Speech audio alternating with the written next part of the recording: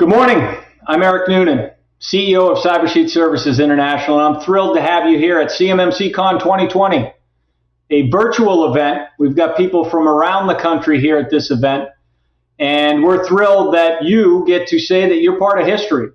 You were here at the first CMMC Con. Now, it's not quite like saying you were at Woodstock, but we still think it's pretty cool. We worked really hard to put a great agenda for you together today. We're going to answer really three key questions, right? What is CMMC, the Cybersecurity Maturity Model Certification, and NIST 800-171? Why do we have CMMC and NIST 800-171?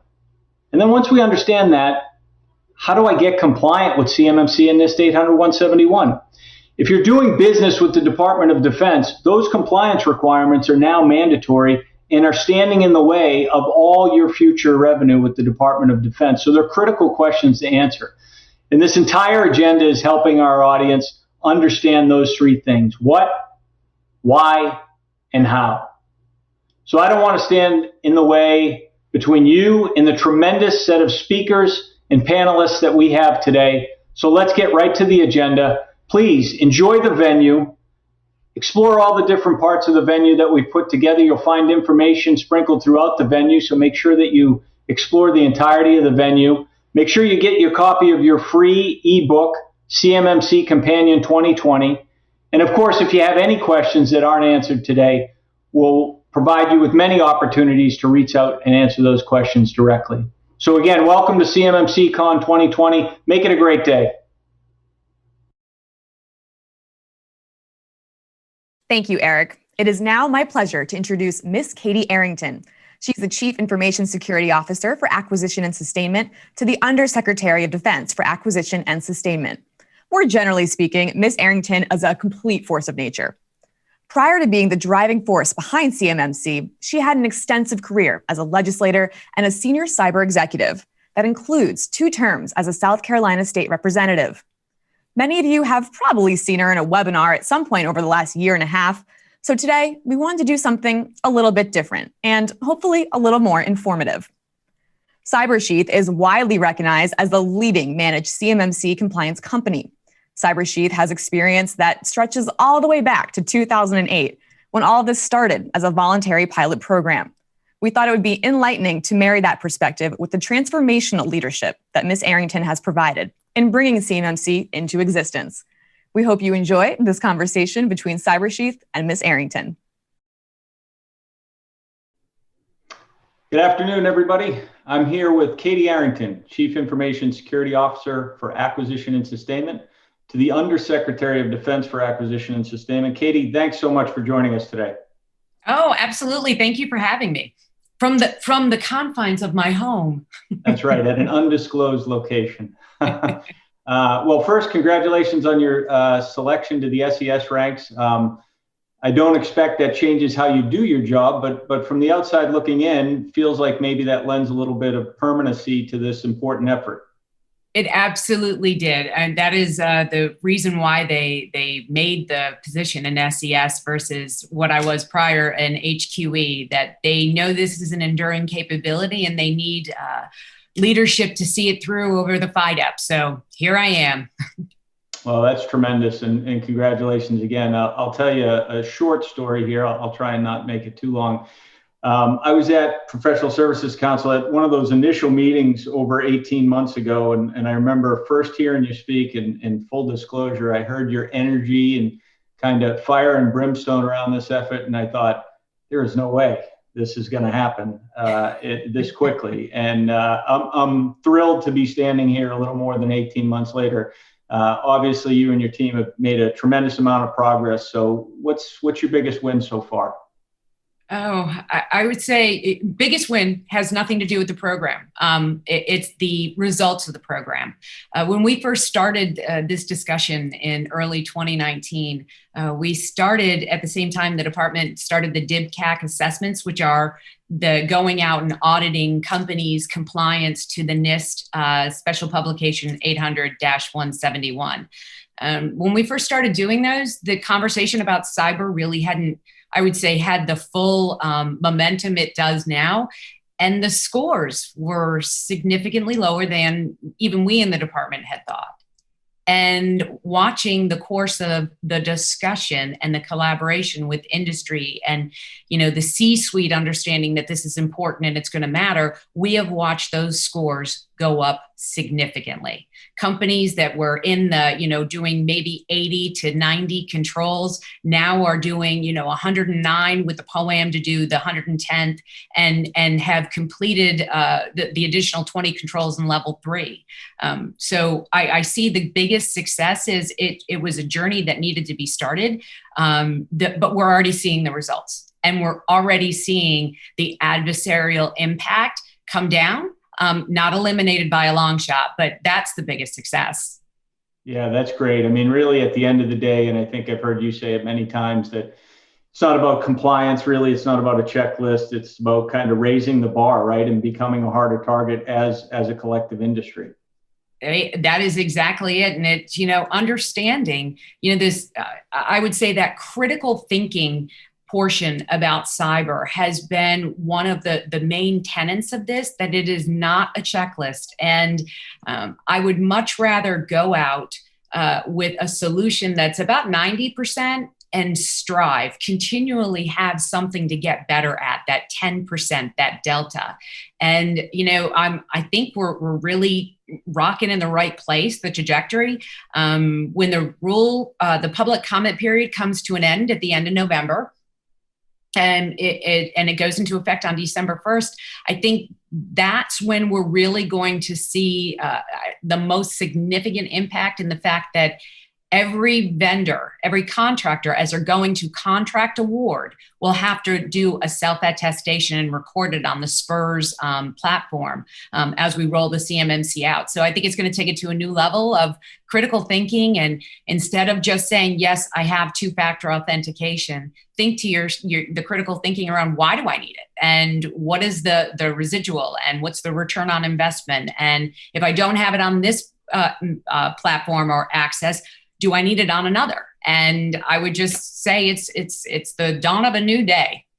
Yeah, I couldn't agree more. And submission to SPRS is going to bring a level of transparency that I don't think we've had before. One of the things with that, if you were to put yourself on the other side of this equation, so you have experience having run a small business.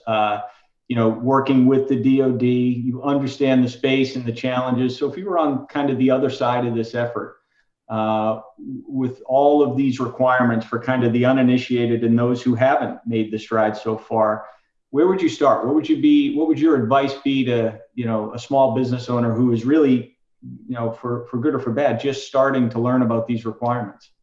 Oh, what a fantastic question. Nobody has ever asked me that. And I have an answer, or at least the Katie Arrington, when I was a contractor and a capture manager.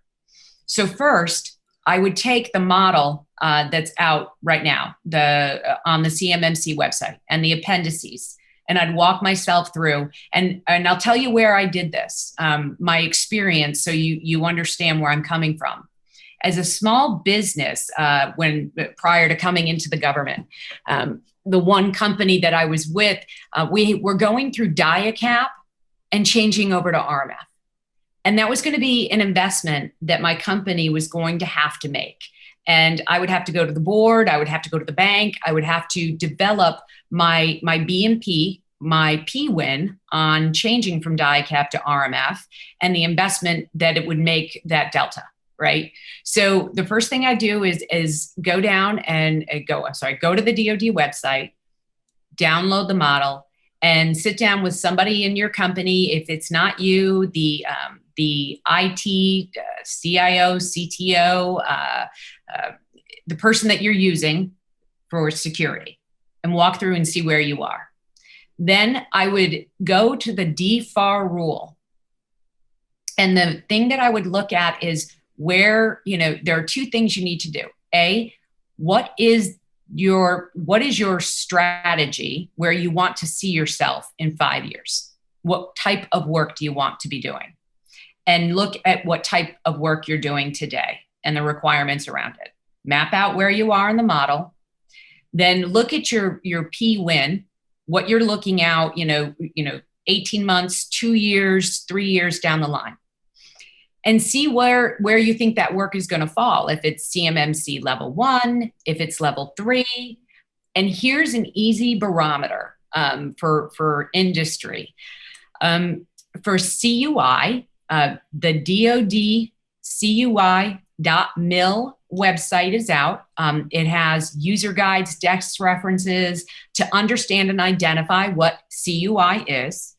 Map that out, and then go back to the DFAR rule, and the pricing is in there, the costing, how much things will cost, because we're making security an allowable cost. So OMB OIRA had us run analysis, and you can actually see, what it would cost to have level 1 versus level 3. You can see the cost of the additional 20 controls annually. And I would map to say to yourself, for me to make the investment is going to be this much a year. You figure you're going to have to spend 6 months in going out and getting the tools together, or if it's going to be something you do as a service, or are you going to organically grow that capability within your company, map it out, what the FTE count, how many hours, et cetera, and then put it to your P-win. Does it increase your P-win? If it does, then that's, I would look at that as a benefit, but there's different tools on how to do this. If you're a sub or small and you're aligned with the prime, I would reach out to my prime and say, hey, are you looking at doing a CSP, a FedRAMP certified cloud instantiation for your small businesses to come in and do work that may require level 3, 4, or 5? If so, can we talk about that? And see how to position yourself. It's a very, very creative time for everyone right now, but the information's all there, and doing the aggregate is up to you as the business owner, or you working in the small business. It's all there. The tools, the templates were created with that mindset, that you could put the pieces together and make the decisions for your company based on where you are and where you want to be. And the P-win, because that's what really matters, right? Your win rate is going to be the gating factor. Yeah, that's a very comprehensive answer. I appreciate that, because at the end of the day, it is a business investment and decision for business owners to make. And if there's not a business case there, certainly they're not going to make the investment. But if they want to be a part of this DoD supply chain and ecosystem, it's non-negotiable, right? They have to make the investment. And to that point, I don't mean to interrupt you, but I think you have to really stop and think about this beyond the DoD. We're willing to pay for it. We're willing to say security is an allowable cost. We want the cost. We're calling it out. Here's how much we think it's going to be.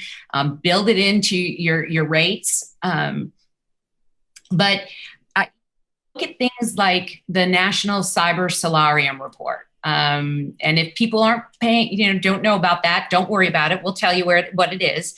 In 2019, I'm sorry, I had to think for a minute.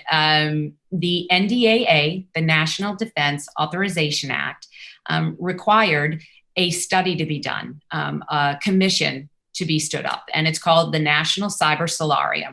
It's a bipartisan effort. This was not, one side of the house or the other. This was totally a bipartisan effort that went out and said, as a nation, what do we need to do to protect ourselves? In the information superhighway. I don't believe in coincidences. I think that everything happens at the right time and place. And if you think about it, we had the momentum of the CMMC long before COVID. The Solarium was done and the report out before COVID. But that confluence of how critical cybersecurity is to everyone, not just defense contractors, everyone. Our families are getting educated. We're working from home. We're getting our healthcare from our cyber capability. So that Solarium report was really, one of those things that's like, oh, wow, that happened at the right time. In that report, they said that the U.S. as a whole should have a national cybersecurity program for business. and that it should be built upon the DoD CMMC. And the part that really is impactful, if you go and download the report and you go to section 4, which is all about this cybersecurity program, and you go to section 4.4.4, it says that they want to amend, or they request, or I'm sorry, they suggest amending Sarbanes-Oxley to include cybersecurity reporting. So the big picture of this is that this is not just the DoD. This is how you do business. It's like having to get a business license. It's your cyber and how you're positioned, and your maturity and your capability is truly something that is evaluation criteria for your company. So I believe fully that it'll go beyond the DoD within the next few years. I think that it goes, well, I know it's going internationally because we set it up that way because our international partners, allied partners, have to get CMMC certified to do work on DoD contracts, just like any US contractor. So I just see this as more than just a DoD thing. It's a cultural shift for the nation to understand how critical cyber is. Well, and you said it's bipartisan. We've seen it. I mean, the seeds of this were planted many years ago in a different administration, and they've now really taken off. And I want to take it back to something you mentioned. You mentioned cost, and you spoke on it pretty extensively. But there's been a lot of discussion on cost. Frankly, I think most of the discussion is hyperbole because every company in the supply chain is at a different stage of maturity. So the cost is specific to each company. So for me, it's a bit like asking how much a house costs. It depends. So putting specific figures aside, right? Is it accurate to say, and you said it earlier, I think, is that cost is now a reimbursable item, potentially a pass-through. That's transformational change. We haven't, I don't think, ever seen that before that I'm aware of. And, why haven't we heard more about that? It's a big win for defense contractors and national security. Oh, so when I say that was one of the biggest, I would say, groundswells on that, right? When Ms. Lord, the Undersecretary of Defense for Acquisition and Sustainment, the Assistant Secretary for Acquisition, Mr. Fahey, all said without any reservation that security was foundational and that we should pay for it. So the whole model of the CMMC was something completely different than we had ever done. And the analysis behind it, to your point, every company is going to be a little bit different. These are, where we think that the pricing should align to, so we can do cost realism, so that the companies that may be doing it now are going to say, oh, well, I probably should adjust my rates, so on and so forth. But to get OMB OIRA in the rule change to actually understand and say, you're right, this is worth the return on investment to pay for this, to put it as an allowable cost because we will gain so much for it.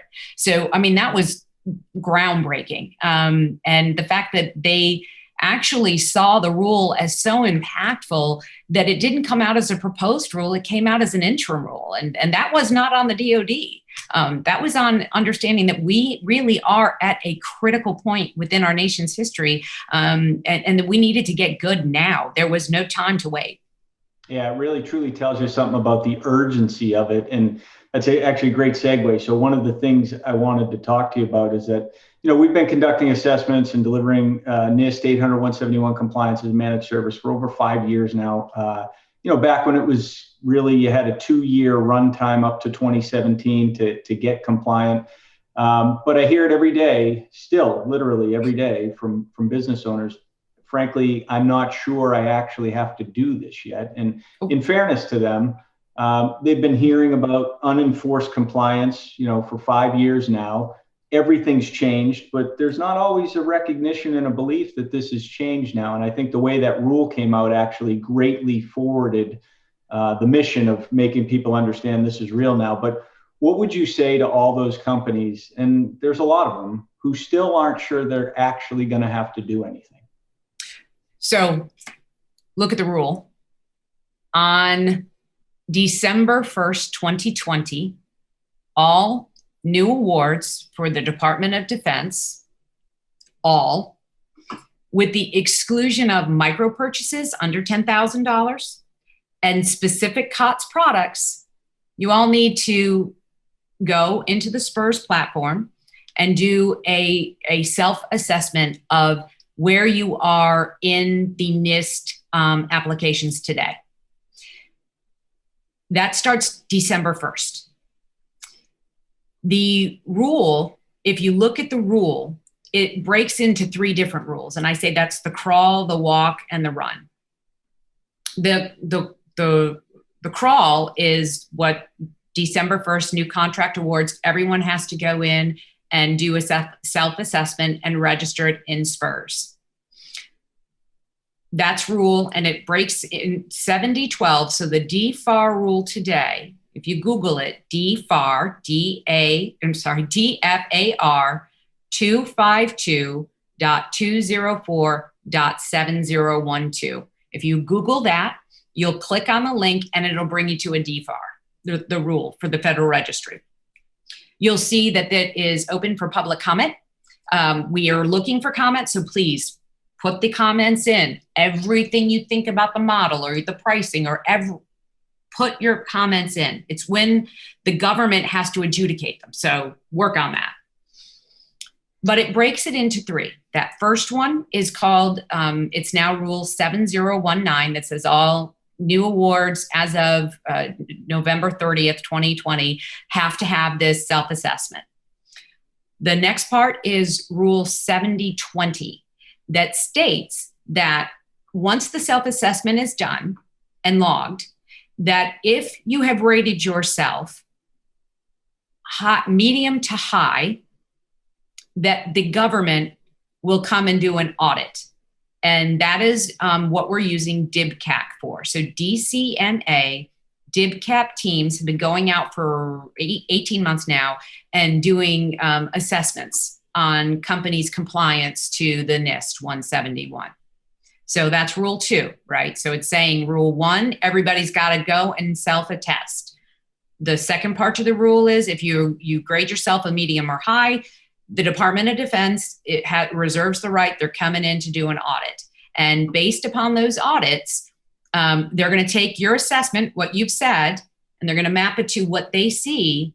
And they will work with you on corrective action reports to get that right. The last part of the rule is 7021. And that says, starting on November 30th, 2020, over the course of the next 5 years, we must impart the CMMC in every acquisition the Department of Defense has. Grants, SBIRs, STTRs, OTAs, everything. So this, and we're rolling it out. We've done the rollout program, how many we're going to be rolling out, when. What we haven't let is the actual requirements and the actual contract numbers and the primes, but know that we are deep into that here in the department. One of the factors we don't get to talk enough about is how, we've made this cultural move to make security foundational to the DIB. We've also done that internal to the government. We've redone the 5000 series. If you haven't seen it or you don't know what it is, it's actually how we provide instruction, guidance, and critical thinking to program managers, how to set up their acquisition. And we've broken it down. The original, the most recent 5000 was literally hundreds of pages of every rule every contractor ever broke. And they said, do not put yourself in a position where the contractor can do this. The new 5000, it's called the Adaptive Acquisition Framework. It's giving that critical thinking to the PM about what it is they're trying to create. They've created new pathways, the software acquisition pathway. But the main tenet that runs through all of the new adaptive acquisition framework is cybersecurity, because it cannot be traded off for cost, schedule, or performance. Because it doesn't matter if we deliver something at the cost or the performance capability or the schedule that we agreed to when we signed on the dotted line. If 4 years later and we go to delivery, the adversary has it and it's been compromised, or the like capability has been exfilled and the adversary has the like or has out innovated the capability, what does it matter? So we've made these big cultural shifts on both sides because it's so critically important. So know that the time is now. There is no time to wait. And if you're not doing at least CMMC level 1, I don't mean to sound trite, but why are you in business? If you don't have the wherewithal to change your passwords on your devices, and you're not thinking about that, I don't think I'd want to do business with you. Those are just basic things. The CMMC level 1 is basic. It's no cost other than the actual assessment itself. And I think that's a great point. And the light speed at which we've gotten there, where, I mean, cybersecurity being foundational, I mean, frankly, it seems like it would have been intuitive, but it wasn't. And it is now. It's a foundational capability, and it's just table stakes if you want to be in the Department of Defense supply chain. So given that, is the actual decision as to what level? Obviously, companies need to make a determination. They can go out and they can look at the framework and they can understand, as you said, look at your business plan. Where do you want to be? But ultimately, is it the individual contracting officer who, on that RFP or RFI that has the discretion to determine what level is going to be required for a contract award? So, no. Funny you asked that. We actually have something called the critical technology list here in the Department of Defense. We actually have a defined list of things that we want to have the highest and most security on, and things that we, that are in a lower tier. Not to say they're not important, but we're not going to spend a great deal of money because we feel that they may have been compromised, or the return on investment for the security itself does not come back. So no, the contracting officer will not be the one to make that decision. It will actually be done as the RFP is created with the PM and the acquisition strategy. It will be in Section C and Section L. So unless otherwise stated, contracts will only require CMMC level 1. That's first. So unless otherwise stated in Section C and L, it's level 1. In Section C and L, we'll actually call out the requirement that will require level 3, or 4, or 5. So we're going to be working that long before the contracting officer. And because we, went about this, we asked the community of interest last year, 14 months ago. We had an RFI out. We did an industry day. Many people came to it. Many companies submitted, nonprofits. What we were looking for was to understand what the market had as far as a nonprofit that we could turn the model over to, and that they could be the third party to go and create the testing capability, the training capability, and the actual accreditation of the auditors. That is now what we know as the CMMC AB. So we've been down this road for a minute, and you just think about where we've come, right? 14 months ago to today. So get ready.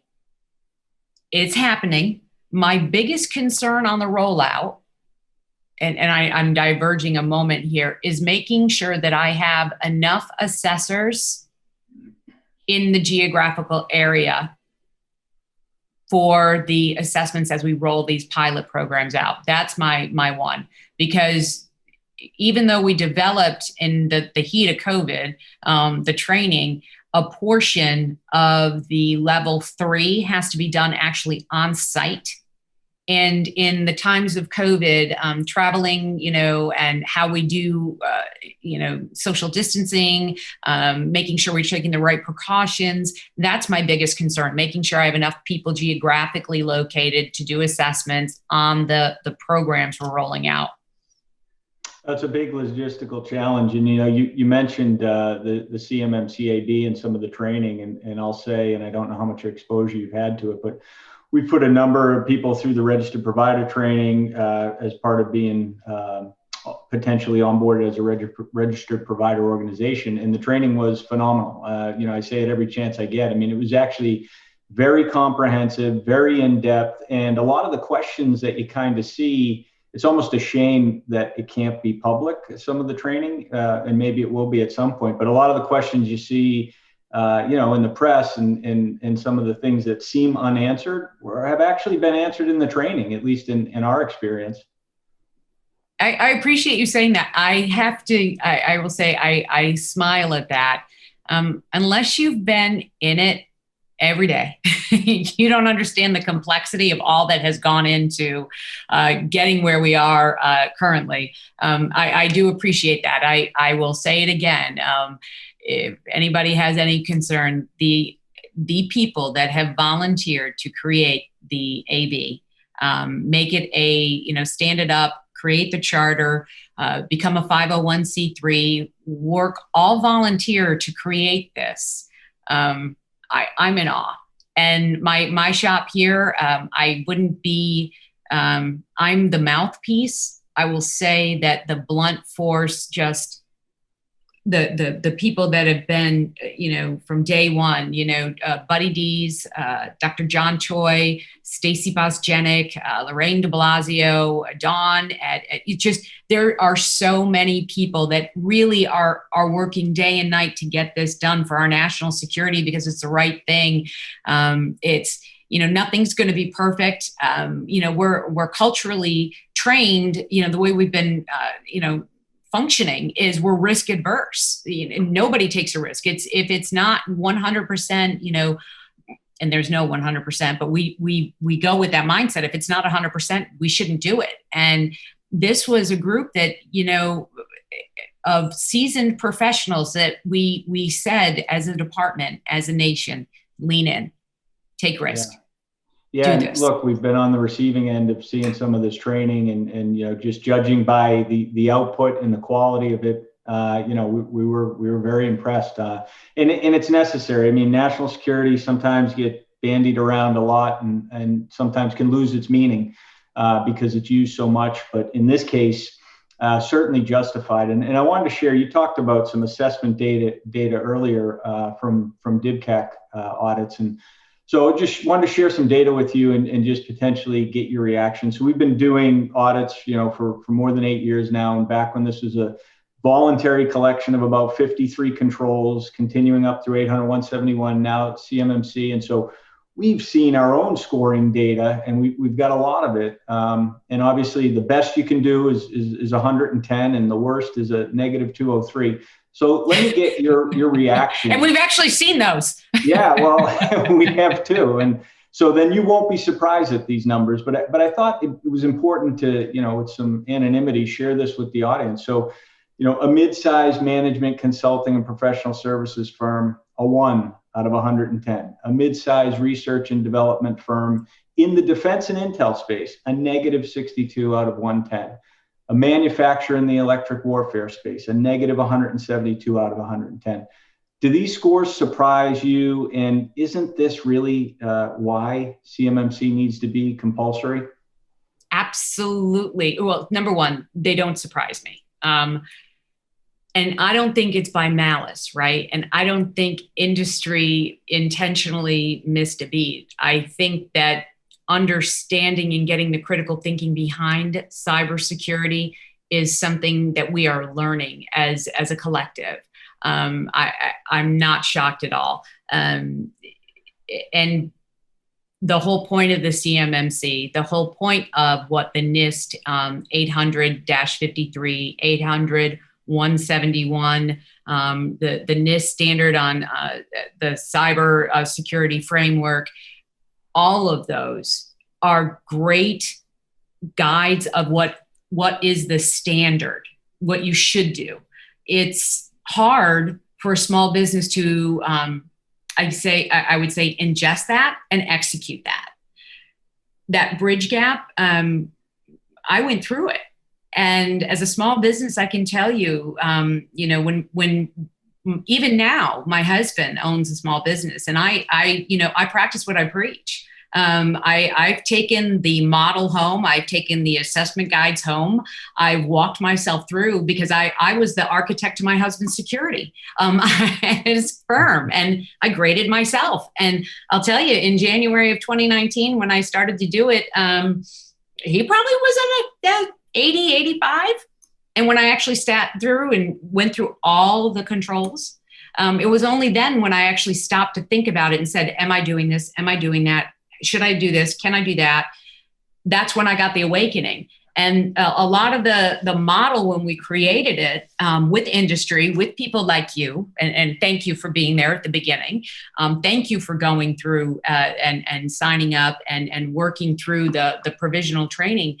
But it was translating that guide, the NIST standard, into English was a big part of it. And helping get a guidebook that's out for the public to consume now. It's been out since January, on how each of those controls or processes translates into, and I say English, and then it translates into business, so that companies and individuals can understand what the control means. Because if you're not IT savvy or you're not cyber savvy, you may not understand everything. So that was a big part of it. I mean, people like you that I say, one of my another very big passion I have is that we don't teach children how to code, when we should be teaching them how to code at the same time we teach them how to read, because it's the driver, right? It's how we communicate. So if you're not organically grown up in this environment, or you went to school from it, you necessarily wouldn't understand it. And if you're you're a service provider, and it's not something that you take, you're not creating something, you may not be aware. So I think that was a huge point. And I commend, industry mainly, right, for coming in and saying, that's not how we interpret that, or in the rule, the way you've laid that out, that's not executable. I think that's been a big push with the CMMC, and people like you that have been doing this for a minute, right? That you've been working on the NIST and you've been working on helping companies get compliant.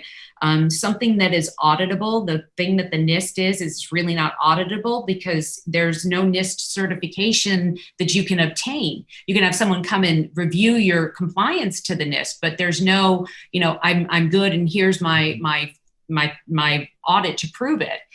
So the original question was, no, I'm not shocked. The numbers were low. I've watched them go up, but know that we are not done. And that whatever the model looks like today, I pray it doesn't look like this in 5 years. I pray that, we get that understanding of threat, that we communicate threat, that threat is not a four-letter word, that we communicate what threat looks like, and that we can adapt and move forward, and we change the protocols in which we are all getting hit so that we can all benefit from it. That's one of the big tenets of this is, you look at passwords, right? So are passwords going to become obsolete within 5 years? In some, maybe. Some capacities, maybe. And do we need to change that in the model? Is the adversary coming at us in a new and different way? I look at the thought of what happens when, quantum computing becomes commercially available. What does that mean for encryption? And how are we going to be able to adapt the model to that? You think about 5G and what that will do. There are so many things that are going to be changing in our environment so quickly. And to have something that we can come back and say, like a driver's license test, that's what I equate the CMMC to. It's your risk reduction strategy and knowledge of it for the information superhighway.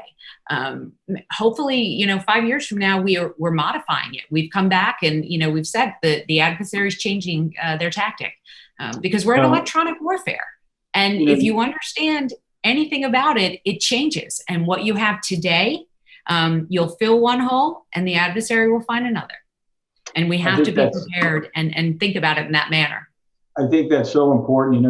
You mentioned the model. You mentioned a couple of things I want to touch on there that I think are super important. So the model, I think in and of itself, and the fact it is a maturity model, it is so important. So, there's, seen a lot of product vendors out there, in claims about, CMMC compliance and just buy this widget. And clearly there's no product on earth that can meet all 110, 130, depending where you are, controls, because it's not all technology in the model. And so much of the model is really about process of maturity within CMMC. It's not really all about technology, is it?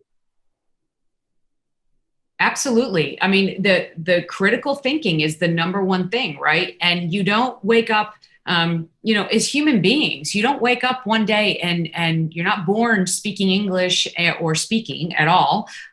You don't even technically see at birth. You learn, you build maturity, your senses become aware. You create risk reduction strategies for existence. And that's based on maturity. So absolutely, this is, you start off with the basic stuff, you build on top of it, and you will continually build. And as your network or your architecture changes, if your firm is buying or selling other entities and you have to bring them in, I want you to start thinking and asking yourself, I'm putting a new printer on my network. Well, what does that mean? And how safe is that printer? And is there anything that I'm printing on that if I'm connecting it to the internet, am I protected that the adversary can't get it? And by adversary, I don't necessarily mean China or Russia. You have to remember there's always competition, and you have to think about that. Am I protected? How do I know what's going on once I hit the send button? And those are the type of critical thinking you need to take into consideration. How are you positioned to protect the information? And by information, I mean the individual, your PII, as a company, your IP, but for the individual, the IP as well. I mean, you look at a developer and a software developer, and they're brilliant, right? But the best thing that a developer has is their brain and how they critically think about developing a product. So I just think that this is a huge effort that's going to take 5 years to get into place. But then, where we'll be on that side. And then what now? If we get everyone certified, then what?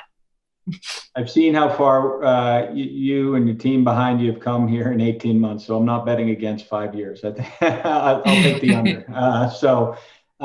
You mentioned something that I think is important. I think it's been important to this effort for a long time is kind of the tone, right? You said that it hasn't been for malice that businesses haven't gone and done this. And I agree completely. A lot of times they didn't grow up with the technology. They weren't aware of the requirement. They weren't aware of the threat. There's a lot of good reasons and I think the tone has been, hey, we're in this together, but this has to happen.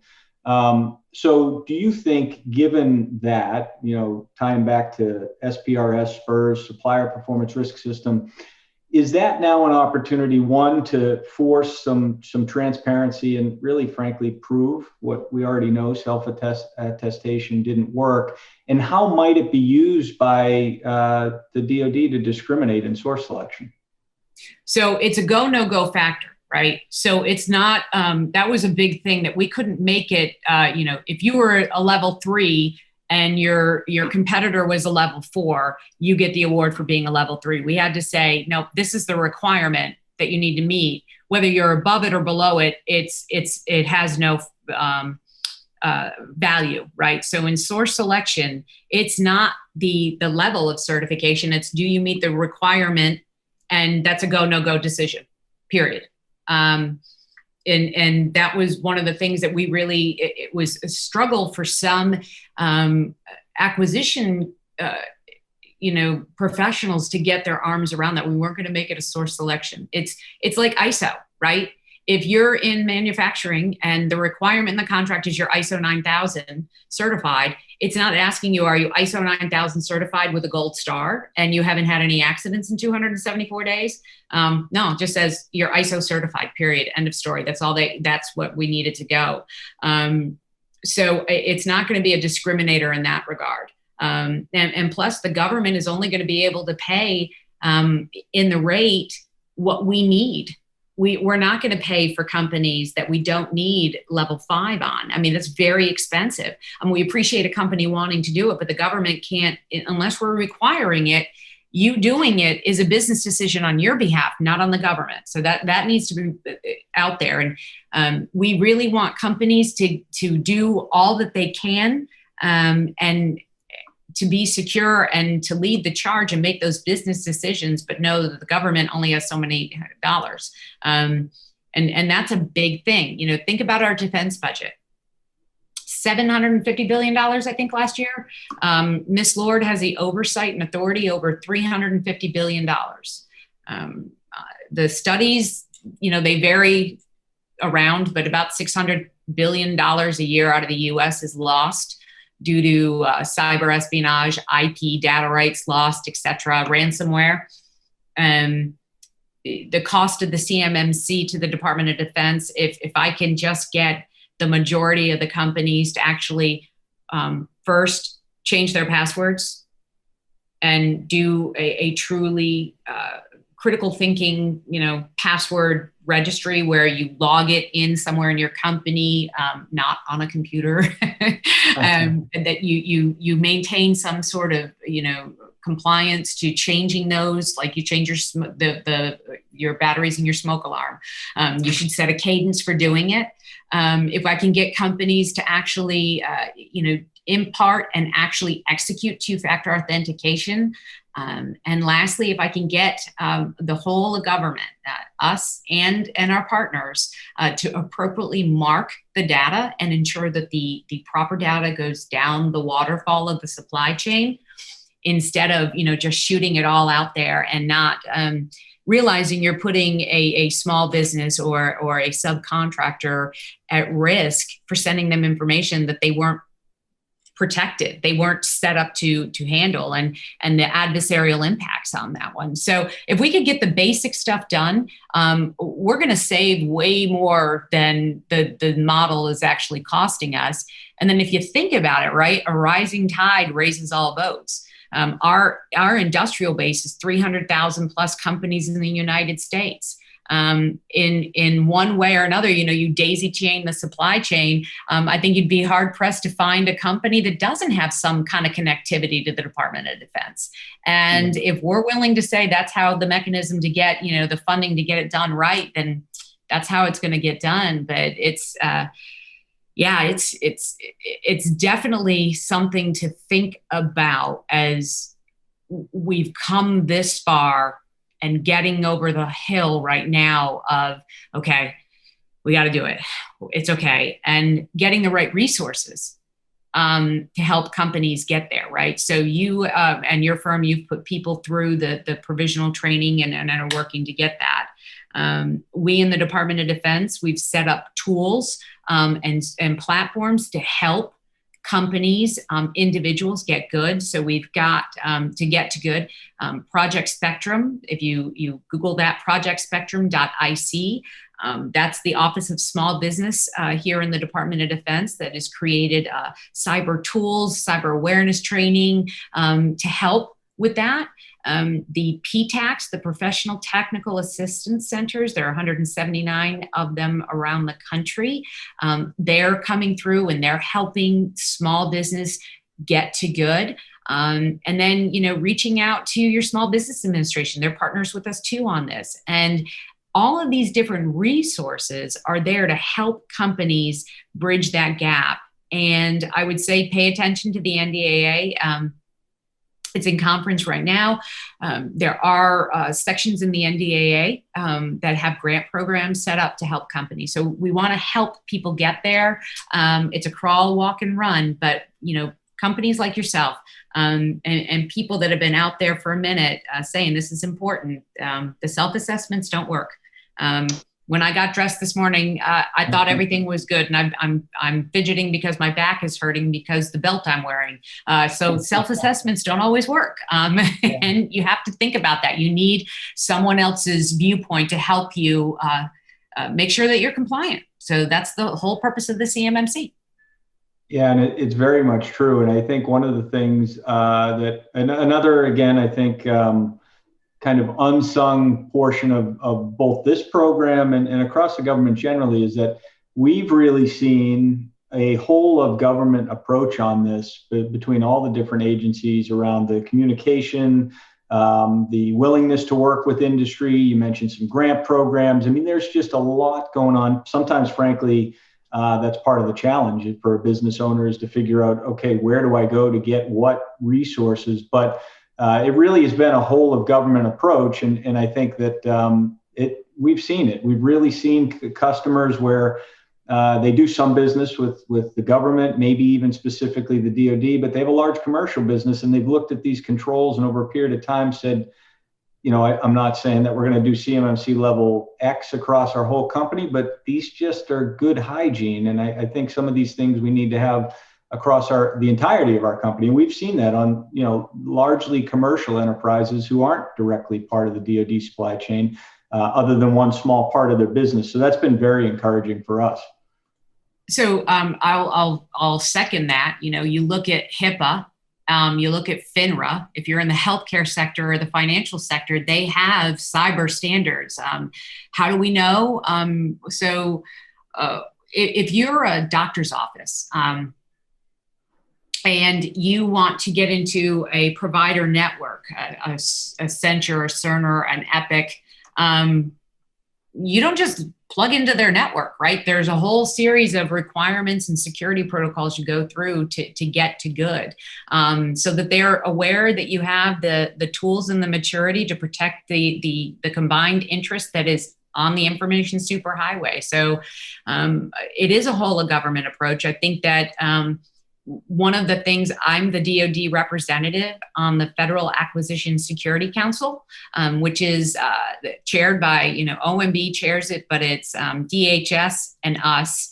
And what are the best practices for security of our acquisitions across the whole of government? So, they've been very active in the discussion on the CMMC. If you look at DHS CSA's ICT of supply chain, they have 6 different things that you should do to secure your supply chain. The first one is define the standard that everyone has to meet. Have a third-party audit of that standard.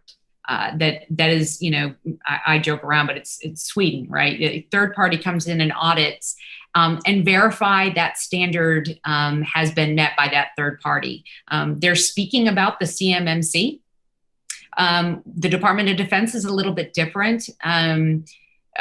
Department of Energy has a C2M2, which is a lot like the CMMC, but it's voluntary. The CMMC by DoD standards it's mandatory for contract awards. That's why we went through the whole process. So know that the whole of government is very supportive of it. It's just understanding the Department of Defense has a buying power that supersedes any other federal agency.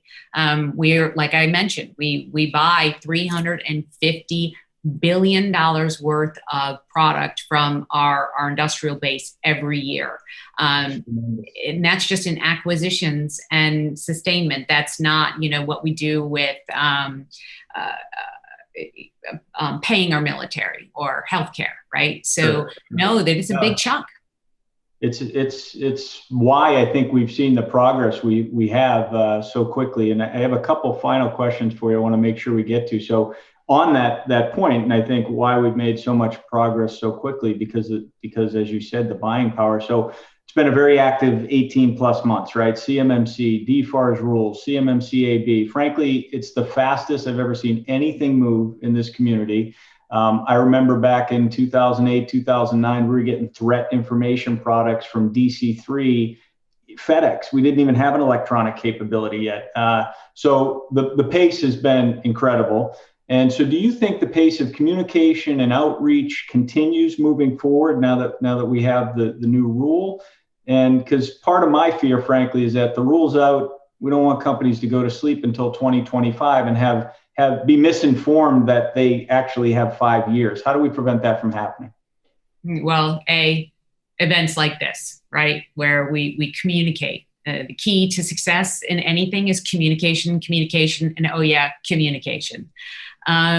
Making sure that our acquisition community understands the requirement is going to be essential, right? Educating them as much as educating industry, that's going to be key. And then I'm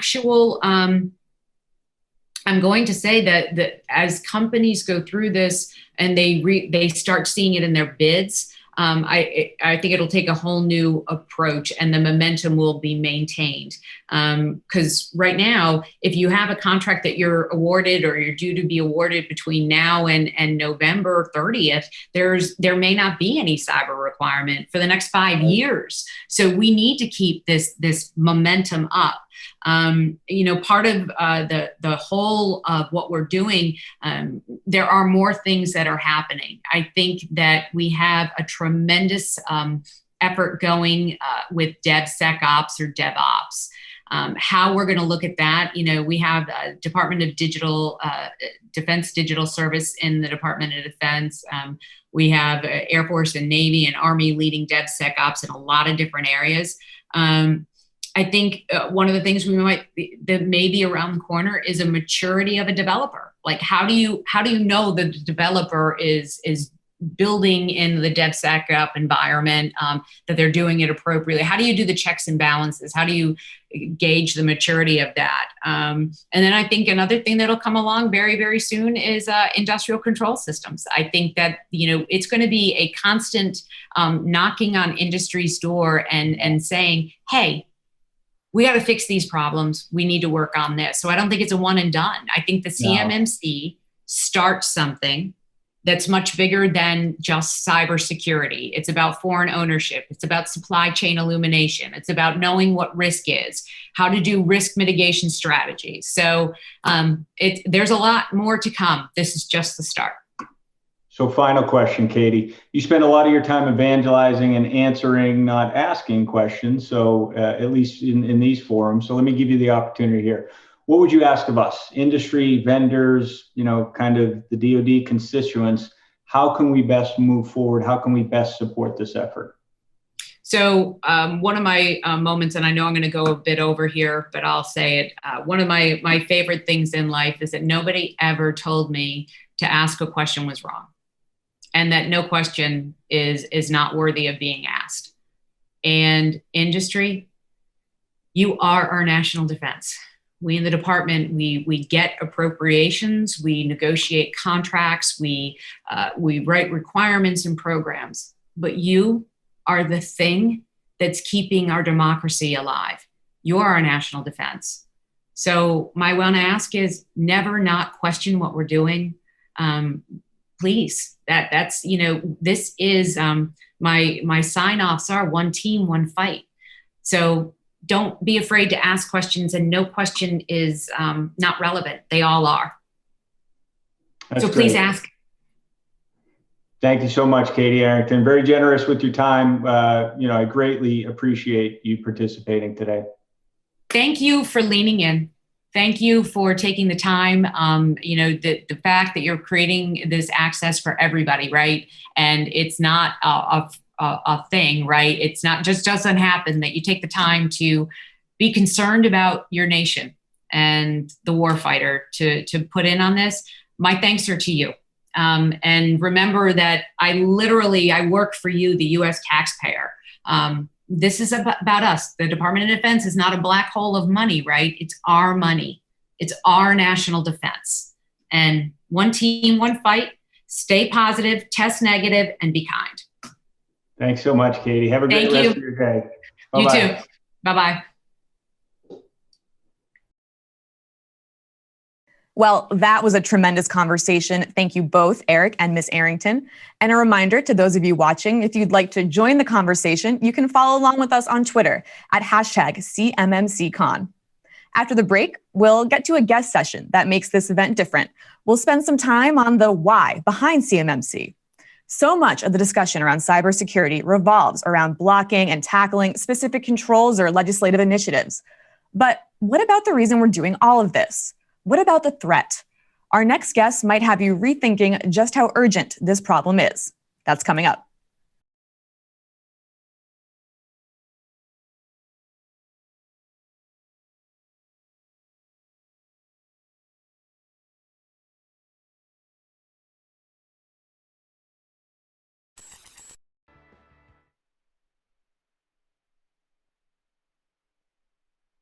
Welcome back.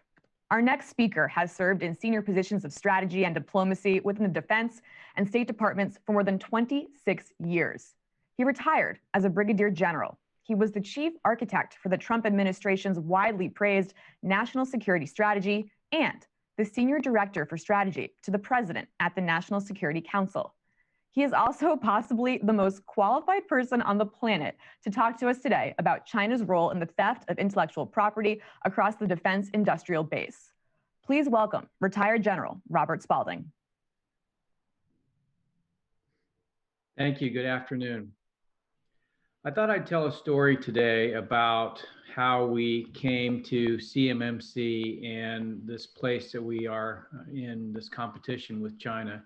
It really begins back in 2014 at the Pentagon with a small team of China experts focused on the competition. And it begins with an email from an industry partner detailing the tremendous challenges that the country had in industry. It was an email that had a presentation attached that was created by one of the top 5 auditing firms in the country, detailing attack after attack on companies all over the United States in various industries. My own background as a B-2 pilot really alerted me to the enormous challenge that we faced, and it was a challenge that, quite frankly, nobody knew about. We began an effort at that time to go around and brief all of the senior leaders in the department, all of the combatant commanders, the service chiefs, the vice chairman, the deputy secretary of defense, and universally they were alarmed, but also they recognized that the challenge wasn't theirs to fix. It was a challenge of our industrial base. It was a challenge for our economy, but not necessarily a military challenge.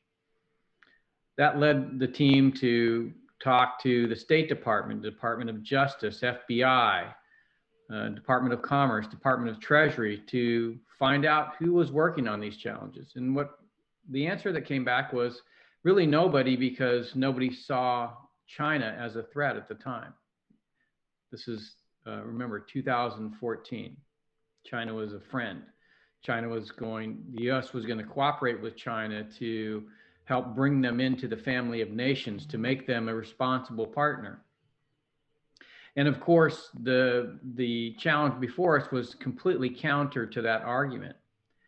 And so in 2015, the Air Force Secretariat set up an office called the Office of Commercial and Economic Analysis. And that office took on the task of identifying key industrial-based threats to major capabilities that were advantages that the United States had over, in particular, China. And what we ascertained was that in a number of areas, the industrial base had completely left US soil. And in fact, it was some of the key capabilities were under not necessarily China's control, but under the control of other foreign allies. And so as this effort went on and this discovery went on, the Office of Commercial and Economic Analysis grew from its initial size of 5 people and a budget of around $5 million to, I think it's currently around 40 to 50 people and around $40 million per year. And along the way, I felt that eventually we would uncover, we would get to the bottom of the rot, where the Chinese Communist Party had infiltrated the country. We would find a base from which to build back again. And what I have to report to you, it's almost 2021, so roughly almost 7 years later, that I continue to be amazed by different areas of infiltration in the country that we have, before now, become completely unaware of. So the industrial base is just one of the major challenges that we face. Roughly over 70,000 factories left the United States when China entered the WTO. Millions of manufacturing jobs that, quite frankly, have never returned. And that capability is something that creates a grave national security challenge for the United States. But there's more. Not only do we have really no great industrial base to speak of anymore because of China's entry into the WTO, but much of our capital allocation is flowing to China to continue to build the industrial capacity of China and the infrastructure of China. And in fact, no major infrastructure investment has really taken place in this country since the end of the Cold War. We're roughly $5 trillion in arrears in infrastructure, and the American Civil Engineers Association or Society says it gives our infrastructure a grade of D+. On the manufacturing side, I've already talked about the challenges we face, but not only have we lost our industrial base, we've also stopped investing in science and technology. So we were investing something like 2% of gross domestic product in science and technology. Now we're at less than 0.7. And many of our scientists and engineers during the Cold War, particularly in the space race, were educated on the basis of federal grants. And so all of these things come together to show not only the challenge that China creates for the United States, but also our inability really today to meet that challenge. Now, not only is the industrial base creating problems for the United States, but in addition, this lack of a productive capacity and this headlong march towards fulfilling markets in China has really created this relationship between the Chinese Communist Party and corporate America that results in undue influence on the leadership of our corporate sector. What does this look like? Well, it looks like Americans being censored by their companies or fired for saying things that the Chinese Communist Party disagrees with. We saw this with the NBA when Daryl Morey, the general manager of the Houston Rockets, tweeted about the freedom fighters in Hong Kong. We also saw it when Roy Jones, a mid-level employee of the Marriott Corporation, liked to tweet about Tibet. So it's not only affecting our ability to generate combat power abroad by affecting our industrial base, these relationships are affecting the very behavior of Americans today. And if you look in the aftermath of the coronavirus, a pandemic that was in many respects deliberately created by the actions of the Chinese Communist Party. What do I mean by that? In the early days of January, Xi Jinping talked about being in charge of the crisis in Wuhan, roughly the 7th of January. Between the 7th and the 23rd of January, when Wuhan was locked down, millions of people left Wuhan, many of them internationally and on airplanes, but interestingly enough, domestic flights were not allowed out of Wuhan into China. So the virus spread really all over the world at that time. At the same time that this spread was happening, the Chinese Communist Party was putting pressure on the World Health Organization not to discuss human-to-human transmission. And at the same time, it was locking down control of PPE and masks around the world, not just in China. So what happened was overnight, nearly, China became a net importer of PPE and masks when previously they'd been a net exporter in PPE and masks. Then what begins to happen is a series of disinformation campaigns to either make it seem like the coronavirus came from the United States or it came from other countries. Spain was one of the countries that the coronavirus was allegedly supposed to come from based on these disinformation campaigns, but also this social media effort to encourage the continuation of lockdowns and to create panic and fear in nations outside of China. So essentially, when you look at the entire weight of evidence, it is clear that the Chinese Communist Party deliberately sought to take advantage of and encourage the spread of the pandemic. What are their motivations? Quite frankly, I don't think that we're going to know until, sometime, far in the future when the Communist Party perhaps no longer exists. This is consistent for totalitarian regimes.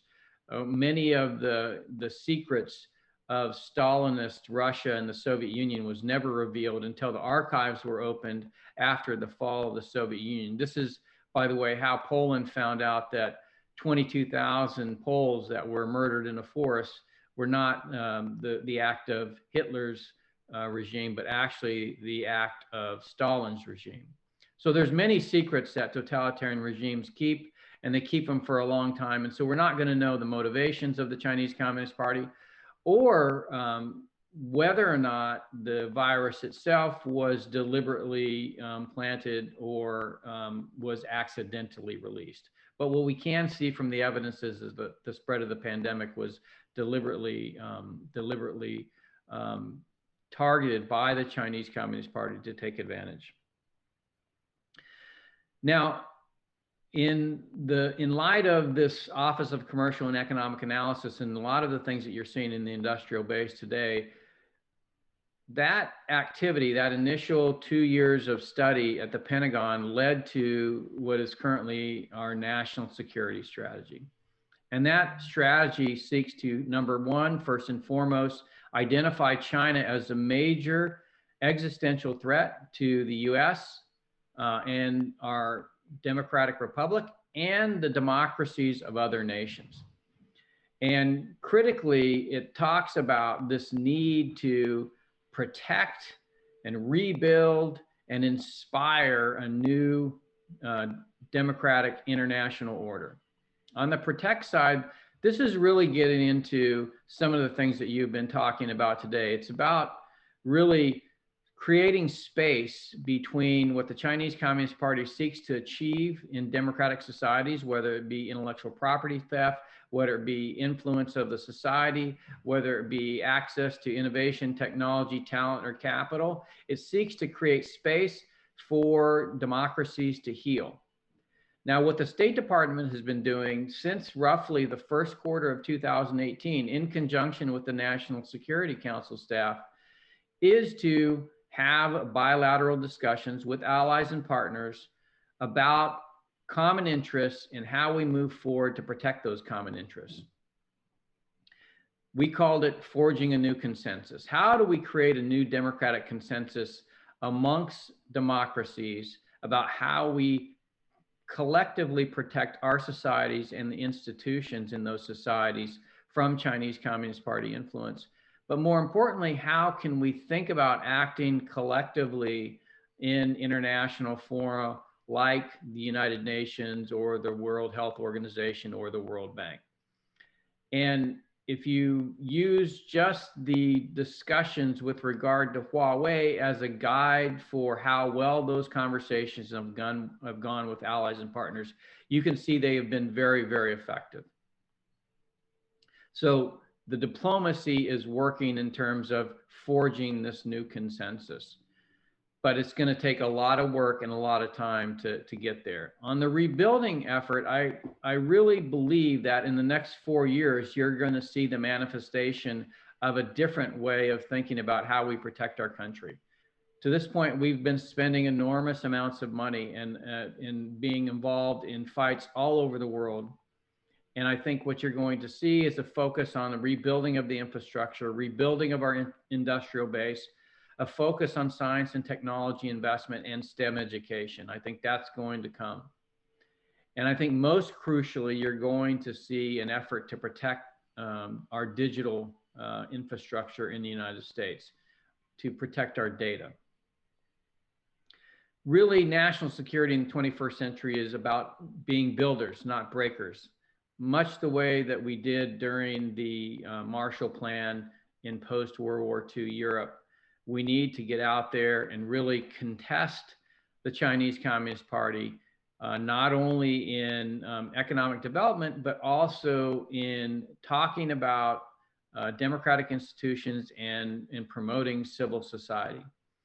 So that's about inspiring democracy. And really, if you go back to the first Cold War, that war was won not by bombs and bullets. It was won by economic development and the attainment of prosperity and freedom, not just in the United States, but around the world. And so it was a competition of ideology, it was a competition of systems, and this is the same competition that we find ourselves in today. And so I think you're going to see a military in the next 10 to 20 years that's far more focused on deterring conflict and enabling our democratic order and free trade to grow and create a counterweight to the authoritarian economics of the Chinese Communist Party and their partners, Russia, Iran, North Korea.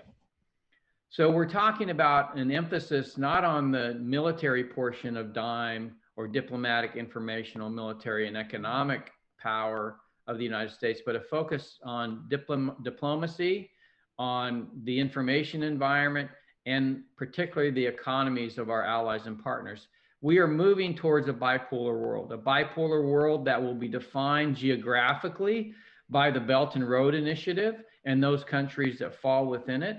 And in those countries, you'll see economies that are aligned with China, that provide resources and markets for the Chinese production engine. And China has access to the energy and raw materials to do that, and access to markets with the use of a digital currency. That is what's coming on the Belt and Road Initiative. And so this effort to forge a new consensus will require a much stronger economic and informational ties between the US and our allies. And this is a place where the military relationship can be a great lever to promoting that.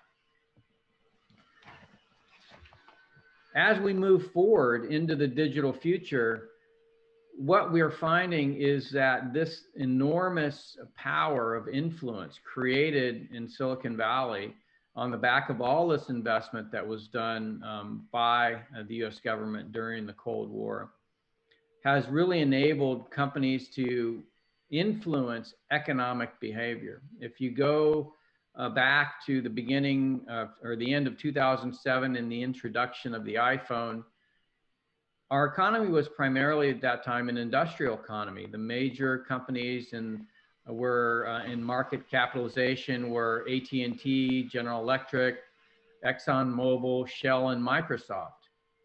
If you fast forward 10 years later to 2018, it's Facebook, Amazon, Apple, Netflix, Google, and Microsoft. So we had a complete sea change in the global economy. And not only that, a massive orientation of wealth within those FANGs, and to the extent where they represent some 25% of the Standard & Poor 500. Why have they created such value? Well, because of the introduction of the iPhone and the Android smartphone and their platforms in terms of data collection, the app services and business models that came out of Silicon Valley really created these enormous economic engines. It's about using data for economic value. The Chinese Communist Party has seen this, and they have basically tried to wrest control of that environment from the US companies, but they're too dominant. The major platforms, Android and iOS for mobile computing, are allowing American companies to dominate the environment internationally, and they represent an insurmountable challenge for Chinese companies. Huawei, for example, could not survive without access to the Android platform, which is controlled by Google. And so what China seeks to do is to leverage the Belt and Road Initiative, its enormous investment in telecommunications and computing infrastructure and software to dominate the next evolution of communications and computing, which is 5G. Now, 5G has been marketed in the United States as just a faster 4G. Instead of taking 3 minutes to download a movie on your phone, it's going to take you 3 seconds. That is really not the world that China seeks to build, or that was envisioned with this idea of 5G. 5G is really about taking the environment of the smartphone and replacing it with the world of the smart city. In fact, when I was a defense attaché in 2017 and the senior defense official in Beijing, they already had elements of this world in Beijing that you could try out for yourself. There was 2 cameras for every person in the city, and everybody's movements were tracked. You could take your phone out, order food from an app, and walk into the restaurant and never have to touch your phone again, because a camera would recognize you and the server would hand you your food and greet you by name. I call this the 4.5G world. It's a combination of using your smartphone and using the network to complete a transaction. The vision that China has for 5G is really one where you don't need your smartphone. It is your face, it is your gait, it is your speech or habit patterns that begin to create identity. You don't need a smartphone. And in fact, you can just say, hey, I want an Uber, or hey, I'd like some food, and it shows up. Now, the capability of the data that's collected, what the companies can do with that is, better understand your intentions, sentiment analysis, and really create a more convenient world for you, and certainly make you a better consumer. This is what Baidu, Alibaba, and Tencent do every single day in China. And in fact, China's goal, as stated by Kai-Fu Lee, their leading AI thinker, is to become the Saudi Arabia of data. In other words, they seek to harvest data from all over the world to feed their algorithms so that they can understand sentiment. In fact, they've created dossiers on all top people around the world so that they can begin to understand the sentiment of these people. Because as you understand the sentiment, as you understand the interest of people, you can begin to incentivize them and influence them in ways that promote Chinese Communist Party's interest. In case you may think that this is hyperbole, I encourage you to read Engineering Global Consent, a paper put out by the Australian Strategic Policy Institute, which outlines a company called Global Tone Communication Corporation. Global Tone Communication Corporation is a big data company, much like Google is, much like Facebook is, much like Amazon is, except it uses machine learning for language translation, roughly 65 languages in countries all over the world. Their software is in many Huawei products. This data that's collected, though, does not merely go just for translating language. It also goes, and this is according to the company's own website, to the Chinese Communist Party's United Front Work Group for propagandizing, and also to the People's Liberation Army intelligence arm for creating these dossiers that I spoke about. And so, how is China using this capability to incentivize companies and individuals, particularly elites, to do what they want? Well, it's really about incentivizing the profit motive. I'll give you an example in terms of investment.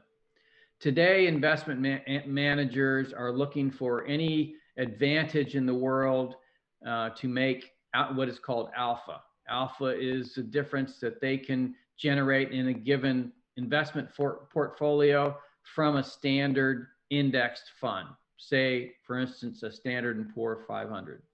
It is very, very difficult to gain alpha over a very transparent fund like the Standard & Poor's 500, but it's much easier to gain alpha in what's called an immature market, like the People's Republic of China. In other words, if you can create a basket of companies that earns a higher return than, say, Morgan Stanley Capital International, then you get rewarded greatly as an investment official.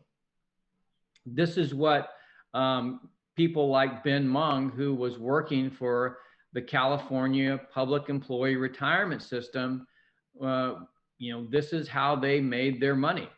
Now, it's interesting to note that Ben Meng was, prior to the chief investment officer at CalPERS, was the vice chairman of the foreign exchange system in China. In other words, he was working for the Chinese Communist Party in control of their foreign exchange. So what the Chinese Communist Party tries to do is create relationships and incentives for our capital structure to ensure that they have a steady flow of capital into China. And in fact, over the last year, over $200 billion has flowed into China from Wall Street investment houses. And that's because they're making great profits on the sale of those investment instruments, whether they be equity instruments like stocks or bonds. So that's one way that they create incentives. Another way that they create incentives is to bring in partners into China in ways that advantage those partners. And we've seen that happen in the political environment on both sides of the aisle. They have incentivized family members using this methodology. So when you look across the spectrum, our political system, our academic system, and the universities, we have roughly 500,000 Chinese kids, or we did prior to coronavirus. Now, they represent such a large component of our university system, roughly $15 billion per year, that they can overnight cripple a university if the Chinese Communist Party threatens to pull all students out of the school. And in fact, many times they have done that in order to ensure that a university president abides by their will. And so not only are they influencing our political process, they're also influencing our academic institutions. They're influencing our financial institutions, and they're also influencing our corporate institutions through both joint venture and access to markets. So what are we to do about this as a country? One of the things that you've talked about today is this need to ensure a secure supply chain. What is the best way to do that? One of the things that gets talked about quite often is this idea of decoupling. Should we decouple our economy? Many say that it's actually impossible to decouple our economy from China because it's far too integrated with our economy. Well, if you go back to 2001, prior to China's entry into the WTO, and you look at China's economy back then, roughly 20 years ago, we're talking, China had less than $1 trillion GDP economy. Today, It's almost $15 trillion. So their economy's grown 15 times in 20 years. More importantly, that was enough time to offshore, as I said, over 70,000 factories. So can we rebuild our productive capacity in light of the fact that we're so reliant on China? Yes, but it's going to take time, and it's going to take investment and leadership by the government. This is not something that industry can do by itself. And in fact, you have to have capital, you have to have rules, regulation, laws that incentivize profit-taking productivity in the United States, or it's not going to come back. And I think in Washington, both on the right and the left, there's a recognition that we have to begin to do the things that incentivize business to both be profitable, but also to reshore manufacturing. Will it all come back to the United States? Probably not, but a good portion of it will. And in fact, many of the communities that were so harmed by the loss of these jobs are, desperately longing for the work. If you go around the country today, there are opportunity zones spread throughout the country, both state opportunity zones and federal opportunity zones. Of course, we have low corporate tax rates, we have low cost energy. And so the conditions are right to rebuild the country, but unless certain things are done in terms of policy, it's not going to come back. What are those things? Well, for example, one of them is tariffs. Now, it is a fact that some companies have been harmed by the ongoing tariffs. But the major action that occurred after China entered the WTO was to basically cut tariffs that had been permanent on China and allow them to essentially compete equally with US companies. But was it really equal competition? No, and in fact, if you read the Section 301 investigation that the US Trade Representative put out, it's almost 200 pages of example and after example of violations of that idea of fair and equitable treatment. In fact, if anybody that's done business in China over the last 20 years knows that it is not an even playing field. And in fact, the tariffs are part of an effort to rebuild industry, but it's not going to be the only one. As I said, we need incentives to help promote the rise of the industrial base back in the United States. Finally, in terms of data security, what's required to secure our future in terms of an internet? If you look at today, the data model is completely open, and it's the same data model that was instituted back in the beginning with ARPANET. ARPANET was a connection of mainframe computers at universities that sought to create a network amongst them so they could transfer data. At that time, the data model was such that you could put all your data on a floppy disk and take it over and put it into the next mainframe, and that's the way we transferred files. That data model never really changed, in spite of the fact that as the speed of computing and the speed of networking and certainly wireless networking became a thing, the data model never changed. This ability to have data that can be easily aggregated and transferred is what we're talking about. And cybersecurity has been an effort to deal with a data model that's fundamentally flawed. So what do we do about that? Well, the main thing that we can do about it is called encryption, and we've had it for a long time. I remember back in the late 90s, we had PGP, which was an encryption scheme that you could use personally for email. It wasn't widely adopted. It was kind of clumsy and really wasn't integrated. You had to have your own kind of home-baked solution to implement it. But encryption today is fairly easily obtained and fairly easily integrated. And yet we still have file systems that aren't encrypted. We still have communications that aren't encrypted. And in fact, the way we've dealt with security of data is to essentially build higher and taller and thicker walls around what is a fundamentally flawed system. And so the idea that that you would create a new data model around encrypted data, and then that would be your main methodology for protecting the critical resource of the nation, I think is where we need to go. But that's going to take leadership by the government. Industry is not going to do it on its own. Of course, there's a number of reasons. Convenience is the main reason why people don't use widespread encryption. And we don't mandate it in our telecommunication systems. It's not mandated in terms of our national carriers. It's not mandated for our ISPs. And so it's left to corporations and businesses, many small businesses, to do their own. Many companies that don't have the resources or the time to really implement cybersecurity methodology, like, for instance, the US military uses.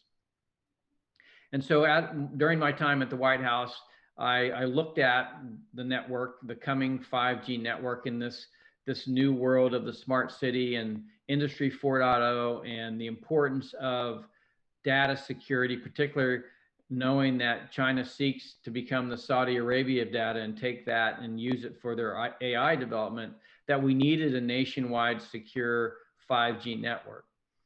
Now, I did that report. The report was leaked to the media, ostensibly on behalf of the telecom industry, who was concerned about the potential for regulation in regards to security.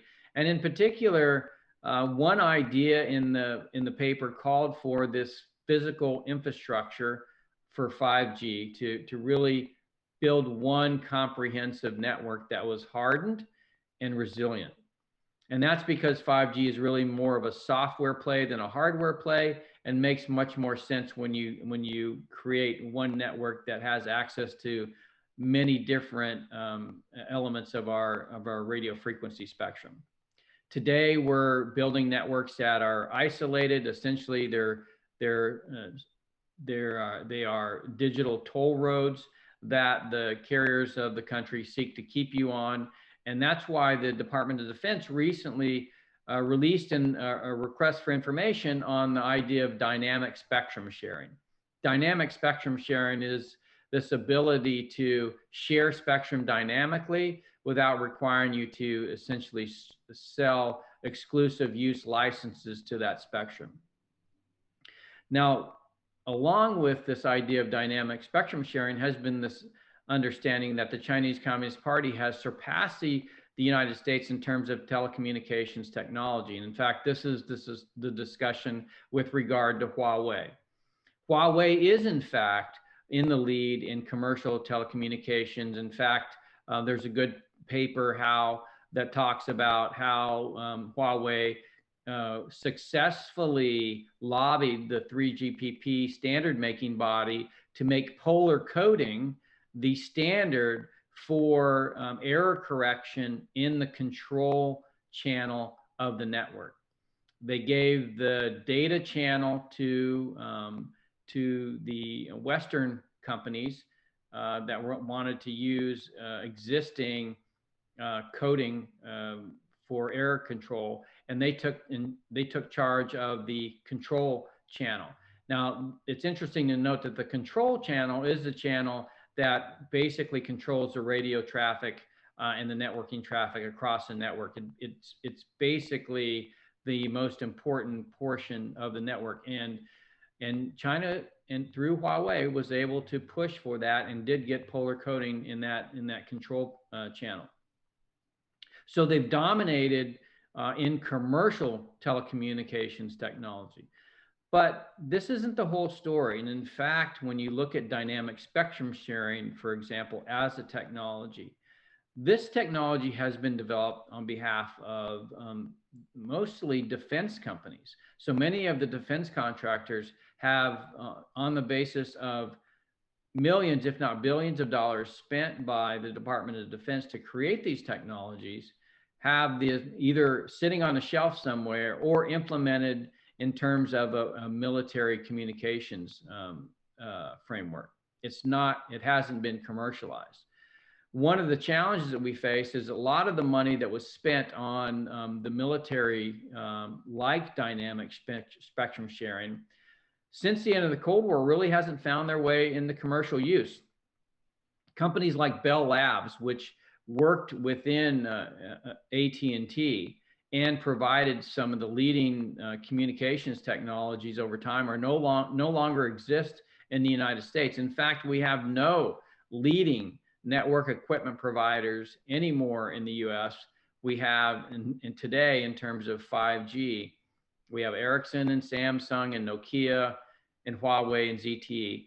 And what I can tell you about Ericsson and Samsung and Nokia is, without the United States and allies pushing to get Huawei out of democratic countries, they'd face a very, very tough future, because Huawei and ZTE not only technologically outpace them, but also it's a national strategy by the Chinese Communist Party to essentially dominate those industries. So, but if we begin to take this technology, like dynamic spectrum sharing, like beamforming antennas, like MIMO, that have also been developed and built by defense contractors, then you can start to transform the environment in telecommunications in a way that actually the United States could find itself and its allies in the lead once again.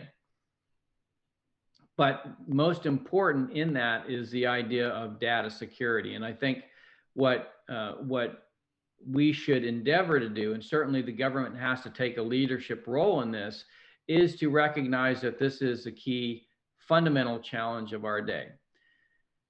As the Chinese Communist Party recognized the threat that democratic principles, free trade, civil liberties, rule of law, human rights pose to its continued rule, it created this environment to incentivize the free world to do things that promoted its own interests.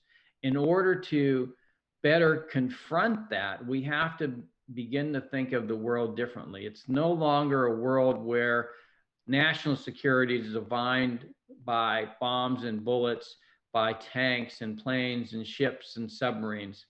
It's defined by ones and zeros and dollars and cents. It's defined by economic and financial relationships. It's defined by access to data, and certainly unsecured data is the best, because then you can use it to do sentiment analysis, which is then used to influence people. And it's about a different battlefield. And I think the prior speaker said it very, very well.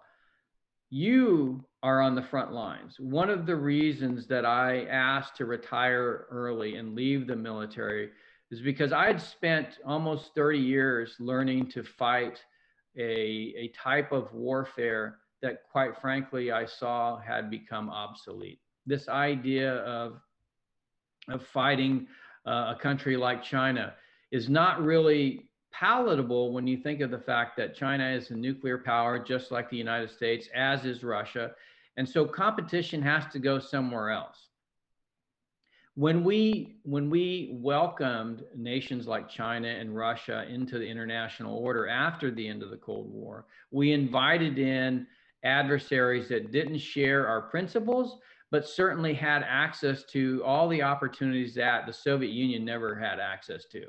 And so when you think about prosecuting that type of a war, me as a B-2 pilot who had been taught through Clausewitz and Jomini and Duhay that war is the continuation of politics by other means, and in fact, military force is required to create a political outcome favorable to the nation, when in fact, a different type of war, one where politics is war by other means, and creating a political outcome no longer requires military force. It merely requires relationships and financial incentives, then you have a completely different conflict on your hands.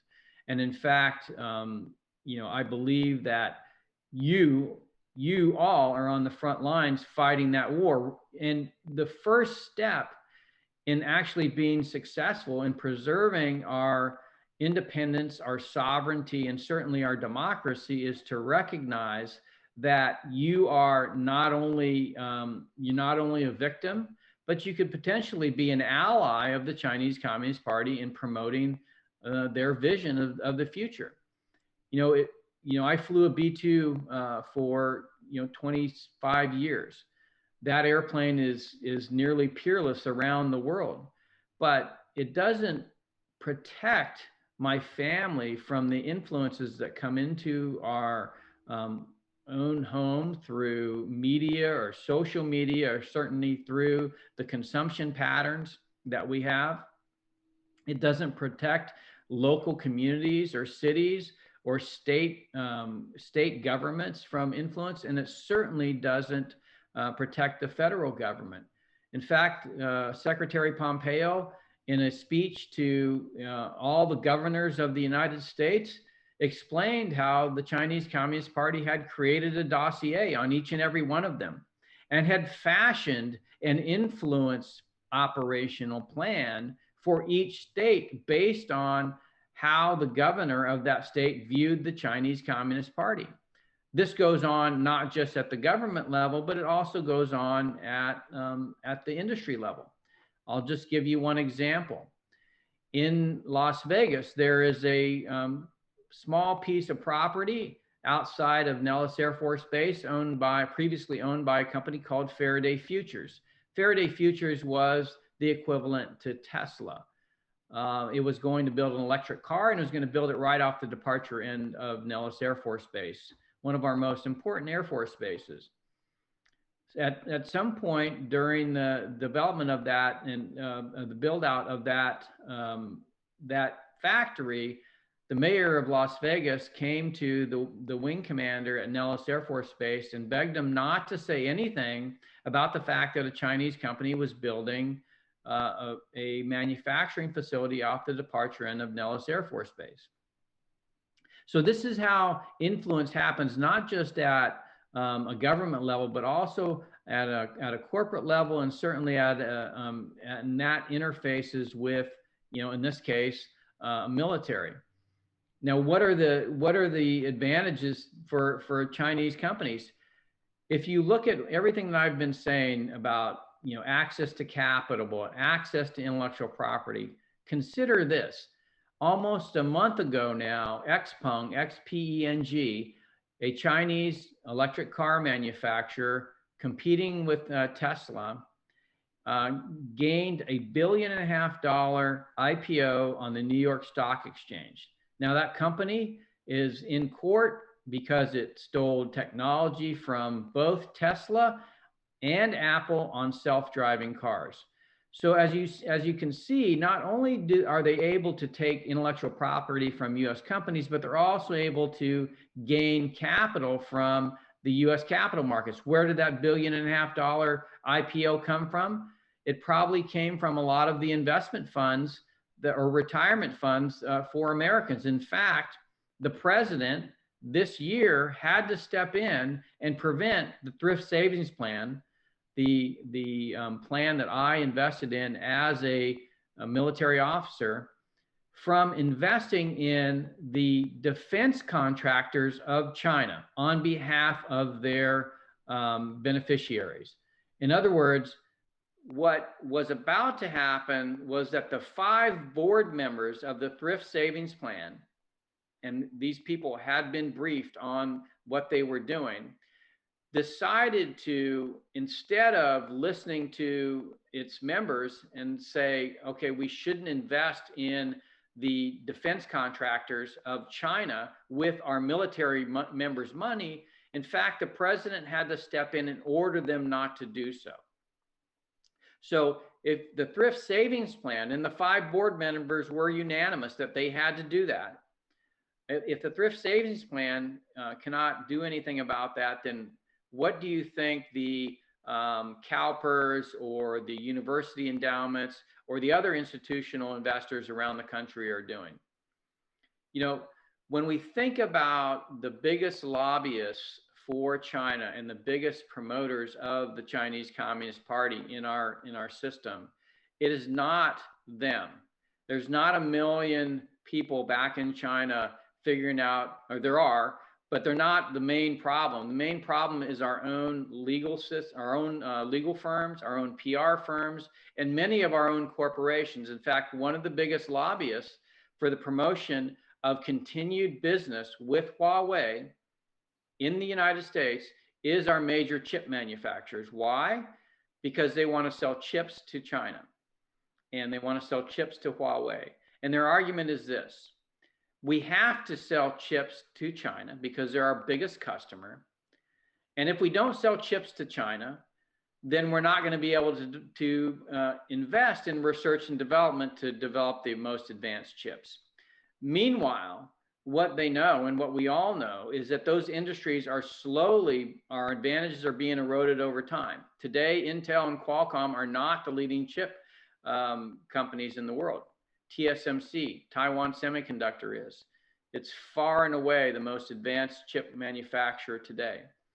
Qualcomm's a fabless producer of chips, and Intel has never been able to really break into the mobile market in the way that you know, some of the other chip manufacturers have. Certainly ARM and TSMC is really leading the way now. So it's a completely different world out there. It's a world where technology, business, finance, these are the keys to preserving our national security. If we don't invest in our country, then we're going to lose it.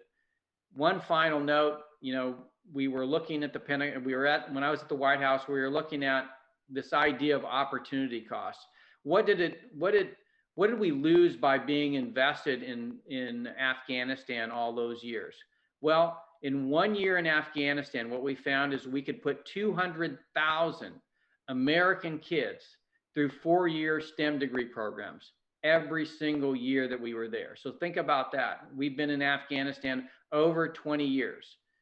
Every 5 years, you create a million new scientists and engineers by not devoting that money to Afghanistan, but devoting it to teaching our kids to be producers, not fighters. So it's a different way of looking at national security. Certainly the plan is there. How we implement it depends not on the federal government so much as it depends on the understanding of you and the American people and the resolve that we have to continue our federal republic.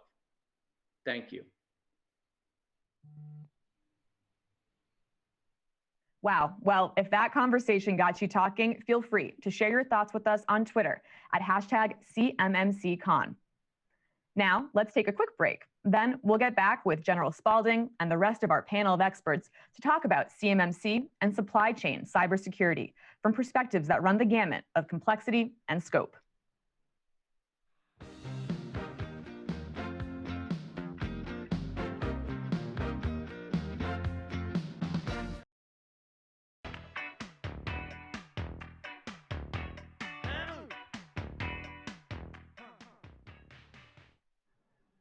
Welcome back. Our next panel may give you some perspective on how vast, complex, and difficult this problem looks from different areas within the DoD supply chain. Now I want to welcome President and CEO of Elbit Systems of America, LLC, that's Renan Horowitz. He's joining us now live with Cybersheath CEO Eric Noonan and General Spalding.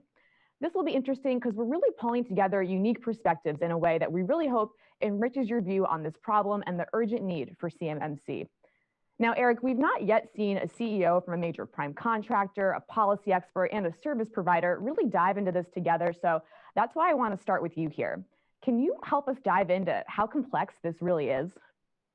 Thanks, Julia. It's a great question. It's one of the reasons we put this panel together.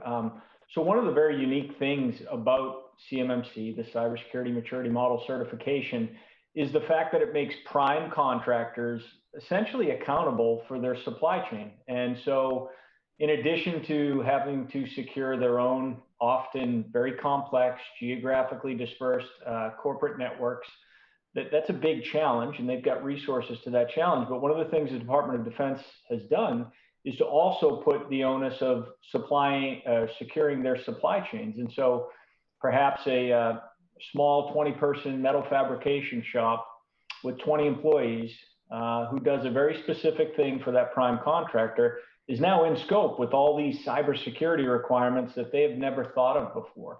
So one of the things that I think is really unique, and I really look forward to hearing from Renan on this in terms of the supply chain he has to manage. He's in that spot. And Elbit Systems of America has actually done something, I think, a little bit unique over the years in terms of really leaning forward into this problem, because this was a voluntary requirement 7 years ago, and it's only recently become mandatory. But Renan and team, and it's one of the reasons I asked him to be here today, leaned forward when this was a voluntary requirement and started to address their supply chain in addition to their own infrastructure. And so I'd love, Julie, to hear actually from Renan in terms of how do you look at this problem? Because you've got the hard problem. You've got your own corporate infrastructure and you've got all your suppliers. And now with CMMC, you've got accountability for both. Yeah, Renan, let's go to you now. Absolutely. Well, it's good to be with you this afternoon. I think really as Eric said, this thing started for us several years back, even before it was mandated in the DFARS or the CMMC. And we actually initially partnered with ExoStar to launch a cybersecurity focused campaign with our supply chain. This was to really address the NIST requirements. What we've done first is go through self-assessment with key suppliers, identified who do we think are the ones that are more vulnerable, and we reviewed their self-assessment. What we found, what was interesting, is as we start diving into it and looking at document reviews and so forth, what we find is that the vast majority of the supply chain doesn't necessarily understand the requirement. And as a result of it, a lot of what we got from the self-assessment was really not very effective or conducive. I mean, some can say it's a misrepresentation. I think it's more associated with really not understanding the requirements. So we've spent a lot of efforts ourselves to really dive in and understand. And really right now what we're doing with the supply chain is actually moved into educating, teaching, making available to critical suppliers our third-party monitoring to really provide them inputs and observation. It's kind of the same thing that the U.S. government is now doing with the prime contractor. We are doing with our supply chain. It's a major endeavor, of course, because the nature of the threat is changing and evolving. The supply chain is changing and evolving, but we believe it's an extremely important element to demonstrate that we have a robust and resilient supply chain, and we can give our customers confidence and trust in what we deliver to them. Renan, you just touched on something that I want to go back to there. You mentioned how major this is because the threat continues to evolve. Can you talk about how you work to meet that challenge? Well, I think a lot of it is how we work with experts outside. So we have some expertise inside the company, but we recognize very quickly that with the type of threats that we have, we need to partner with third-party experts that have the credentials and the background, and also that have the benefit of looking across the industry and across the threats and can give us that kind of expertise. So we've done that. That's very, very important. We stay very well connected to the U.S. government and to what they provide as alerts. That partnership with both the government and third parties have been very effective to us, both in being more proactive on what we need to do, also in aligning our processes and systems to meet the CMMC requirements as they have evolved, to give us alerts of where we need to do to decide what kind of investment we need to make in systems and in capital. And when the need arises and we need to do remediation and understand if we're exposed or not exposed. I mean, the threats are just enormous. we also use third parties to help us with that. And General Spalding, I know this is something you'll want to weigh in here, and you probably have a very broad perspective. Can you talk a little bit about your opinion here? Well, I think it's not always very obvious where the threats come from, and I think this is the biggest challenge for companies, is recognizing that, you know, it's not just where you buy your products. It can also be, you know, who's employed in your firm, and certainly what are the steps that you take to ensure that your employees are acting according to, you know, these kind of security issues. So I think it's one of the things that we find is that you need to take much more of a broad perspective in terms of where the threats come from, and have much more understanding of your environment, and certainly not just your supply chain, but what your employees are doing, and certainly how your security procedures are configured. Excellent. And I know in talking to CyberSheet that Eric's team works a lot with companies who don't think they're a target. What do you say to that?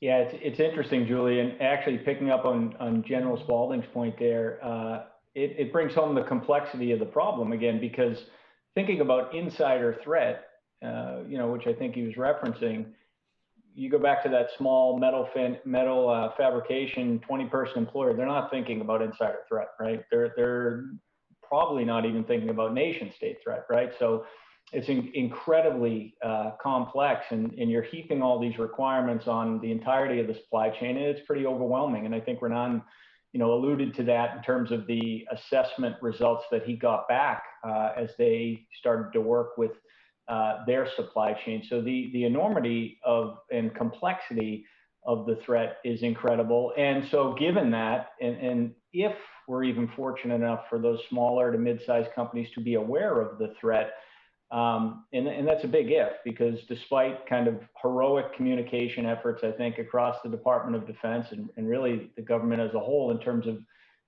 education and awareness, there's many companies, perhaps even a majority within that 300,000 plus supply chain who just aren't aware of these things. And so we spend a lot of our time trying to educate companies not only about the fact that they are a target and kind of here's why, and then what they can do about it to try and you know, make themselves a harder target. And what response have you seen so far from companies when you tell them that they are in fact a target?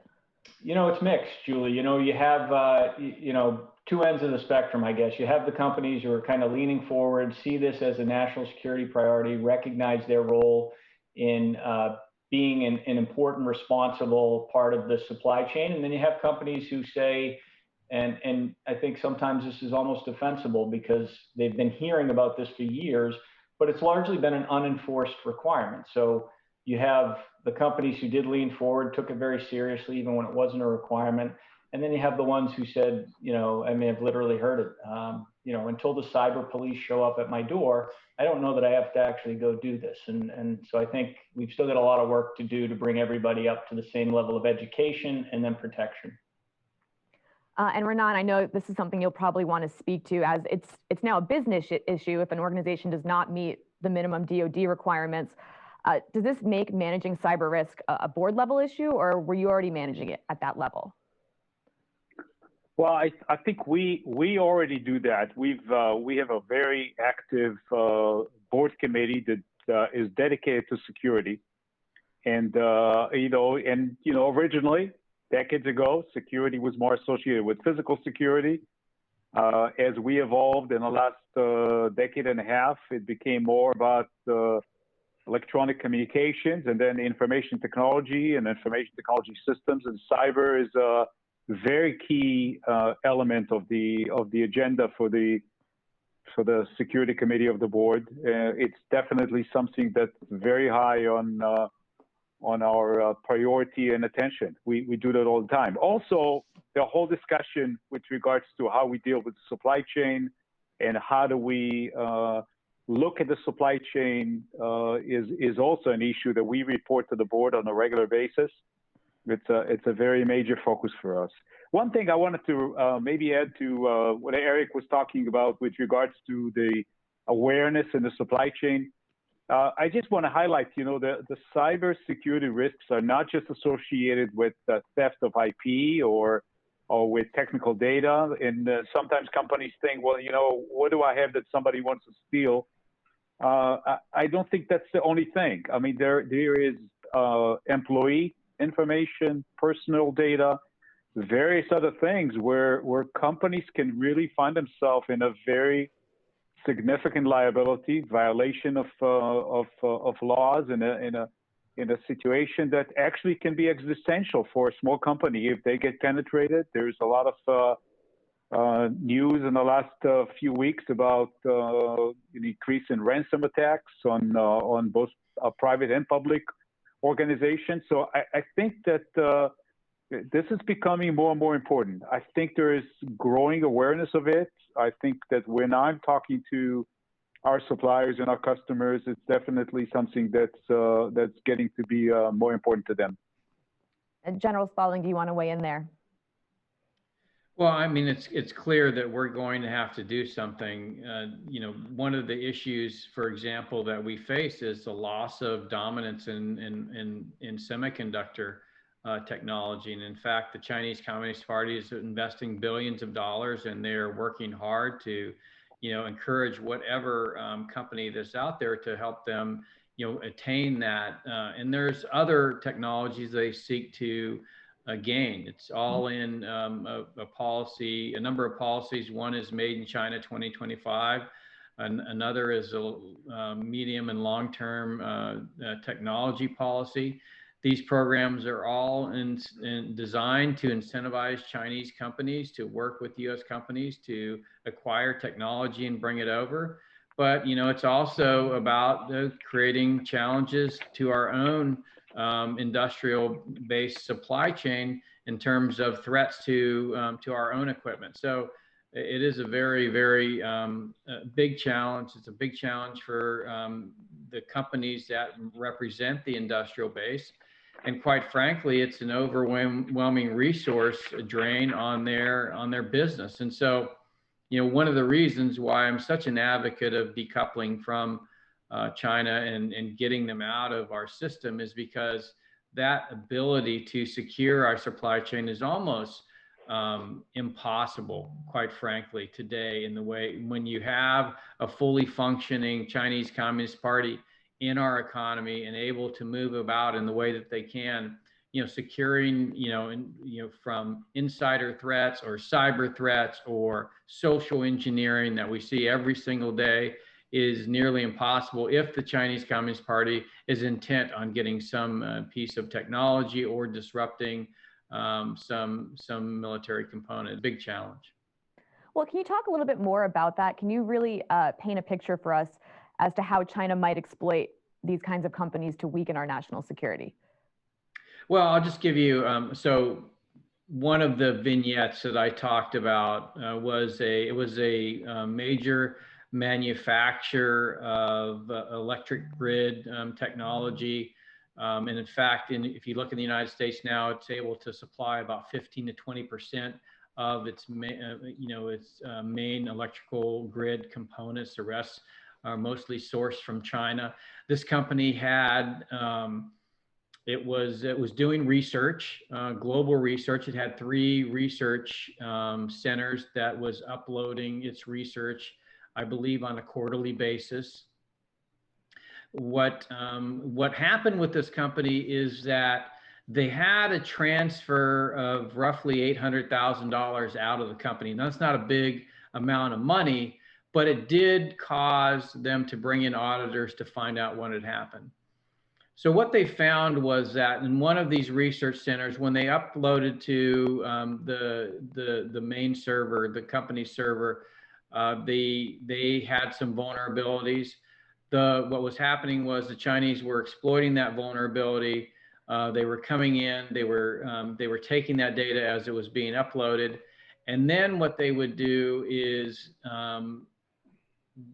have a much more visible hit to the server. What the company's policy was to take that server offline, to wipe it, and then essentially rebuild it and put it back online. and the behavior would happen again and again. Now, what was happening was they weren't recognizing when the data was being taken, but they were recognizing it when the Chinese wanted them to recognize it. And this was causing them to wipe the server, which was basically wiping away the evidence of what had happened. So somebody in the system had gotten greedy to transfer the money. This was probably some kind of insider job. In other words, the People's Liberation Army, one insider was probably taking some money for themselves, and the entire thing got exposed.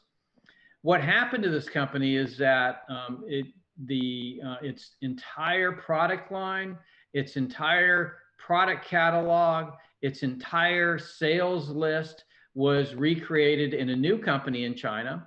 And in fact, all of the R&D that this company was doing actually led to patents for this new company in China. And just before this company, this US company introduced their latest product, literally a month before they announced it to the world, the Chinese company announces the exact same product patented in China using Chinese technology. And so what they found was this new company in China was rapidly gaining market share away from this top company in terms of this technology. And so what it was not just the stealing of intellectual property, it was a stealing of the entire business away from a company that was, prior to that, doing quite well and leading its industry. So it is a multifaceted threat, quite frankly, that, this was a very big company. You can imagine small companies, if they're up against it, the challenges they face in terms of trying to protect themselves from what was a very, very sophisticated attack. Now, when you talk about the need then to decouple ourselves there from China, what are the top 3 things America needs to do to strengthen the cybersecurity of our defense industrial base supply chain? Well, I would say in terms of cybersecurity, the number one is to create a nationwide secure network that not only government, but also companies and individuals can use. Now, we can have the continue to use the unsecure internet, but certainly if you're a company that relies on, intellectual property or the protection of your data, which is almost every company, then it would behoove you to be on some kind of secure network. That can easily be mandated by the government and built, and unfortunately we haven't done that. And the other ways that we need to protect ourselves, I stated them earlier, we need to continue to have tariffs that allow our companies to reshore manufacturing and really be competitive on a cost basis in doing so. And then the other is to ensure that they have access to capital. One of the biggest challenges for American companies today is they can't get access to capital because most of the capital is actually flowing into China to promote, the development of industrial-based companies in China. So access to capital, permanent tariffs, and a secure network for the industrial base in the United States, I think would go a long way to helping companies fight this challenge. Renan, would you agree with that? We have decoupled from China quite some time ago. So we don't use anything from a supply chain from them. We had, in one case, actually in commercial aviation, we have won a position on the COMAC 919. Without going into details, this was not necessarily a cybersecurity issue, but there was a different attempt to try and gain access to our IP and the technical data, and we basically pushed back, and as a result, ended up being removed and actually gave up this contract and gave up the participation in this program because it was more important to us to protect our IP, to protect our position. We're a world leader in what's called enhanced flight vision systems. It's all equipped on Gulfstream aircraft and Federal Express and Dassault and others. And we decided that it's better to give up the opportunity in China in order to protect our market share. And of course, a couple of years later, showed up a different system that from the outside look like ours. I don't know what's inside, but I don't think that they gain access to our information. So I think it's a choice. I understand, as the general was saying, is that the Chinese market may be a big market, but those of us that are involved in national security and national defense, I think, have to make a choice, and we have made that choice. And Eric, you've really seen every side of this equation. Do you want to weigh in here?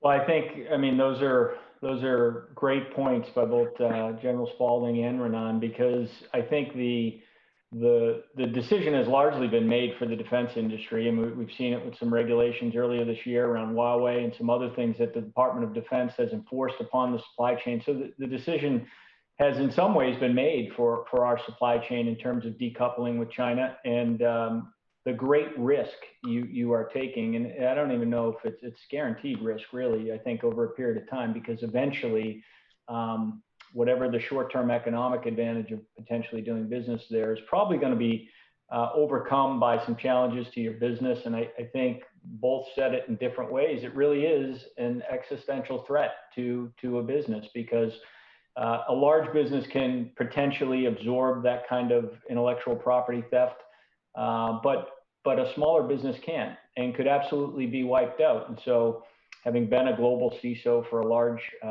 defense contractor, I've seen it from the big prime perspective that had resources to marshal and address the threat.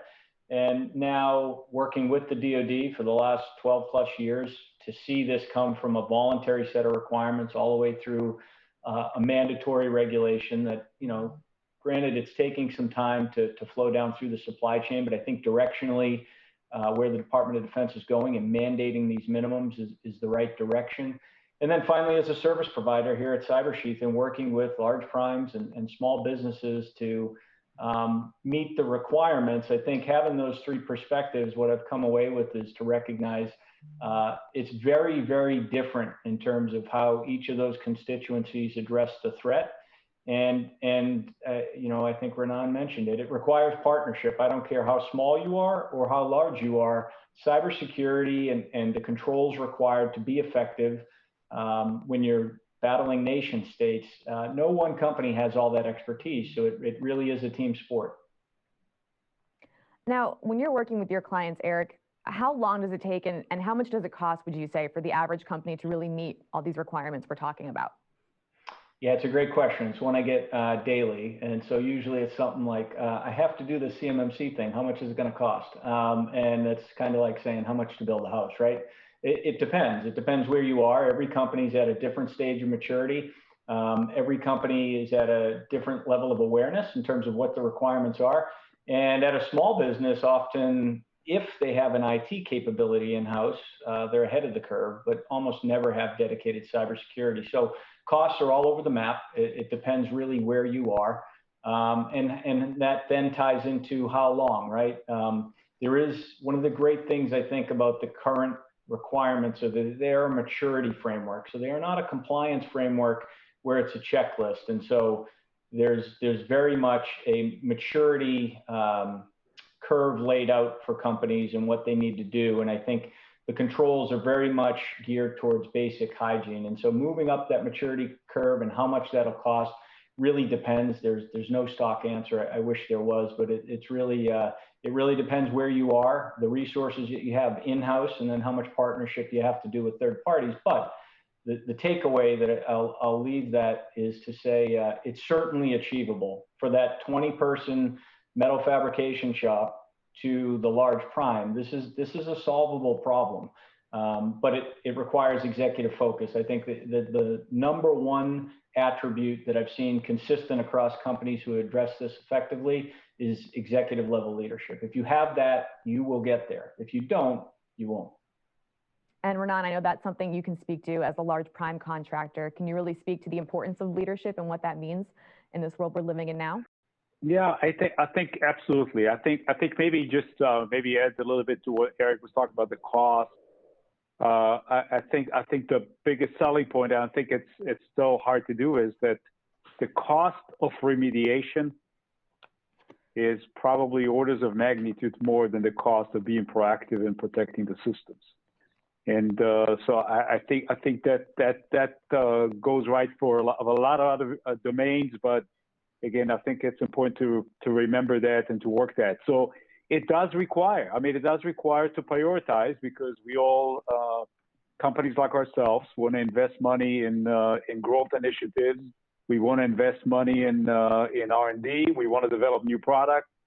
And many times it's hard to go back and say, let's go invest the money in protection of infrastructure, cyber, other things. And so it does require both the board and leadership to really be conscientious of this and push forward and make sure that we do that. I think one of the other elements that I'm finding one of the biggest challenges, because it's not just the systems and the IT systems, it's also the overall issue of how do you segregate your data, how do you mark your data, how do you define which data needs to be protected. That, by the way, goes directly into the issue of insider threats. And many times insider threat is not necessarily people that are want to do intentionally harm to the company. It might be just people that are just not aware of the sensitivity of data. I've had some discussions on that with the administration, with DoD.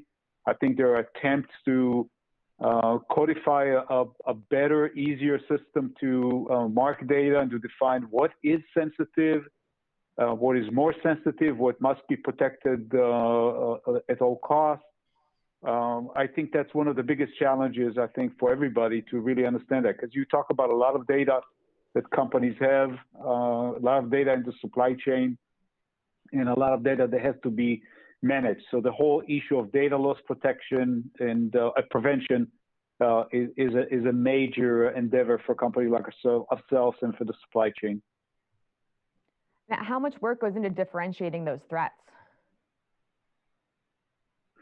Well, I think we still are worried. So it's not so much differentiating the threats, it's differentiating which data is sensitive, why is it sensitive, how do you protect it. So it's a protection of the data going outside the company, but when you talk about insider threat or insider, you also have to decide who in the company should have access to what data. That's part of the overall scheme. So it's not just the perimeter of the organization to the outside, it's also what do you create, what kind of compartmentalization you create inside the company to make sure that data is accessed only by people that really need to have access to the data. And you don't create a future vulnerability when somebody leaves the company or any other situation. It's a major endeavor, and it is an ever-evolving, changing situation.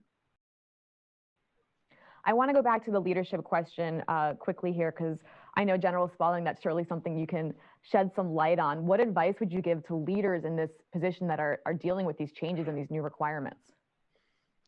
Well, the first thing I would say is don't expect the Department of Defense to have all the answers. In fact, you probably have more answers than the Department of Defense.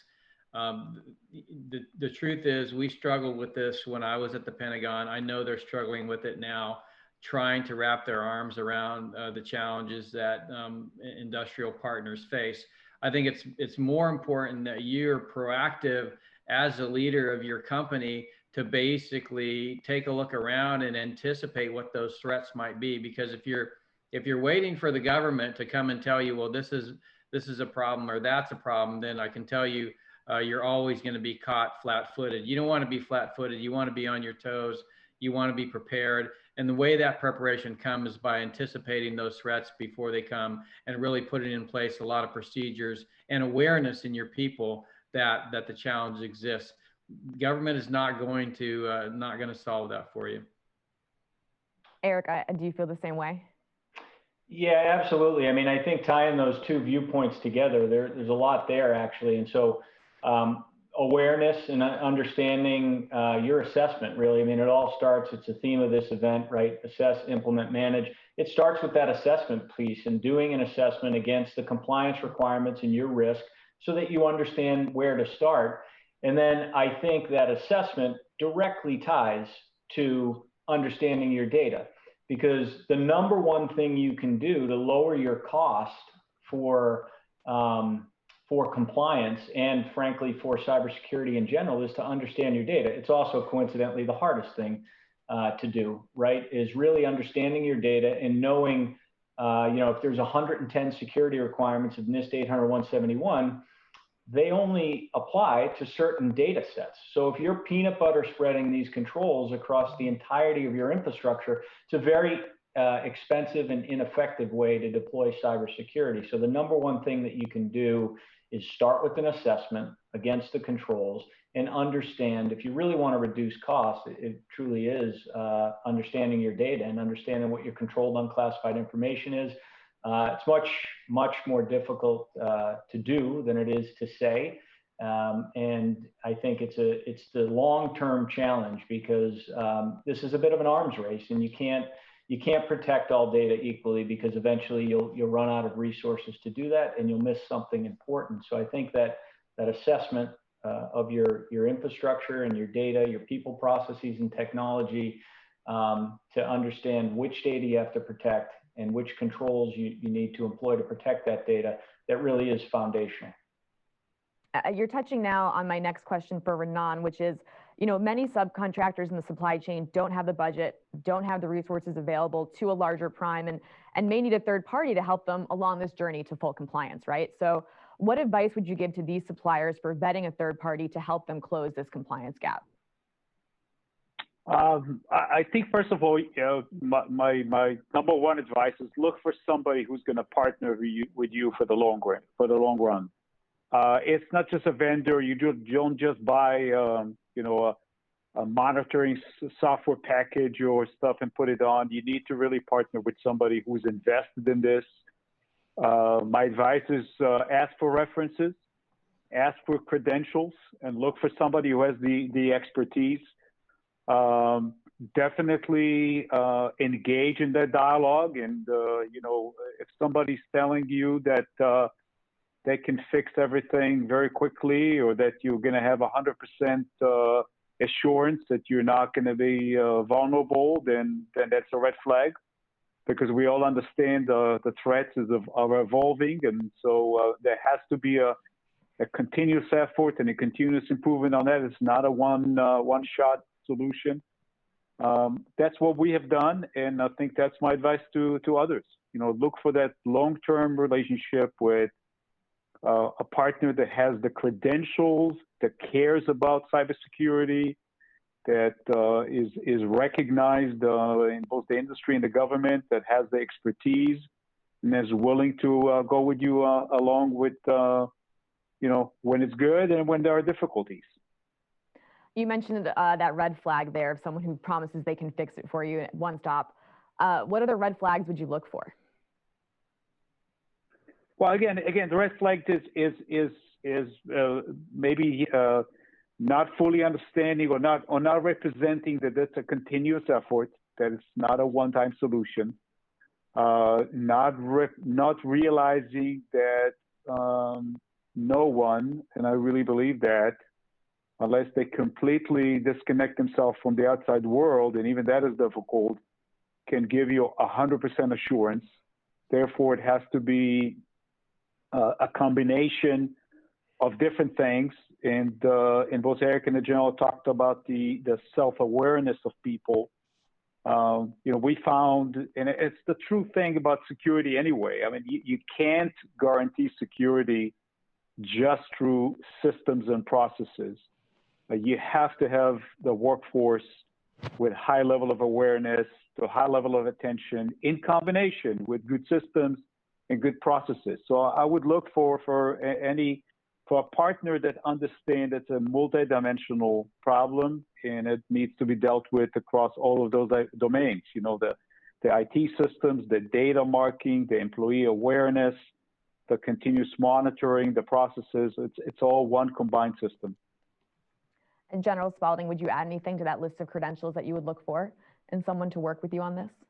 I would just make sure that the whoever it was had experience in this area, and was a true professional. You don't want any on-the-job learning here. You need somebody that is up to speed and can really help you assess and then implement some some basic protections right away, so that you're not, kind of learning as you go. It's not a place that you want to implement learning as you go. And Eric, at Cybersheath, how do you monitor the credentials that are necessary to help these companies achieve this goal? Well, we try and be humble about the fact that we don't have all the experience, right? And to, I think, Renan's point earlier, that it really does, you have to understand, we're not data marking experts. I can't tell a customer what their CUI, controlled unclassified information is. I can't tell them whether they may generate that on certain projects. They bring that expertise to the table. So I think, to put it maybe a little crudely, is this is really a managed disease. I mean, the good news is it can be managed.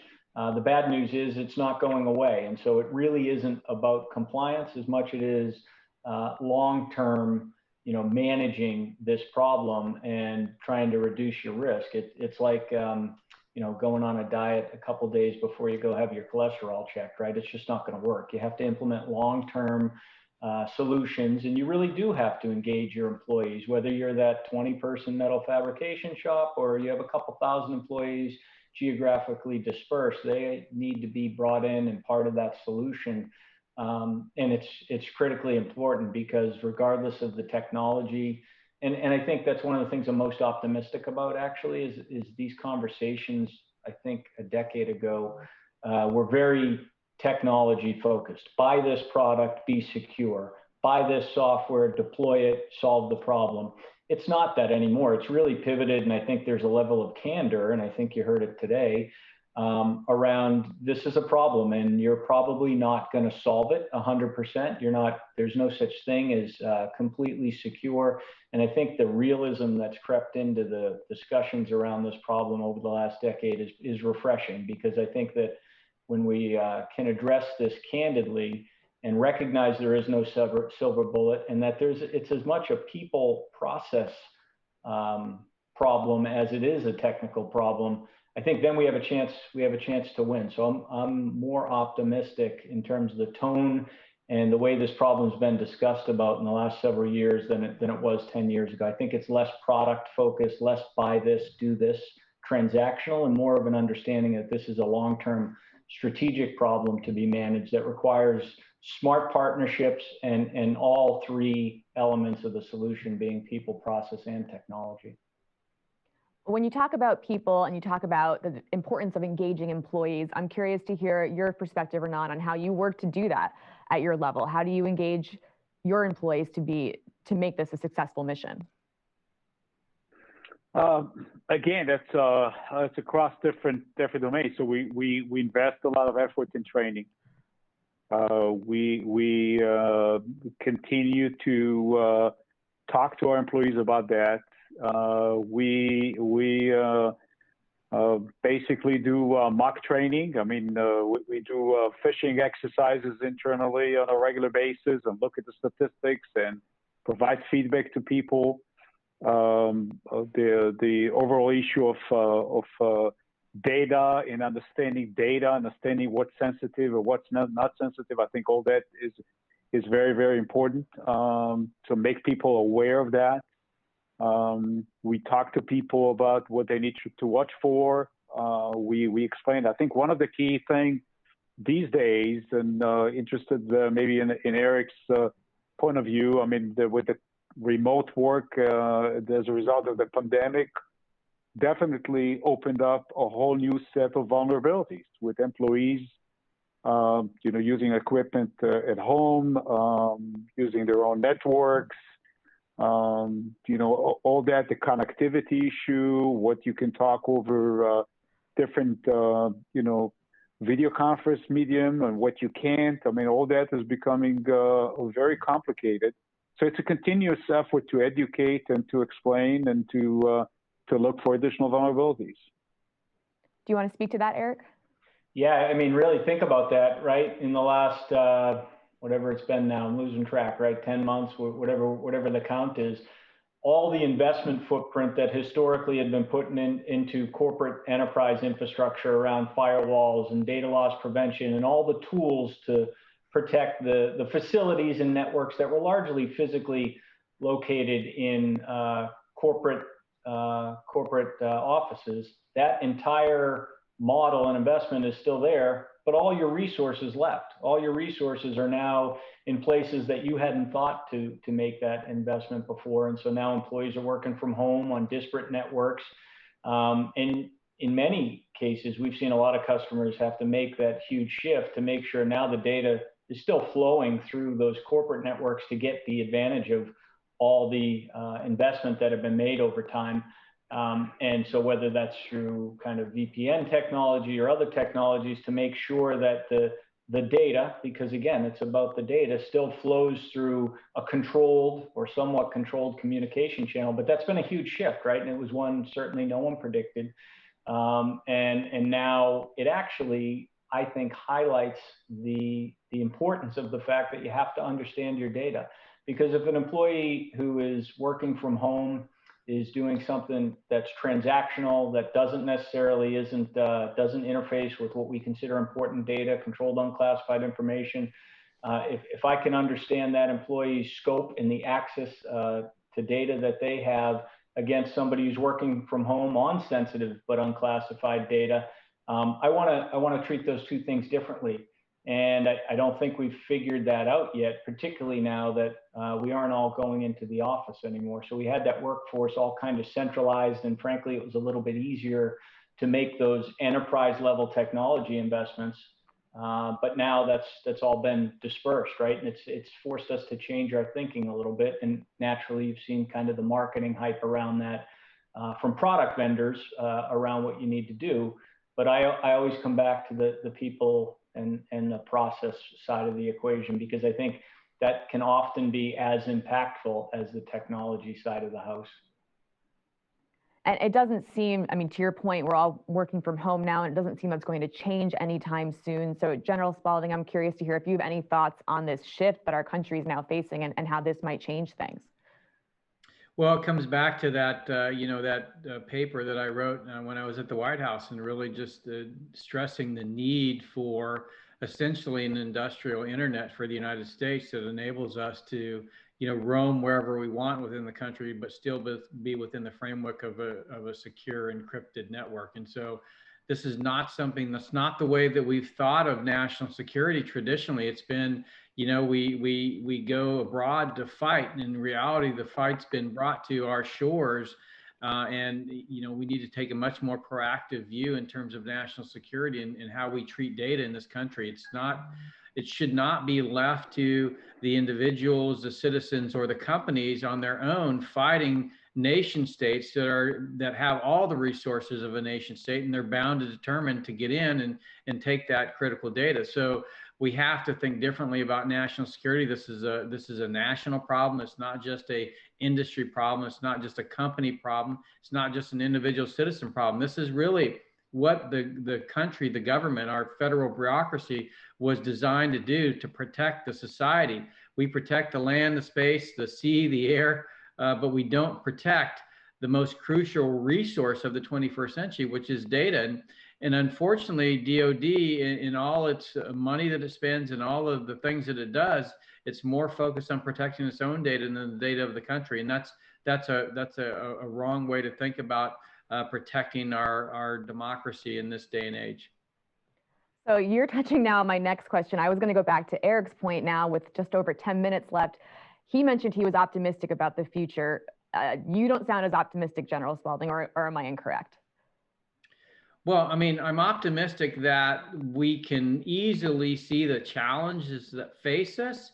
What I'm not optimistic about is coming together and actually dealing with those challenges. We are so focused on what we traditionally think are the threats to this country and how we should address those threats that we're completely missing what our main adversaries are going after. They do not want to meet us on the battlefield of the 20th century. It would be suicide for us or the Chinese to think of direct conflict. So what they seek to do is undermine us from within. And one of the easiest ways to do that is to influence or interfere or abscond with our data. And unfortunately, we just have not realized that. The first ones to recognize the importance of data, I dare say, were the authoritarian regimes. They recognized that their society was vulnerable to outside influence. And so the Chinese built a great firewall. The Russians, have figured out how to unplug from the global internet.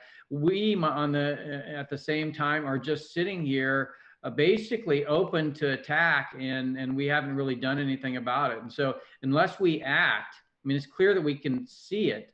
Unless we act, though, to do something about it collectively as a nation, then we're not going to be able to meet the challenge. Renan, do you have a response to that, or are you optimistic or less optimistic? Well, not necessarily a response. I think I see reason to be more optimistic, and I'll say a few factors in that. One is the Department of Defense has demonstrated strong will and leadership around this, and I applaud the efforts around CMMC and pushing that forward. So we've seen in the last 3 years, we've seen a significant shift in understanding that's important. So that's, as the general said, this is the role of government, and I think that they're recognizing and moving forward. That's number one. I would say number two, with regards to people awareness, I think the workforce, the country, the individuals, these days have much higher awareness of the risks. And the reason why is because we are, as individuals, are exposed to some of the same risks, maybe not in terms of stealing IP, but stealing identities and stealing money and ransom attacks and so forth. So individuals are much more aware. I think that's going to play into the future. The other thing that I think is important to think of, what's going to happen from a technology perspective, and I'm not talking about the IT technology and the protection, but one of the best ways to protect intellectual property and IP and data is to evolve it very quickly, so that by the time it gets stolen or lost, it's already less important, because you've already evolved it to the next level. And that's one effort that the Department of Defense, a lot of us in the industry, are really working hard to speed up using digital engineering tools and agile software and capabilities to speed up the development cycle, such that by the time somebody might get their hands on it, it's already obsolete. It's already the older version. There's other factors, but I think there's reason to be optimistic, but cautiously optimistic. I wouldn't say that it's a sure thing. I think we still have to do a lot of things in order to make sure we are protected. Eric, would you agree with that? Yeah, I'm hopeful that speed is one thing. I mean, Renan touched on that in terms of the speed of the evolution of the data and potentially making it obsolete by the time the adversaries have it. But I'm also hopeful speed in terms of the process of bringing this to bear. So in the last 18 months, I mean, really this has been at least a 12-year journey for the Department of Defense, and going from voluntary to mandatory but self-certification 2015, and then it made 2017 the deadline, quote unquote deadline, but it was still, again, self-certification, to now where we are today, moving towards, over the next 5 years, mandatory independent third-party verification of commercial defense contractor networks meeting compliance requirements. Now, that's 12 years, so from a speed perspective, it took a long time, but it's a pretty transformational step, right? We've now seen the mechanism of government come together and find a legal way to go and audit commercial defense contractor networks as a condition of the opportunity to do business with the Department of Defense. That's a transformational change. So I think it is cautious optimism, and I think we have 12 years of bipartisan, largely progress and agreement on this problem to look at and say we can actually do this. We've got the brain power to do it. We've got the the legal mechanisms in place to do it now, and we're getting the will of industry. I think the primes are largely there. The small companies, small and mid-sized, have a long way to go, both in terms of education and actually making progress.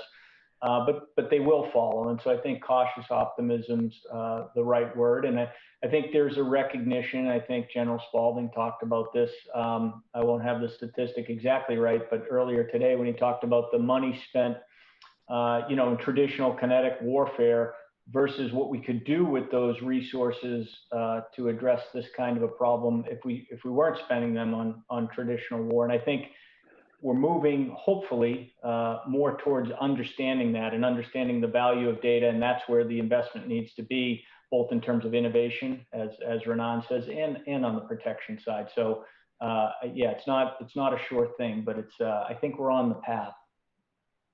We have about 4.5 minutes left. General Spalding, I want to give you a chance to respond to that.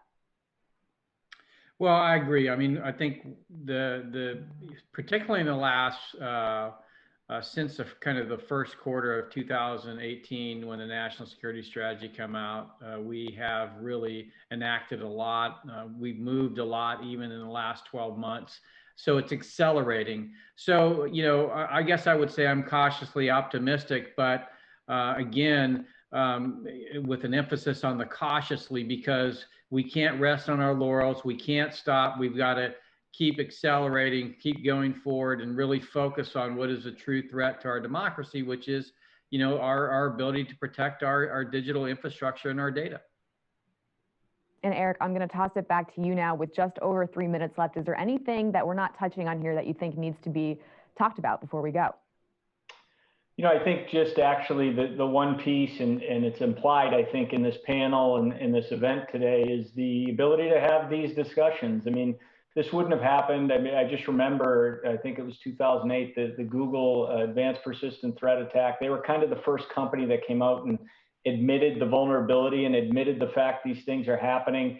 And now 12 years later, I mean, these conversations are much more routine. So just the fact that a panel like this can be put together and can have an honest dialogue about this problem, I think that's something that I would highlight as critically important, whether it's here, whether it's within a company, within the supply chain and the suppliers to a company. These conversations, I think, are so important. And I think venues like this and others are critical, because there's a lot of people that, frankly, don't have the expertise, the knowledge, or even understanding of the threat. And so there's a lot of work that has to be done in conversations like this, I think, are frankly helping to forward the ball down the field.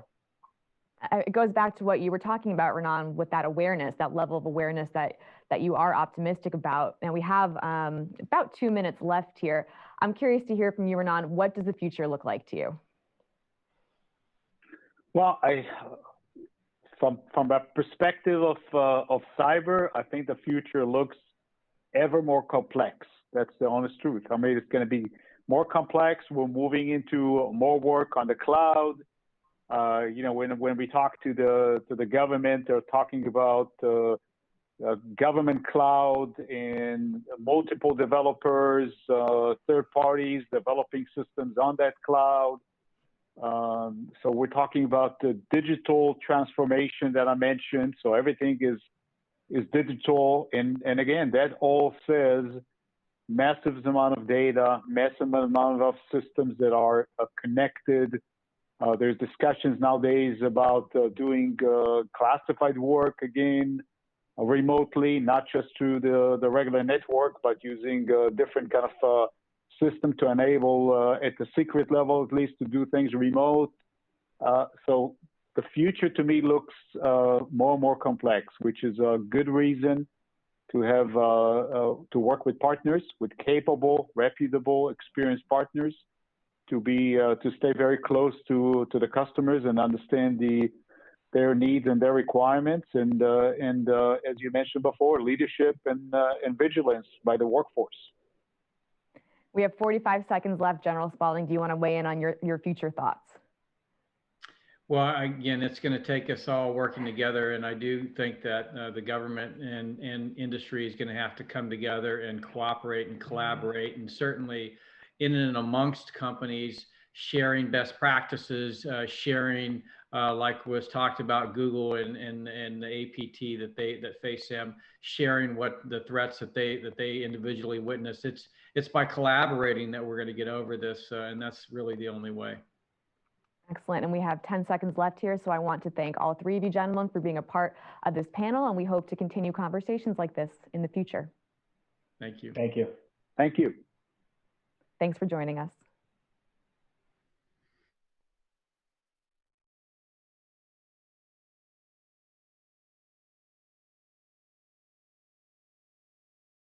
Welcome back. Clearly, technology is a big part of being successful with the implementation of CMMC. Our next session is headlined by Richard Wakeman.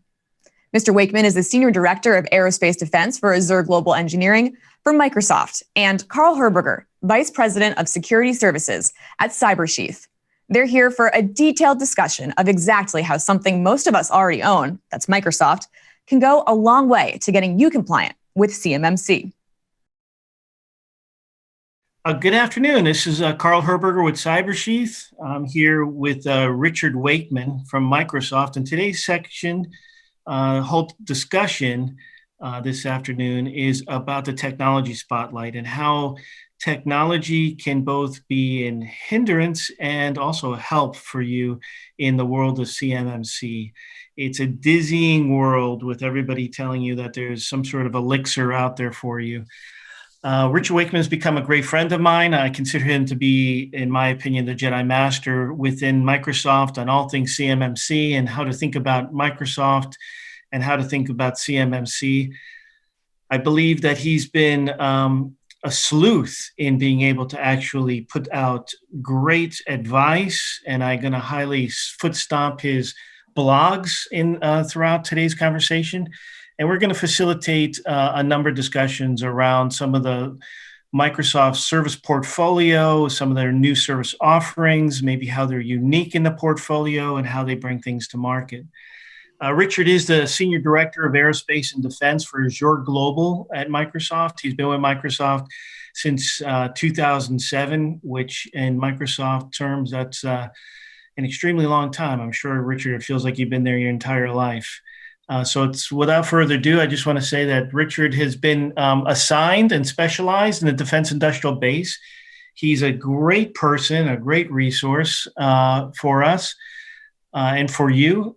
And he is forever very endearing and giving of his time and his opinions on things. So Richard, welcome. I'm really looking forward to today's conversation. Yeah, thank you for having me today. That's wonderful.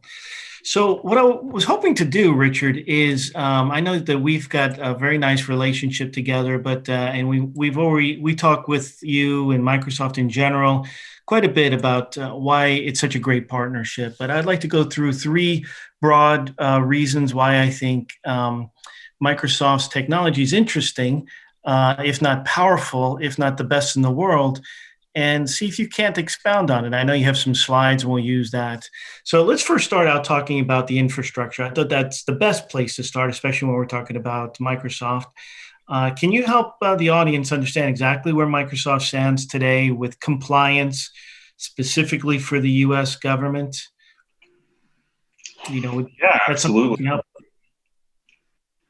Yeah, in terms of looking at Microsoft, we're the most trusted and compliant cloud in the world. We have made significant investments, going back to the early introduction of our public multi-tenant clouds, et cetera. We were some of the first to implement, for example, the ISO standards that are across global, and of course, meeting the requirements across various different industries and, even data residency requirements in various different regional that span the globe. In particular, looking at the U.S.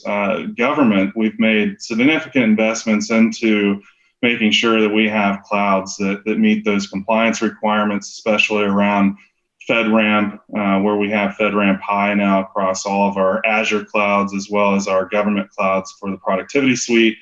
We also meet the requirements around the Department of Defense with the Cloud Computing Security Requirements Guide, meeting, for example, data protection for controlled and classified information all the way up to an SRG impact level 5.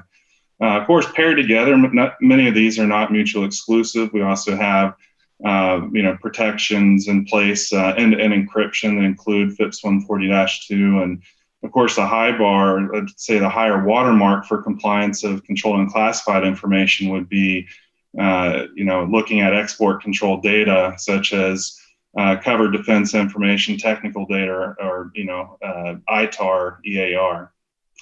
So in terms of looking at how it's all pulled together, I have written a number of blogs that Carl mentioned. Probably the gold standard for the Microsoft Cloud is this one in the center around understanding compliance between Microsoft 365 commercial versus GCC and GCC High. Of course, that also spans Azure as well. And ultimately, there's a whole series of blogs that I've released in the public sector community. Yeah, you've been quite prolific, and I love it. To be honest with you, your blog on CUI was something that I probably reread once or twice a week, and I just think it's really amazing content, Richard. So, as we look at the multiple cloud offerings and to meet the U.S. government and Azure, can you explain why Azure has all of these multiple offerings, and what's the appropriate way to go about selecting this cloud and cloud enclaves and so forth? Yeah, probably the most common question I get from customers, especially within the defense industrial base. I work almost exclusively with the DIB and FFRDCs, et cetera, that have these requirements for data protection of QE. The first question that comes up is, for me to be DFAR 7012 compliant, or if I need to be CMMC level 3 compliant, which cloud do I need? Do I need to go into the government cloud? And of course, one of the points of confusion that we've always had is the fact that we've got multiple different data enclaves. And as you can see here represented on this chart, there's a bunch of different enclaves that we built, and specifically for the US government. The way I like to describe it is to really peel back layers of the onion, do a little history lesson. So I was one of the very first architects that worked with, I was in Microsoft Consulting Services deploying cloud, really before we even have any of the branding that you know today. So back in the days of Live at EDU and the Business Productivity Online Suite, we began to venture into this public multi-tenant, in particular looking at the Productivity Suite. And as we evolved, that environment that we built for support of the Productivity Suite, now known as Office 365 and branded all up Microsoft 365, is a global offering. And it enables, as I showed you in the previous slide, many of the different standards and regulations and compliance requirements that span the globe. We offer now the ability, for example, to have a multi-regional or multiple jurisdiction deployment for Microsoft 365. So that would include data residency, for example, in the US or across 5 eyes. You could have regions, what we call geos, that you could deploy to meet the requirements that are unique to the UK or Australia or Canada, et cetera, or any of the other 50 plus regions that we have for and across our public multi-tenant environment. Now, this did preclude early on the ability for us to meet the compliance requirements for the US government. So if we move forward a few years, and this is now about 8 years ago, we introduced the Government Community Cloud, which is essentially it's a geo-region of the public multi-tenant environment. And this all predates Azure, right? This was back whenever we were still just primarily the Productivity Suite. And this environment region for the government managed by US persons, of course, with those productivity workloads deployed only within continental United States and CONUS-based data centers. And that gave us an opportunity now to meet those requirements, especially around FISBA, became FedRAMP, as well as Criminal Justice Information System and IRS 1075, et cetera, that all have requirements for US persons. Now, along came after GCC, along came what we now know as Azure Infrastructure as a Service, Platform as a Service. And we took a number of the components that you would have as part of the productivity suite and pulled them out and made them their own capabilities, especially if you look at things like the directory services now known as Azure Active Directory, right? And some of the networking services and express route connectivity that we have for private circuits into Azure. They all fall into a fabric that's managed by Azure Commercial. And that would include global networks as well as, follow the sun support model for some of the products that are outside the productivity suite, like, for example, Azure Active Directory. This did have limitations, of course, for us to be able to meet that higher bar for compliance that was required specifically for the Department of Defense in support of the SRG Impact Level 5 environment. So we built a fully isolated environment, both physically and virtually isolated from the public multi-tenant environment, now branded Azure Government Infrastructure as a Service and Platform as a Service. We built this environment specifically to protect controlled unclassified information and for example, ITAR contractual amendments, right? We also, this is our first cloud that we were able to offer not just Impact Level 5, but an attestation for DFAR 7012 as well. Now, that also gave us a platform to begin delivering additional services. So we have the productivity suite for Office 365 built out on that IL5 control set and available for the Department of Defense. Now, there are requirements around SRG IL5 that really do prohibit anybody outside of the DoD from having access into that DoD environment. And this includes the Defense Industrial Base, as well as even some of the federal cabinet level agencies, FBI, DOJ, DHS, et cetera. So for us to have an environment to accommodate them, we did a twin copy of Office 365 DoD that's now branded GCC High. GCC High is where most of the Defense Industrial Base that have requirements for data handling of controlled and classified information reside. And this is, of course, in alignment with our contractual obligation to DFARS and to ITAR. There is oftentimes a lot of confusion over the branding, right? So if you look at GCC High, that's branding for software as a service. Azure Government would be more branding for, in the U.S. sovereign cloud, infrastructure as a service and platform as a service. But they're oftentimes interchangeable and not incorrect necessarily, because there are services in Azure Government that are branded GCC High. For example, Azure Active Directory in Azure Government is a fully isolated version of Azure Active Directory, CONUS-based, only managed by U.S. persons, et cetera, U.S. networks. And that's branded Azure Active Directory GCC High. So I really appreciate this whole overview very much, Richard. And I can tell you that these slides, for me, help provide this visual that heretofore I didn't have about how the CUI relates to the operating environments and how these operating environments are critical to the compliance of the type of data you're dealing with. Giving all of that, I know it seems like a trivial question, but I find every single day that defense industrial base customers of ours, prospects, even current customers, struggle with deciding which Microsoft cloud offering they will need for which CMMC level or NIST 800 171. Now, I know that's a big question. I receive it probably every day, maybe multiple times a day.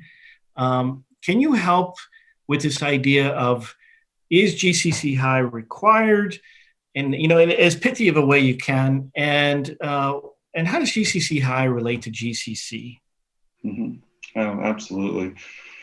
Yeah, and if you look at this particular chart, I'll use that term U.S. sovereign cloud quite frequently. Whenever I say U.S. sovereign cloud, that is the right side of this chart, right? That's the pairing of Office 365 GCC High with Azure Government.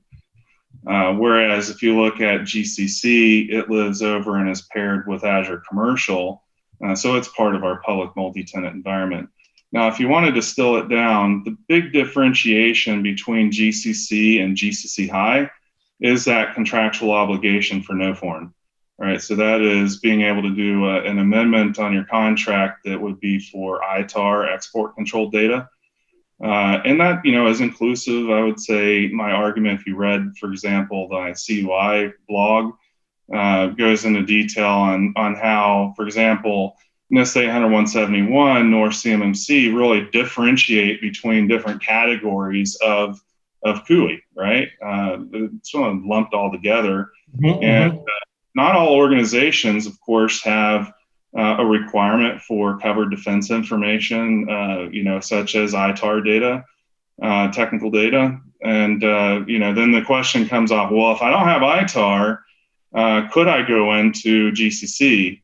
And the short answer is that's a decision. It's a risk decision that you would make because, if you're achieving that higher watermark for compliance to protect CUI and to have that competitive advantage of you being, as for example, a subcontractor in a big mission system, then they may expect that you would need to have full coverage of CUI, not just some partial coverage, or you could have to have and demonstrate additional compensating controls that you would have to implement in commercial or GCC to demonstrate compliance. At the end of the day, it's a risk decision, right?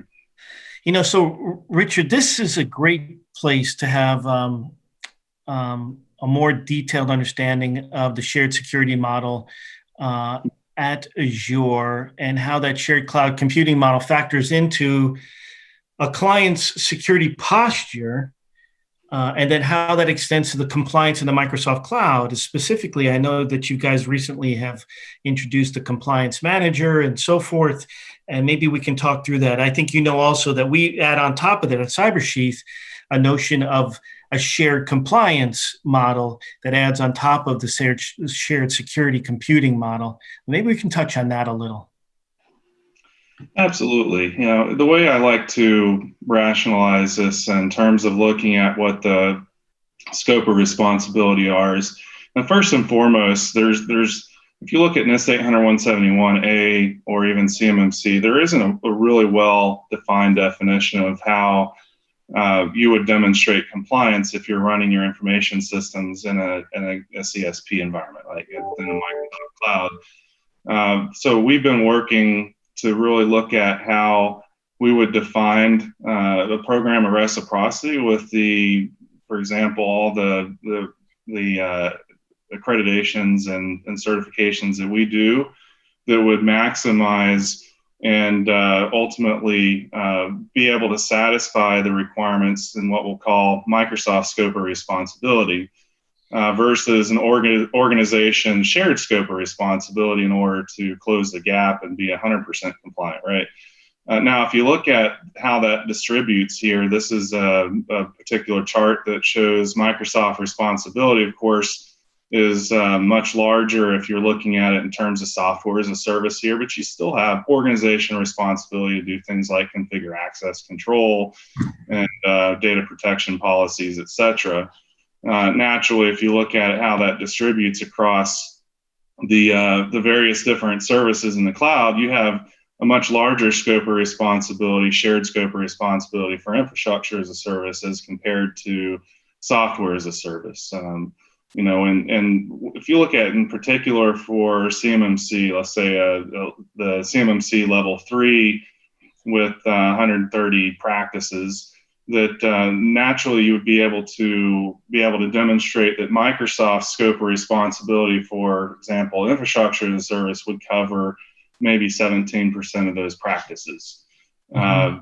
That's assuming you're in a cloud native environment, right? If you go into a hybrid environment, the customer still has to document in their SSP what the physical security is, for example, in hybrid. But we would, of course, take care of that in a cloud environment. Then you got that cross section. Yes, go ahead. No, it's wonderful, right? It's compared to coming from the premise-based only environment, it's a wonderful brand new way of thinking about how to both document your compliance responsibilities and how other people are assisting you in the cloud model with that. I just think when it comes to compliance, the cloud really can help facilitate a lot of understanding. Maybe we go into this whole discussion about data enclaves and how this CMMC acceleration program and the compliance manager services at Microsoft can help, and I think are super unique in the industry at being able to do this acceleration, this jumpstart, these things called blueprints and so forth that you have developed as a company are amazing at getting people clicked into compliance. Yeah, there's been quite a bit of discussion around how data enclaves may be able to support the cybersecurity maturity model certification or even compliance with DFAR 7012. And many of the organizations that I've engaged with over the course of the last 5 or so years, since DFAR 7012 became a thing, they oftentimes would begin where their organization may be either, dark to cloud, meaning they're on premises, or they may already have a presence in the commercial cloud, and they're looking to get compliant by setting up a data enclave that they would host, for example, controlled unclassified information into. So if you look at this chart, be over towards the left-hand side of the equation, and this satisfied oftentimes very specific requirements that would be for, let's say, a program of record or a mission system that you would be operating, that you could control data egress within those data enclaves, and looking forward-looking, it could be that those data enclaves are hosted for example, for bringing your supply chain into and giving them a safe place that would be at probably a higher level CMMC certification than the underlying organization may be. Now, the challenge with this, though, and what I've found has been an evolving journey, if you will, with many of our customers, is that CMMC and system boundary and the scope for it really does traverse down to the desktop and the people, the processes that are applied, data protection processes, et cetera, where that may be that the people and the devices that they use themselves now fall within the scope of a CMMC assessment. So what does that mean in terms of a data enclave, right?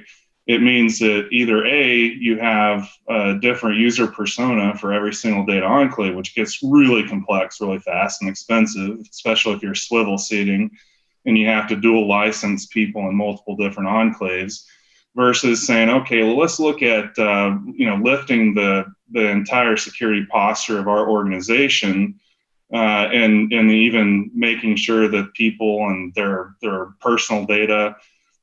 Whenever I say personal data, I mean, for example, their Exchange mailbox and their OneDrive for business or the M drive for data storage, or their SIP account that they use for doing Teams calls and meetings and all that.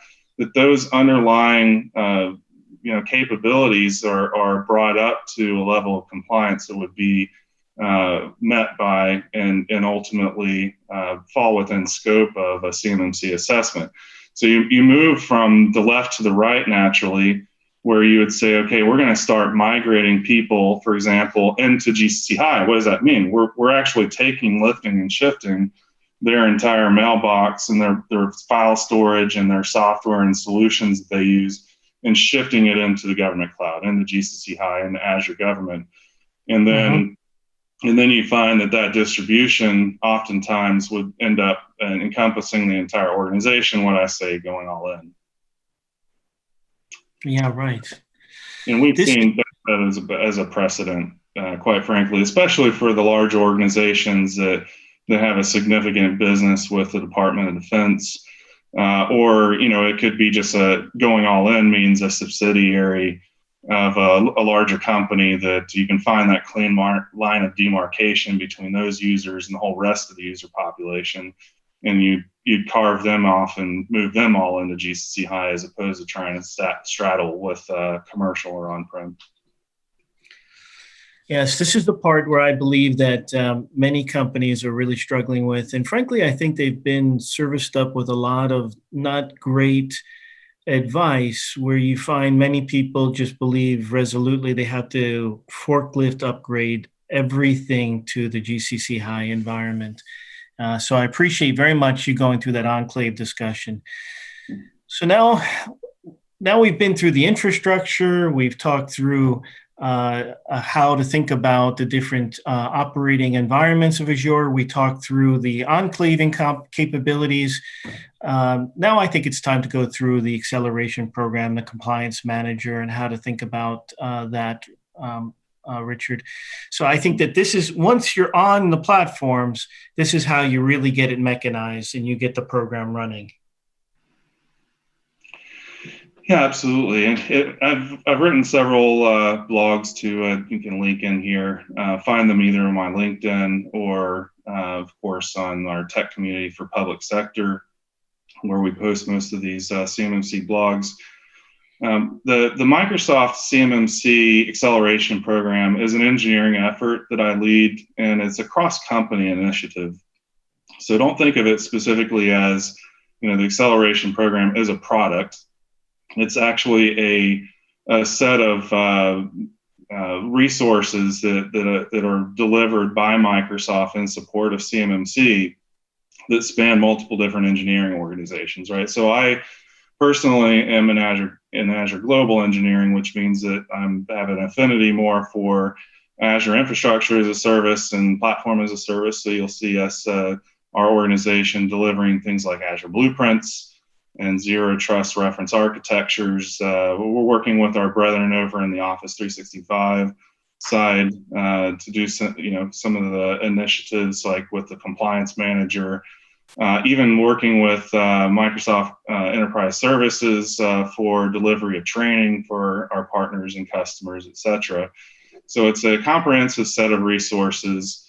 At the end of the day, our table stakes, and one thing that we've really, I shouldn't say struggle with, but it's taken quite a bit of discussion with the CMMC accreditation body, the AB, various industry groups, as well as the Department of Defense, to define and understand what our customers are able to inherit from our platform. As I mentioned before, there isn't a very clear definition of what that program of reciprocity is. Now, what we have rationalized and have been building the CMMC acceleration program around is saying that we know that we have at least that minimum requirement that DFAR 7012 calls out: the cloud service provider must be a FedRAMP moderate or equivalent. And we not only meet that requirement, we also go a step further. We have FedRAMP High now across all of Azure, as well as in all of our government clouds that include GCC and GCC High at FedRAMP High. That's paired together closely with the additional control set that's required by the Department of Defense with the SRG. So by way of example, you'll see that the SRG Impact Level 5 is available as part of the control set that we implement for the U.S. Sovereign Cloud, Azure Government, and Microsoft 365 GCC High. We also demonstrate compliance with things like the NIST Cybersecurity Framework, CSF, and various hosts of other things. And of course, the contractual obligation for DFAR 7012, in particular, looking at incident reporting with C through G that we can do in our government clouds. So that establishes that baseline that customers now can be able to inherit from.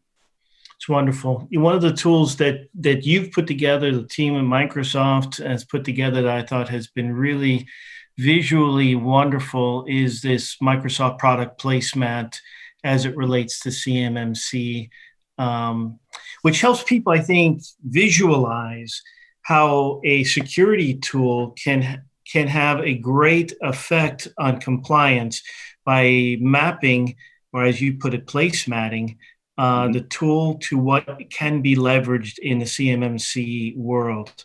Maybe you can introduce the Microsoft product placemat to our audience here today, Richard? Absolutely. Yeah, we're excited about this, and we're coming out in a preview here this month, in November.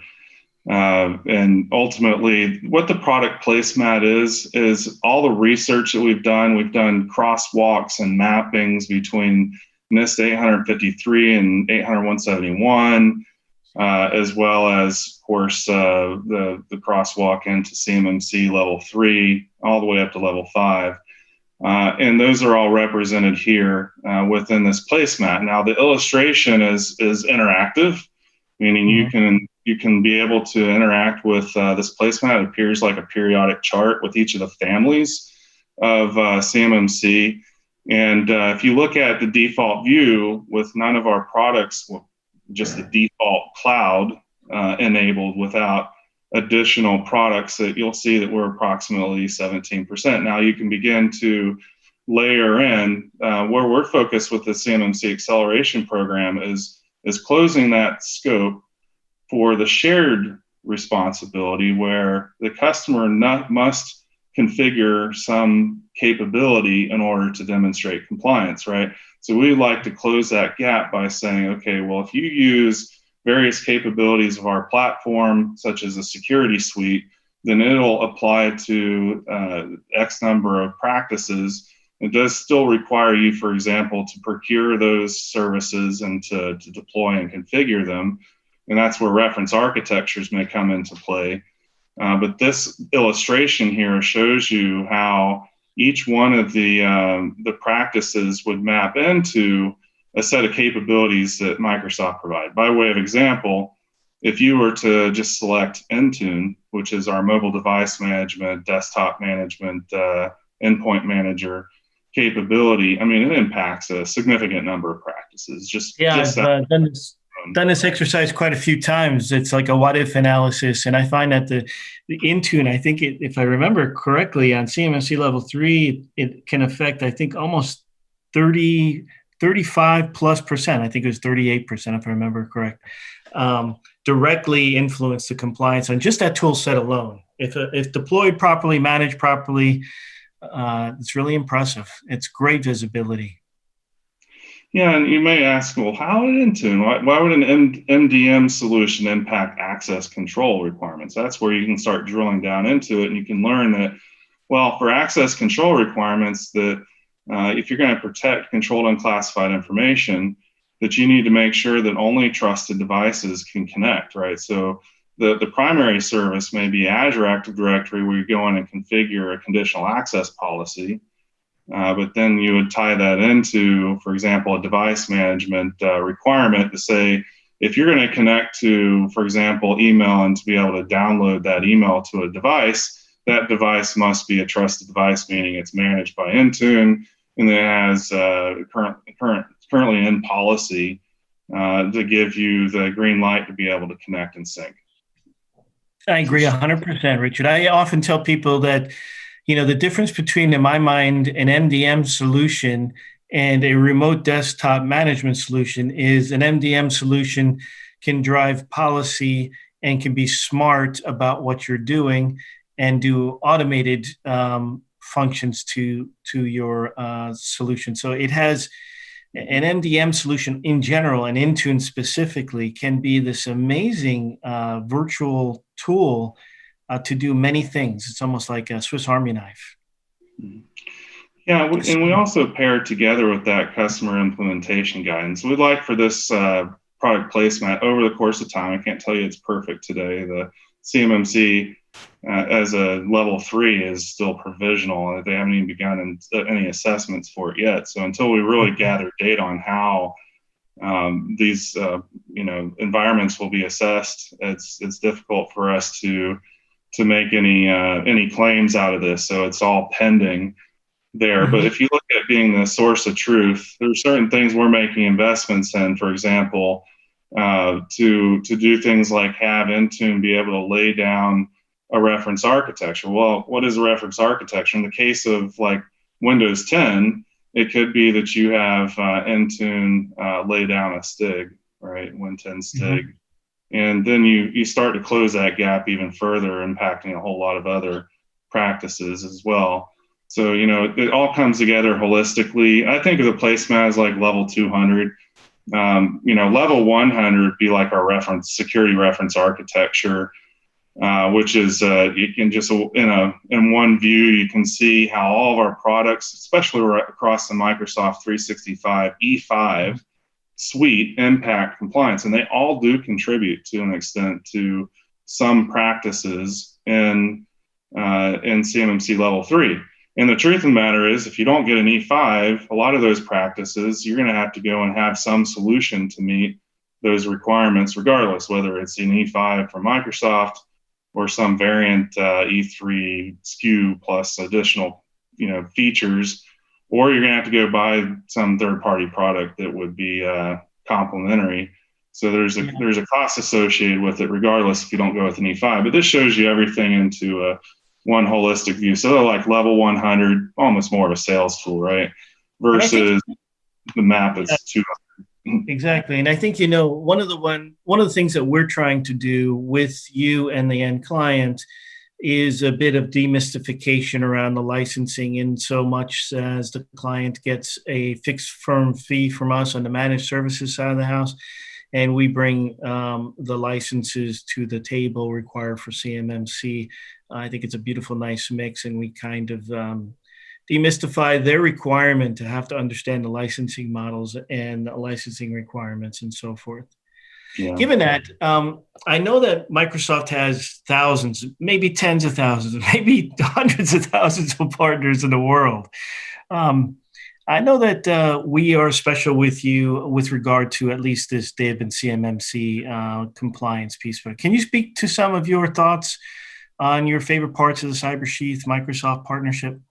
Yeah, let me speak all up in terms of, especially if you look at the CMMC acceleration program, it is designed to be scaffolding for your organization to build offers for CMMC, to accelerate your ability to deliver solutions and reduce the cost that would ultimately transfer to your customers, et cetera. One thing that became really loud and clear, talking to especially a lot of the defense industrial based tier 1 prime contractors out there, is that they are looking to Microsoft for leadership in helping to secure their supply chain.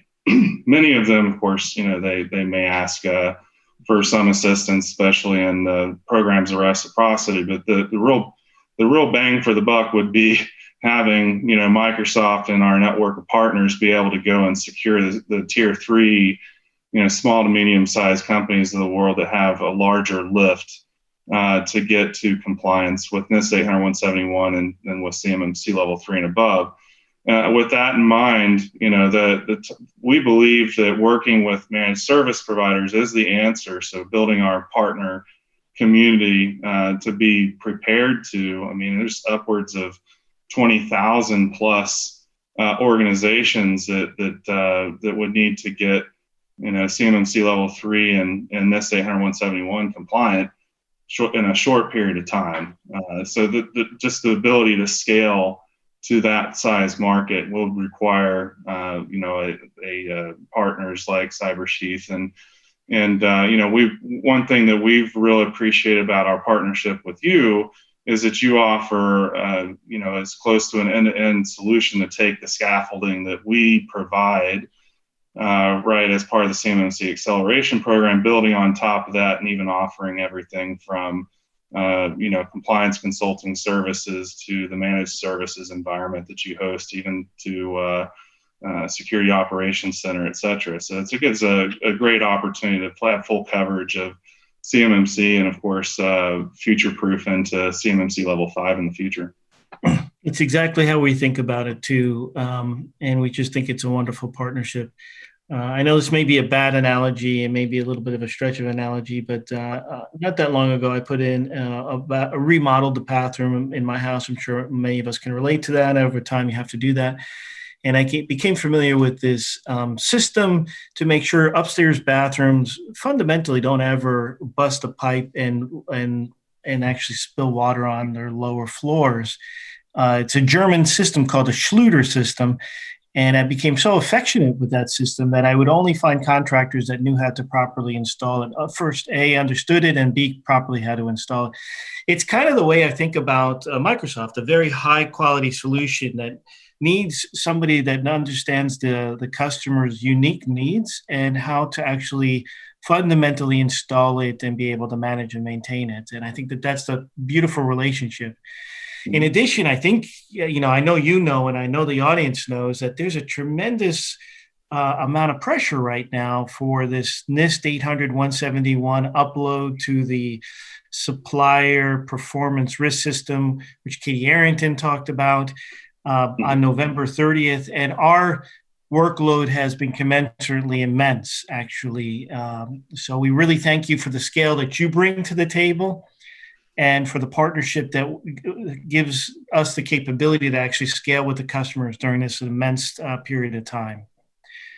Richard, I thank you for your time, for your, frankly, your servant way of approaching this space, the way that you go and educate and talk and allow people to understand through your knowledge, through the Microsoft portfolio, the value that you bring to the table. Thank you very much for today's conversation.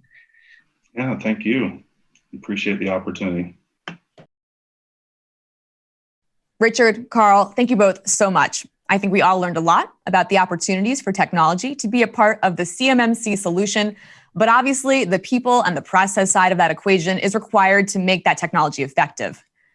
Now, let's take another quick break, and then I'll look forward to our final session, which I think is the most practical, hands-on, how-to CMMC session of the day.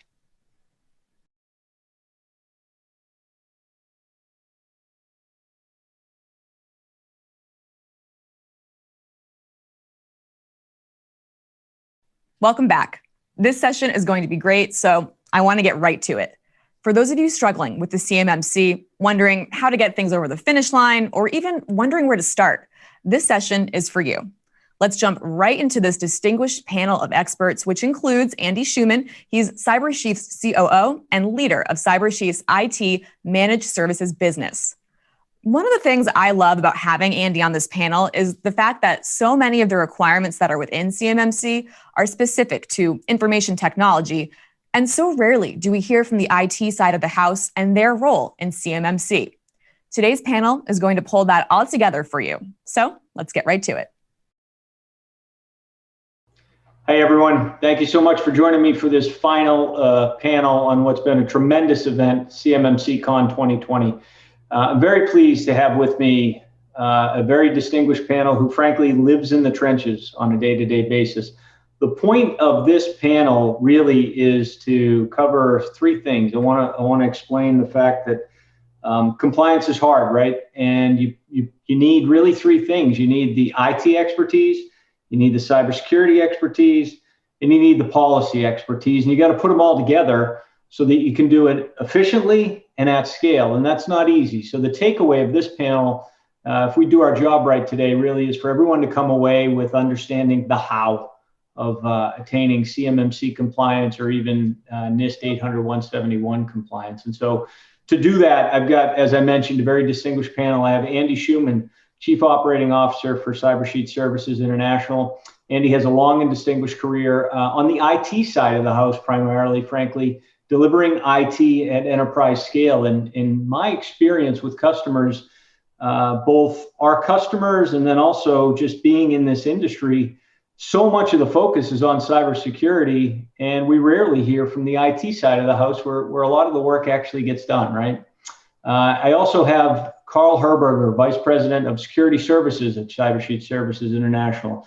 Carl also has a long career, both on the product side, on the services side, and then frankly, in the trenches as a CISO, having worked at many enterprises over the course of his career. So he understands what it's like, and where frankly, the reality of compliance meets the reality of budget constraints and all the other things that we're all straddled with.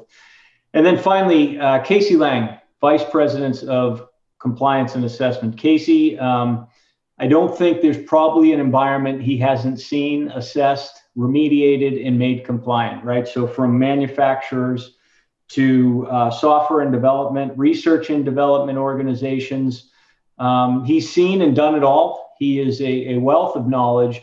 And I think one of the things that you'll hear from Casey is he really understands the practical reality of compliance and how bringing IT and cybersecurity and policy together to actually make progress. So welcome, everyone. Very excited about this final panel of CMMC Con 2020 because I think it's going to give you a lot of value for those small and mid-sized businesses struggling with where to start in achieving NIST 800-171 or CMMC compliance.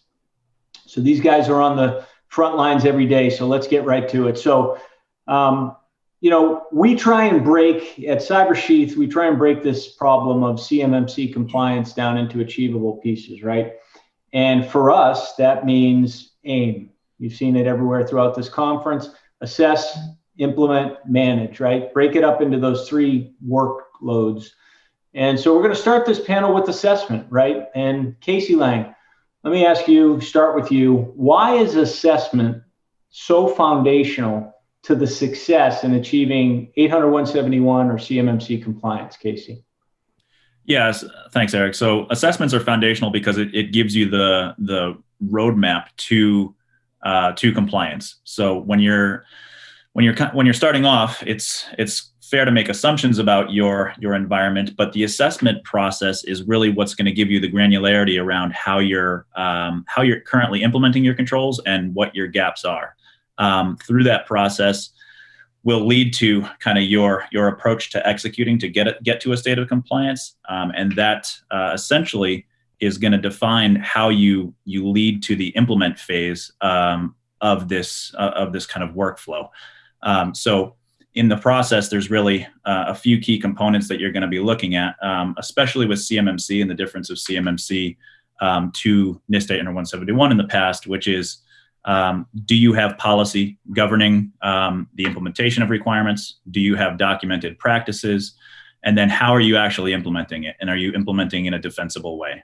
The defensible evidence-based assessment process is really key because you want to have factual knowledge about how you are implementing to come to that conclusion as to being in a state of compliance. And if you can't defensively argue that you are in a state of compliance, you're going to need to get to that point when it comes to the certification processes that are unfolding before us, because they are evidence-based assessments, and the expectation is you can prove defensively that you are in that compliant state.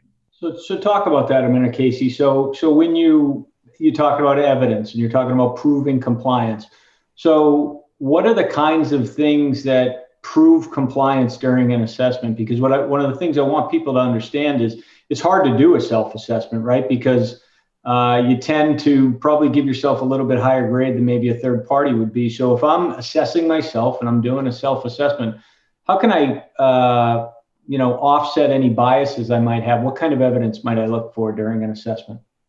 Yeah, sure. So there's really kind of two types of controls if you were to categorize them. There's administrative controls, where it's a process, it's a procedure, you follow it.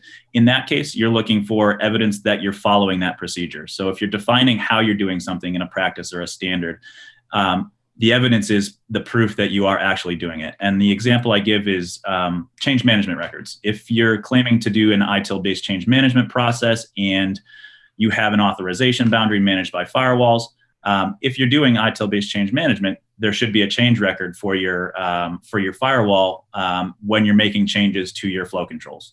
On the other hand, when it comes to technical configurations, at its most basic, antivirus, you can claim that you have antivirus by policy. Maybe you have a standard that says you install antivirus on your endpoints. But where the rubber meets the road and where evidence comes into play is show me that you have an antivirus installed. And that's usually more than, okay, turn on one computer, show me antivirus. You need something more than that. You want to get a reflective evidence for your entire environment. So maybe you take an inventory of your environment and compare that to the management console of your antivirus or endpoint solution, and get a sense of, okay, this is really truly deployed across the in-scope environment.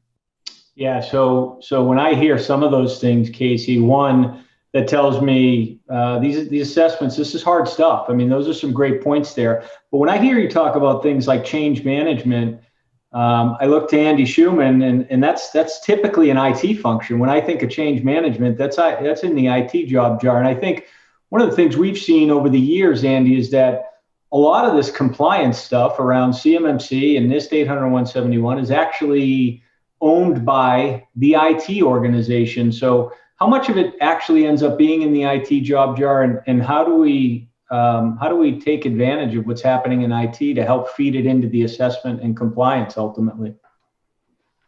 Thanks, Eric. Great question. And you know, it's interesting listening to Casey talk and listening to your questions. I mean, I think the one thing I'd say through our experience, certainly in the last 10 years of my career, is that to do IT security, cybersecurity, and be compliant, it's a team sport. And I think the biggest thing that I've noticed over time, and something at CyberSheath where we think we have a compelling difference and advantage, is by making it a team sport and having a very close relationship between cybersecurity and IT operations. That's where we see the most effective assessments and operations. And indeed, I think that the biggest thing that I would say is that as we're talking to companies, what we see is we see an answer in the assessment from an IT security standpoint, and then we'll have a similar discussion with the IT operations group, and we'll get a subtly different answer. And I think the reason for that is that all too often, as we go into operations, we see stovepipes between IT security and IT operations. And the one thing that's very, very clear is, while compliance is of utmost importance, the only way compliance can be effective is if both of the teams are in conjunction with each other. And Casey's absolutely right.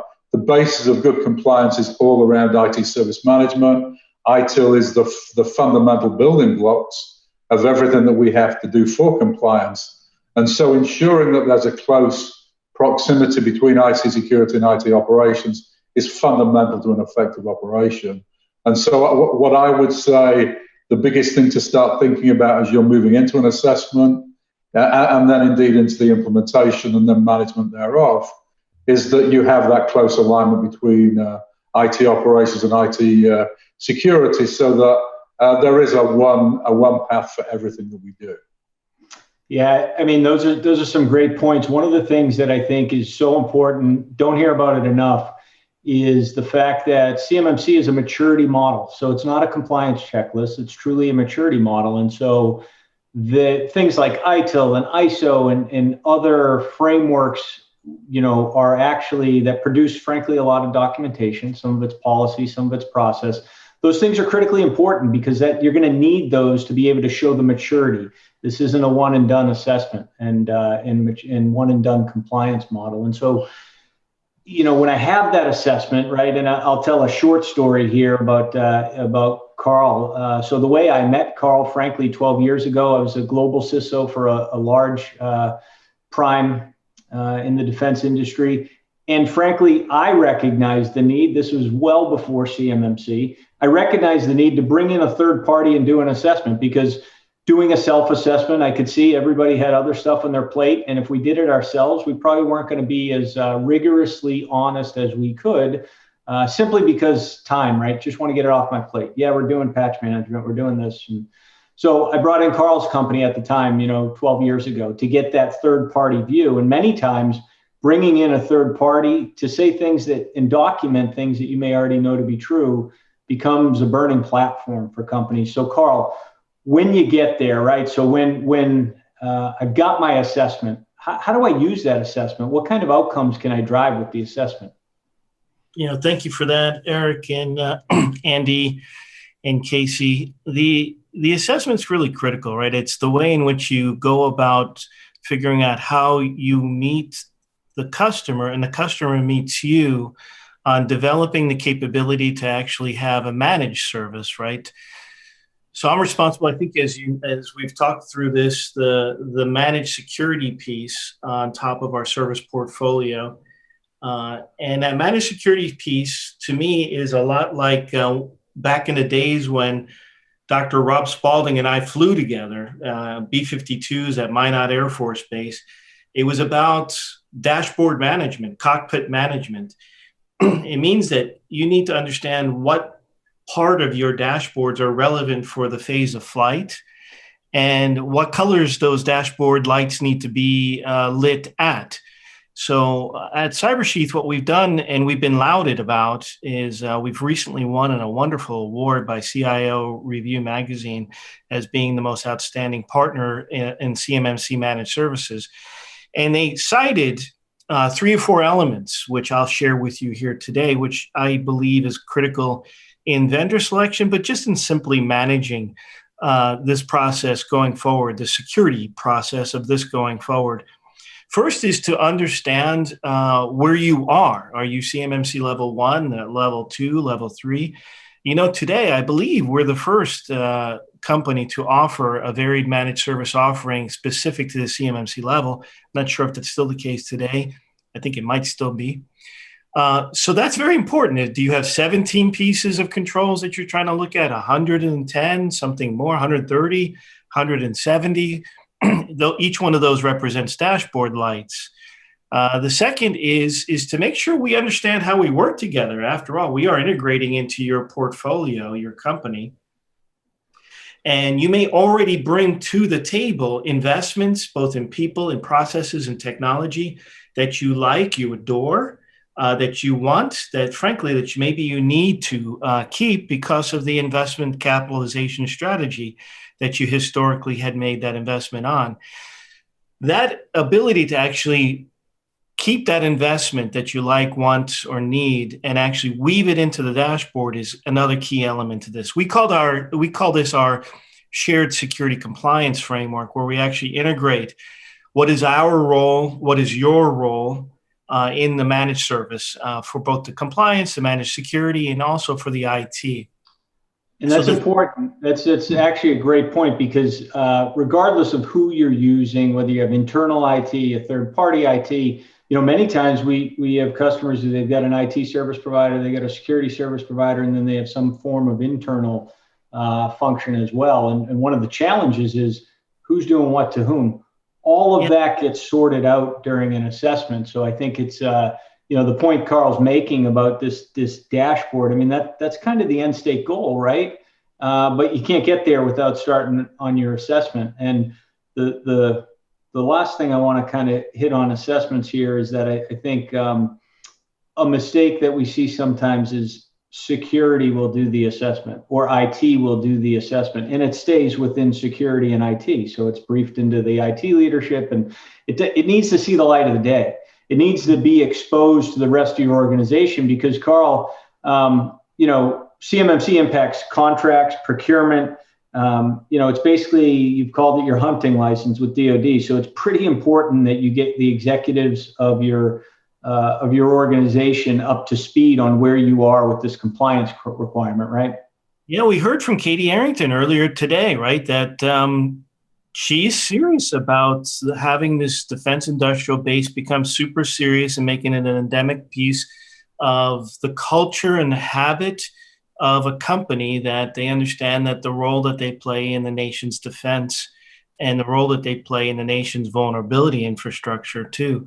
So yes, it needs to be part of that. And as we all know here on this call, we've been through the registered provider program for CMMC. We know that CMMC is going to investigate things that are atypical for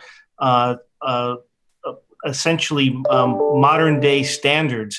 Things like talking to your finance people about where the budgets lie and whether or not it's secured for future investments in the company, talking through your HR programs and understanding where you're doing on awareness and training and so forth, and also how the investments work and how have they historically been and how will they go going forward and so forth. So these pieces are absolutely critical going forward. This notion that you need to pre-qualify before you can get contracts going forward is going to be a mental model shift for most companies, whereas I think in the past, they believed that they always had time to wait for essentially the HIPAA police or the PCI police or fill in the blank compliance police to come. judge them as being maybe perhaps non-compliant, and then they would have time to be able to solve this. CMMC changes all of that, that you need to be in advance pre-qualified as having been compliant before you can run your revenue going forward. Yeah, and so Casey, picking up on that assessment conversation and transitioning, right? I'm done my assessment. I did the things that you counseled me to do in terms of collecting evidence. I made sure that I briefed my executives and they were aware so that they could see the outcome and get a sense of the investment required. I made sure, as Andy said, that IT was involved. I did a great assessment, but one of the things that I don't hear talked about a lot, and I'd love to hear your thoughts, is when in that process do I write my system security plan and my plan of action milestones? Do I wait till I'm done my assessment? Is it in parallel? Where's that fall into the mix? Because it's required. Yeah, I would say that it's in parallel for the most part, because the difference between assessment language and system security planning language is that the SSP is really your security narrative. It's your feel-good security story. I've seen it done both ways, where some customers will capture plan of action milestone data within their system security plan and track within there where deficiencies are. But in most cases, it's two separate documents. The system security plan being the security narrative. You might mention where your deficiencies are in that plan if you have deficiencies. And then the plan of action milestone is really tied to your compliance deficiencies. So if you're compliant on any given control requirement, your plan of action and milestone language should be tied to that. What actually needs to get accomplished to meet the intent of that control requirement. So I've seen kind of the spectrum of POAMs being kind of regurgitated control requirement language, but that doesn't really describe how you're getting to a compliant state. I think the preference from my standpoint and what we try to deliver is plan of action milestones that are more actionable and less obscure, where there's kind of subjectivity around the interpretation. But yeah, in parallel, I would say as soon as you're at that point, you have an assessment report, you'll have the material that you need to at least start a system security plan and then get rolling on that plan of action milestone. And then obviously, as you're tracking that plan, you're updating your system security plan to reflect your state of compliance. So if you're making changes that are bringing you closer to a compliant state, you want to maintain that security narrative. In the past, I think system security plans are typically the go-to thing to ask for when it comes to where you're at with your security. It tells you how you're accomplishing the control requirements. And that's really kind of almost your security marketing material from a defense contractor standpoint to explain what you really do for security and how you do it.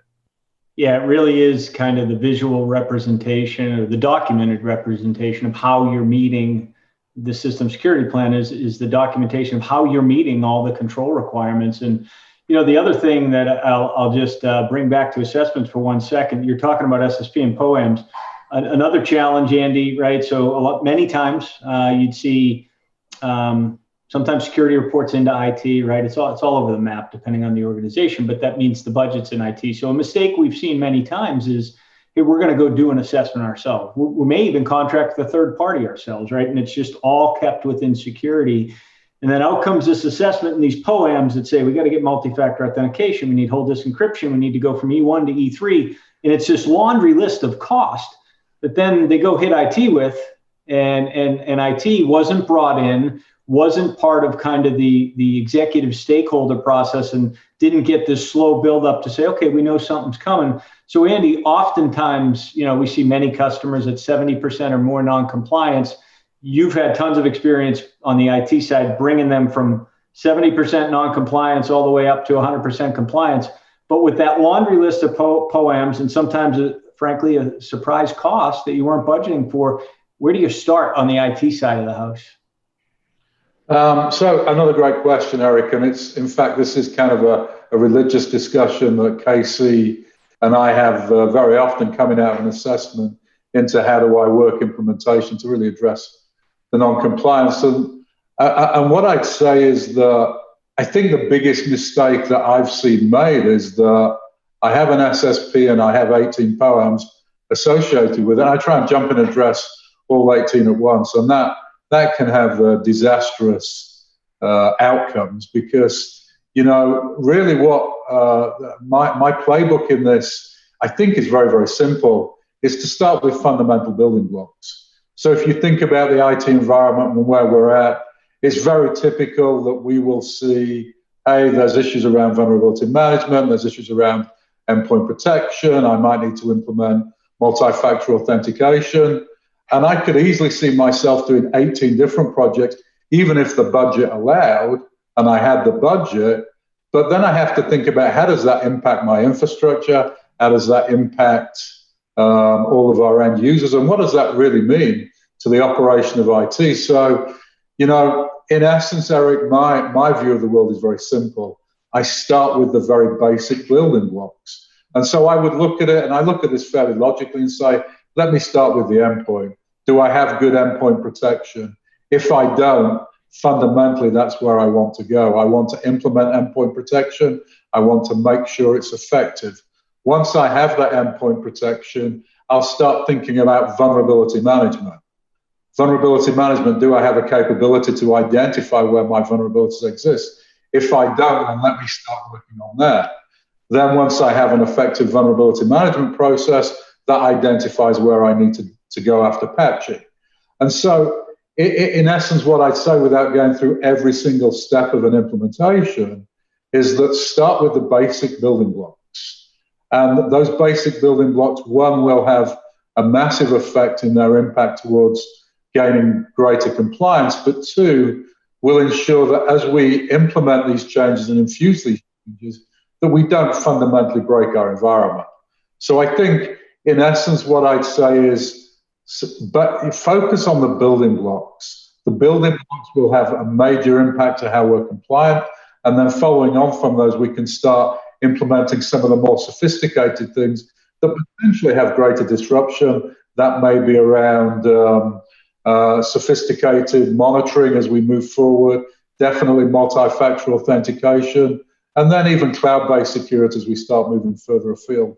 But I think the message I would leave is start with the basic building blocks, Eric, because I think that's fundamental to doing this well. Yeah, there's so much to unpack there, right? And I think it's a unique perspective, not here at Cybersheath, but I think in general, right? So much of this stuff is security, security, security, and frankly, it's been a good decade to be in security, right? Security tends to be well funded. They're the ones pointing out the challenges. They're the ones kind of on the front lines, but they get a significant amount of credit. And I empathize with the IT side of the house, who has to worry about licensing, budget, competing priorities. Security has those things too, but on the IT side, some of the things Andy mentioned, all of those decisions around the endpoint, around servers and vulnerability management have cascading sets of consequences around, well, but our license doesn't allow for that. Well, we have a tool, but it's only for this part of the business. And well, that was unbudgeted. And so there's a lot of things, and that's why I started off saying it's an IT, security, and NIST policy convergence, and you need all of that expertise. And it's very hard to have all of that in-house. And then you have that expertise, then you got to start thinking about contracts and licensing. And then there's a bunch of technical decisions to make along the way. So as you're going through implementation, I wanted to ask Carl, our customers and the industry in general, right? No two companies look the same. Some are 100% on-prem, some are on-prem and cloud, some are just endpoints. And there's everything in between. So how do you help make some of those technology decisions that, and what's kind of a framework for doing that, knowing that everybody's coming from a different place? Yeah, Eric, this is a great point. Companies are in different places in their journey of IT operations and how they service their business. We all know this, that whether it be premise-based IT management and application delivery, all the way to cloud or hybrid approach or a multi-cloud approach, or actually where you're actually federating a whole bunch of software as a service in a combination of all of those things. All of that is achievable to be managed. As you know, we actually have this whole philosophy of meeting you where you are and being able to take you in your journey. The key in managing your compliance for the DIB is really getting a hold and handle of what kind of data is concerning to the government. We all are familiar by now, the CUI requirement and the federal contracting information requirement and the various different forms of those things. The truth is, as we know here at Cybersheath, and I think many other companies are beginning to realize, the smarter approach from a cost-effective approach is to get a handle of where you run that CUI. It's easy to say, if you can't, that everything is in scope, and therefore, ergo, we need to maintain every single place and every single operation as if it's handling CUI information. That's, of course, achievable, but it's also costly. If you can get an estate management or an enclave management, as you heard Richard Wakeman talk about in the Microsoft section of this presentation, this estate management and enclave management is a brilliant way to be able to both achieve what the government's looking for, limit the amount of exposure, also what the government is looking for, and limit your cost. And frankly, help your service provider help you in becoming smarter at being able to keep this kind of sensitive data at bay and also at reduced risk. So what I would suggest is that no matter where you are, if you're still legacy waterfall application premise-based delivery, we can help you with that. And I think we know how to do this, and that's a very straightforward way of thinking about things. If you are next generation microservices, ephemeral services, application development, leveraging nothing but APIs and software as a service, we also know how to do this and how to actually deal with CUI in that environment. So Eric, your point is very, very valid. It's how to orchestrate and choreograph. And I think the answer to that is twofold. Where do you want to be, and how do we enclave management your data for the government? Yeah, I mean, great point. Frankly, we've seen the future, and it's enclaves in terms of lowering cost, lowering the attack surface or reducing it. It is the solution. Now, sometimes you need someone to really help navigate there, because there's a lot of IT decisions that go along with that in terms of going from on-prem to a cloud-based enclave. And there's a lot of things that go into that. But, you know, we're talking about implementation, right? So we went from assessment to implementation. And right now, Casey, everybody's focused on the November 30th deadline coming up here very shortly, about 12 days, and getting their assessment into SPRS, right? Supplier Performance Risk System. But I know from experience that implementation is the longest, most difficult, and most expensive phase of getting to CMMC compliance. So I can appreciate the need to get your assessment uploaded and getting that done, but the hard work really is still ahead of you. So one, do you agree, Casey, that implementation is kind of the heavy lifting phase of this whole process? And what does that mean in terms of planning and the practical reality of getting through an implementation to get fully compliant? Yeah, implementation is certainly the heaviest lift, and it kind of resonates with the whole theme of this discussion around the tight coupling of your security, your compliance function with the IT function, because a lot of these changes are maybe led by IT because it's a compliant, or led by security because it's a compliance deficiency, but executed by the IT function. So if you take, for example, software management, understanding your software inventory, not traditionally a security function, but a security requirement to understand that a software inventory exists, software whitelisting or blacklisting, heavy dependencies on the IT function to make that happen, and heavy dependencies on the IT function to help execute any plans related to things in their bucket of work, which happens to be a lot when it comes to these remediation projects.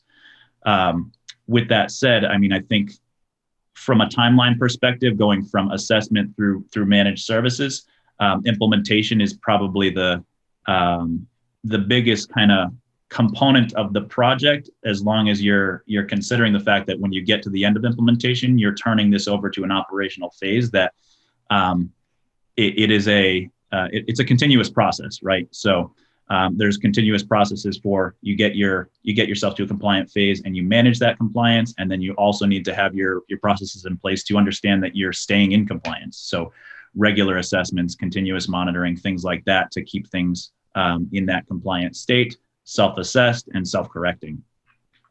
Yeah, Casey. So I think what I heard you say is a lot of this is on Andy's plate in IT.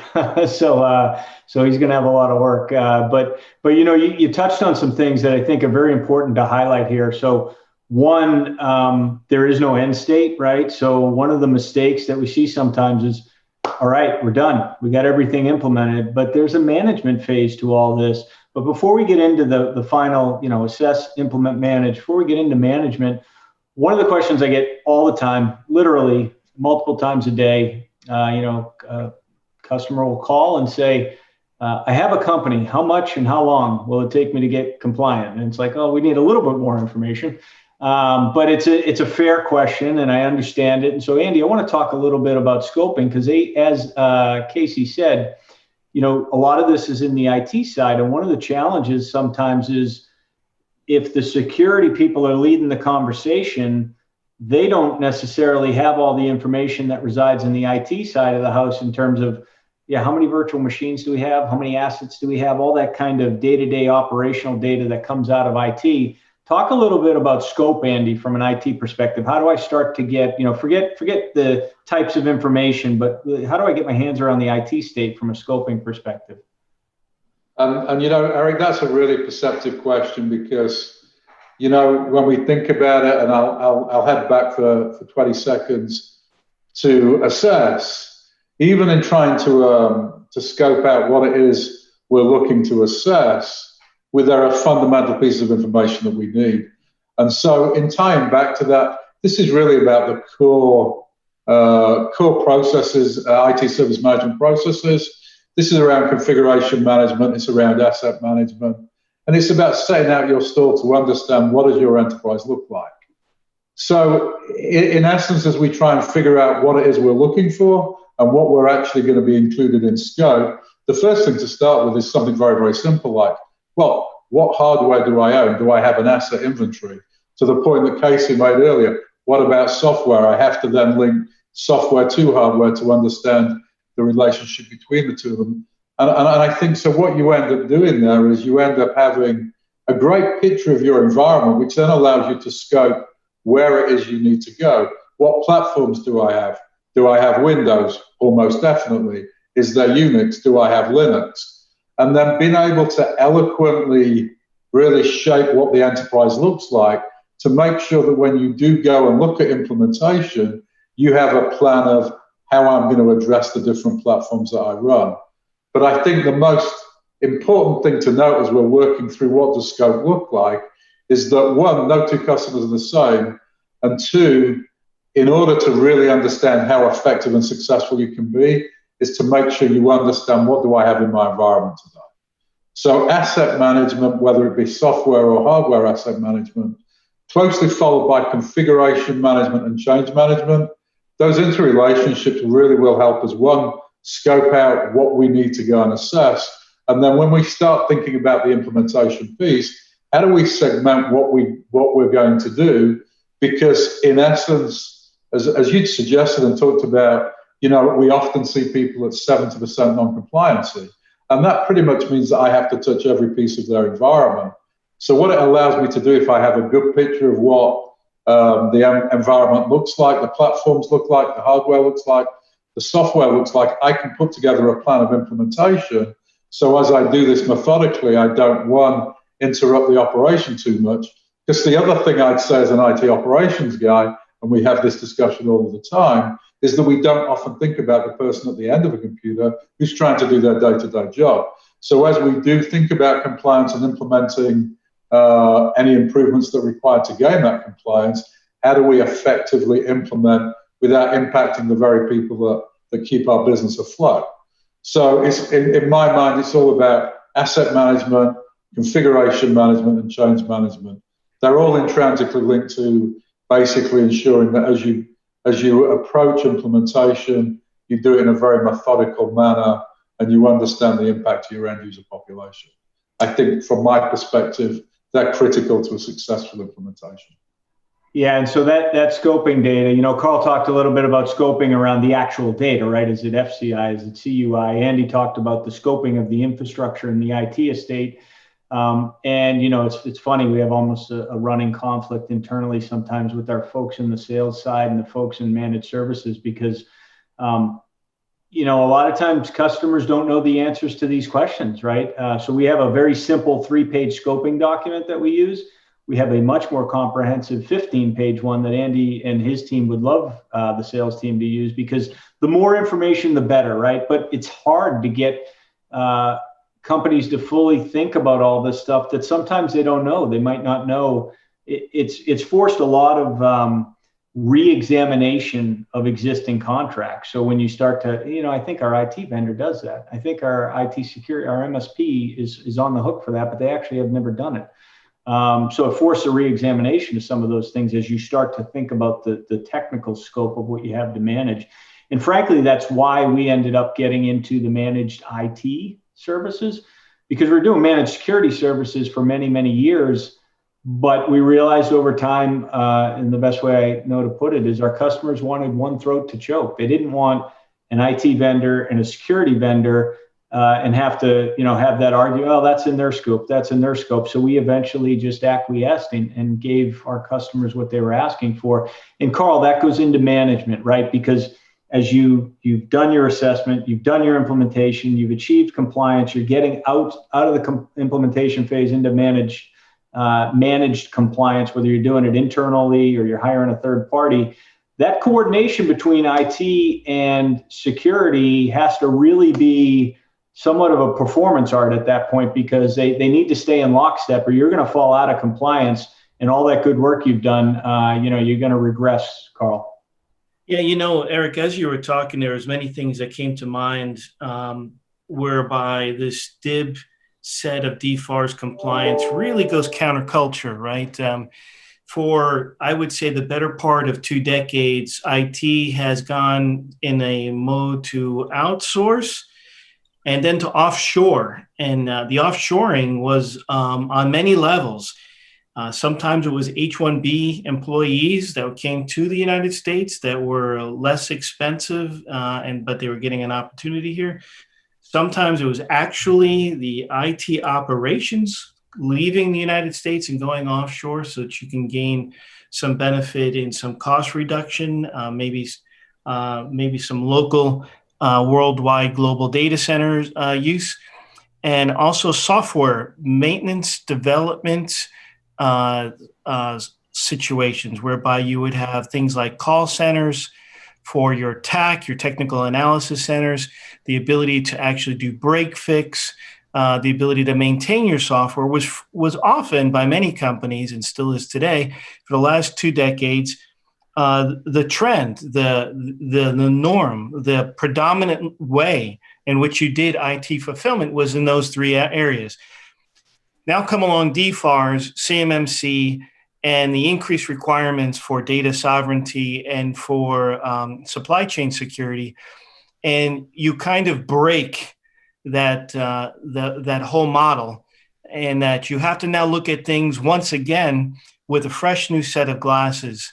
That you have to look at things for the DIB, for this customer, the U.S.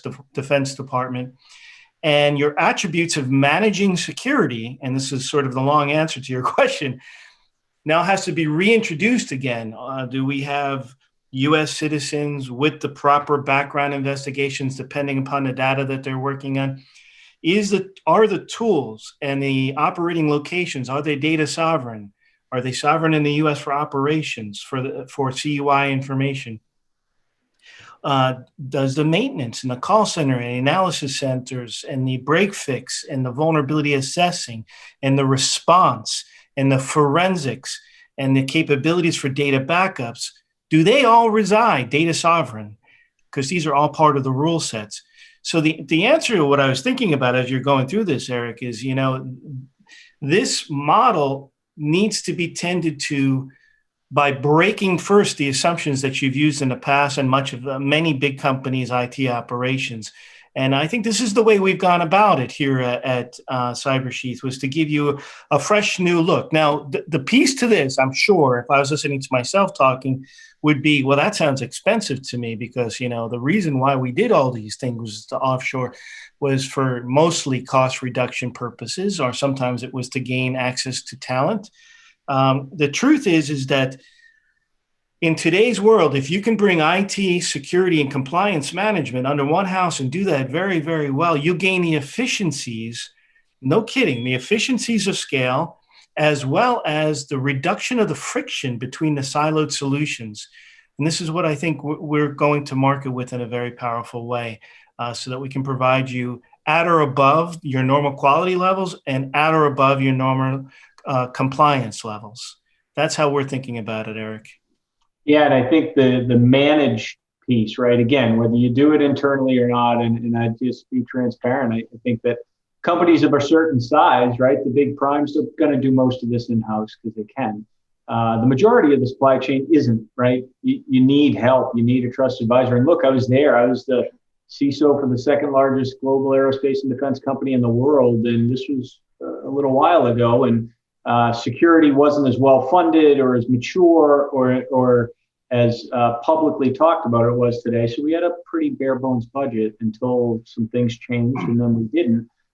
So I understand what that looks like, but I also understand from the last decade of what the rest of the supply chain looks like, who isn't as well funded and frankly needs help and needs third parties who can bring together the IT, the security, and the policy expertise.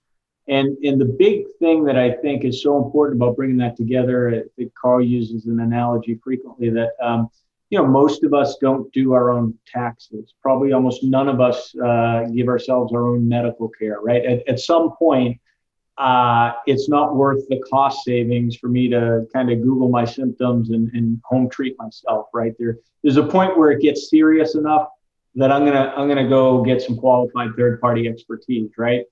And I think that's where we are within the Department of Defense with CMMC, because we're at the point where you can't do business with the Department of Defense if you don't meet these compliance requirements. So it's at the point where, okay, I'm beyond Googling kind of how to implement some of these controls. I need someone to own this and to manage this for me. So on the management side, I'll go to Casey and then Andy. Again, I've got the security and the IT functions, sometimes separate, sometimes together, but distinct. They do different things. On the management side, Casey, we'll start with you. How describe what good looks like in terms of security being aligned with IT and working kind of hand in glove to meet these compliance requirements? Yeah, thanks, Eric. So I would say good looks like active management of your security program.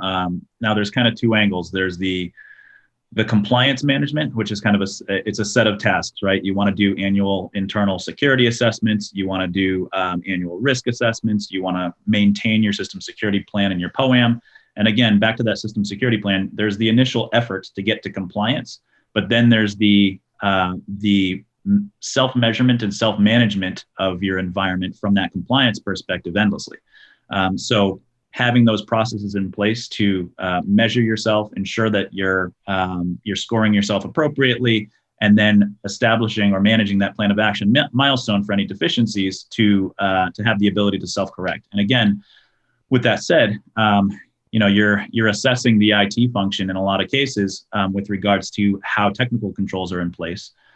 So having that strong coupling of the IT and security function is critical to making that happen.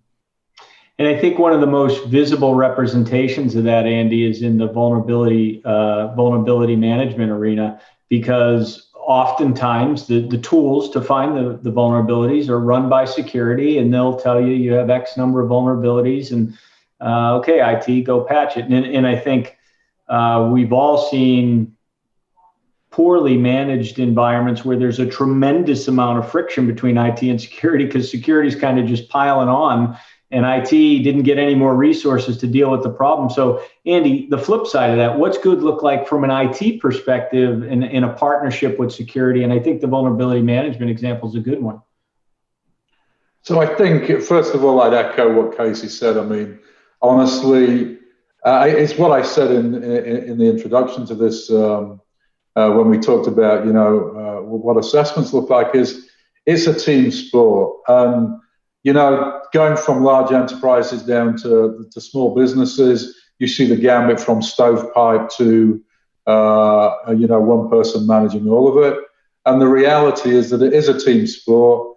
And I think what good looks like is where I see IT security and IT operations working together to solve a problem. All too often what we see, and this is especially true in the larger enterprises, is almost IT security being a policing function, saying you must ask Mother May I, and IT operations been the hands and legs doing. And so I would say that what good looks like is when IT security are working hand in glove with IT operations to address the vulnerabilities. And I'll give one example here. I know several of us have used examples throughout the discussion. Working at a very large global manufacturer in the defense sector, I witnessed for about 12 to 18 months a new security plan being implemented across the company, and IT security implementing new tools like more advanced endpoint protection, more advanced patching tools, and in general, just more monitoring of the environment, from vulnerability to continuous infrastructure monitoring. And over time, what I've seen is IT security on a monthly basis reporting the number of growing vulnerabilities that the environment exists, and actually no communication at all between IT operations and security until a year later, when a new CIO came on board who had responsibility for both. And what was found was that there was about 17 million vulnerabilities in the environment because IT security had been monitoring the environment, assuming IT operations were doing their stuff. Nobody was actually looking at the data. So good to me looks like very, very clearly the hand-in-glove approach that Casey talked about. And from a compelling piece, Eric, I think the other thing I'd say is the best products we deliver as a service company are those that our customers ask us to deliver. And I'll go back to a point that you made, which I think is the secret sauce moving forward, which is, we've been driven by our customers to be that single throat to choke. And the ability to have the assessment, the implement, and the manage done by a single third party is very compelling. And to catch on a point that Carl talked about, actually, it isn't more expensive, even if you think about potentially things being offshored and with different providers, because typically when you have multiple internal and external providers, that drives a higher cost of integration anyway. So, replaying back your own points, Eric, I think good looks like hand in glove, and the best product we can offer, and I think our compelling difference, is to be able to offer that through a single source. Yeah, I think having that site picture that kind of comes together of IT security and the policy stuff, and being able to manage it over the long term. Because Carl, as many of us, actually, I think everybody probably on this particular panel has been through the registered provider training, the RP training from the CMMCAB. It's a 3-year accreditation cycle, and it'd be like saying, well, I'm going to smoke, I'm going to drink, I'm not going to exercise, and I'm going to sit on the couch until my physical next year. And right before the physical, I'm going to get back in shape so that I pass. I mean, that'd be the equivalent of just kind of walking away from the assessment and implementation work and not doing the management. So it's important that you stay up with this stuff, Carl, on the management side. If for no other reason, then you've got another test coming up in 3 years, and it directly impacts your business if you haven't been on top of the manage piece. Yeah, I think that's a heart attack waiting to happen, that strategy, right? I just couldn't imagine just getting it and doing a fitness test out of the blue. We all know that that's a super dangerous methodology, Eric. The other piece to it, I think there's a couple of pieces that people are not, it's not altogether obvious to in this deployment of the DIB security model. First of all, if you have some sort of massive breach, or you're involved in some sort of breach supply chain challenge, i.e. that maybe your prime was breached that could have affected you, or maybe your subs were breached, and so forth, And what's the likelihood of that over a 3-year period of time? I would argue probably at least medium, maybe high. And this may have you to have to revisit your whole security plan anyway. That's both a requirement and a consideration. And the other piece of it is, as I kind of alluded to, is that your third-party providers in this whole process become both a key element to your delivery, but also a liability. Let's be frank. All right, the more complexity you have in your third-party providing infrastructure, which they all have to be CMMC certified if you're under a CMMC contract, and if they're handling CUI, they also have to be NIST 800 certified, as we all know. So this is, I think, a missing element that we see in many of our customers, is that this aha moment that their IT provider also has to be NIST 800 certified. That's the requirement. By the way, the DFARS law requires you to have a language specific in your outsourcing contracts for DIB customers to be actually integrated into those contracts for DFARS. And we know that many customers don't have them. So I guess what I'm trying to say in that answer to your question, Eric, is that you can't just wake up overnight and run that marathon and do that fitness test. It's an ongoing process of monitoring, managing, maintaining. And like we saw this year, the level of change in the amount of the compliance infrastructure has been enormous in and of itself. This idea that you set and you forget has to be removed. And going forward, it has to be put in place that it's a continuous process. Yeah, I think that's a great point. I'm glad you said that, because I wanted to make sure we covered that, right? So even if you've got the IT and the security piece in-house and you're kind of blessed with those resources, the policy piece, right? I mean, you look at all the change in the last just over 18 months. We had the introduction of CMMC. We had a revision of CMMC. We had the DFARS interim rule come out. We had the SPRS upload your assessment requirement. We have, within the interim rule, we have 2 other DFARS requirements. I mean, just staying on top of the policy stuff can be a full-time job, and then translating it into actual actionable tasks for the IT and the security team, and coordinating that orchestra is in and of itself a full-time job. Eric, I really think this is turning into something like the IRS. We've gotten used to the idea that the tax codes can change, and often do every single year, sometimes multiple times in a year, and that there are consequences to filing and so forth. We all know that. This DFARS acquisition cybersecurity world feels to me like it's going to be in a continuous state of upgrade and change. And this is a very important point in picking out your partners as you go forward, is that the partners stay on top of these changes for you. Yeah, you really have to demand it.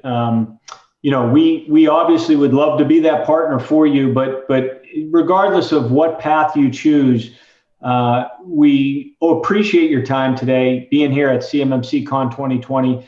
I hope this panel, being our last panel of the day, was kind of the capstone for those of you who attended. We had a huge turnout for this conference, so I hope that those of you who were struggling came to the other end of this panel and said, I have some answers now. If you want to reach out to us and get some more specific answers to your situation, obviously we love having those conversations, but I want to thank everyone for their time today. It's been well spent from our perspective. So thank you so much. I appreciate it. Carl, Andy, Casey, thank you guys very much. Don't forget your book. That's right. Pick up your copy of our book. Thanks, everyone. Bye-bye now. Wow, what a great session to close CMMC Con 2020. Thank you to all participants, and to those of you watching, I hope you have a wonderful day. With that, I want to send it over to Cybersheath CEO Eric Noonan for closing remarks. Eric?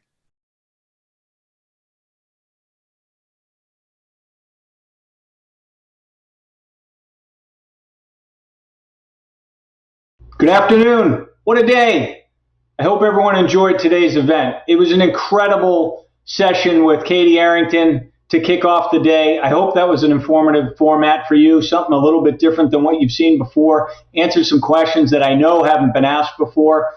Boy, Rob Spalding, I think General Spalding, what he shared with us today, if you didn't understand the national security implications of this before, I hope you do now. And then, of course, the panel where we heard from Elbit Systems of America CEO Renan Horowitz and others around how everybody with all these different perspectives is looking at the problem of CMMC compliance. I think that really helped inform some perspectives. And then hopefully you got to the panel at the end of the day where we talked about the how of CMMC compliance. If we did our job today at CyberSheath, you left here with some actionable ways to further yourself along in the compliance journey.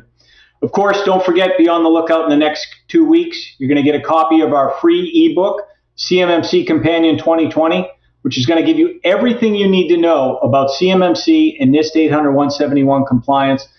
So again, thank you for taking time out of your schedule today. I hope we hit the mark. If you have any more questions, please reach out to us at cybersheath.com and have a great rest of the day. Thanks again.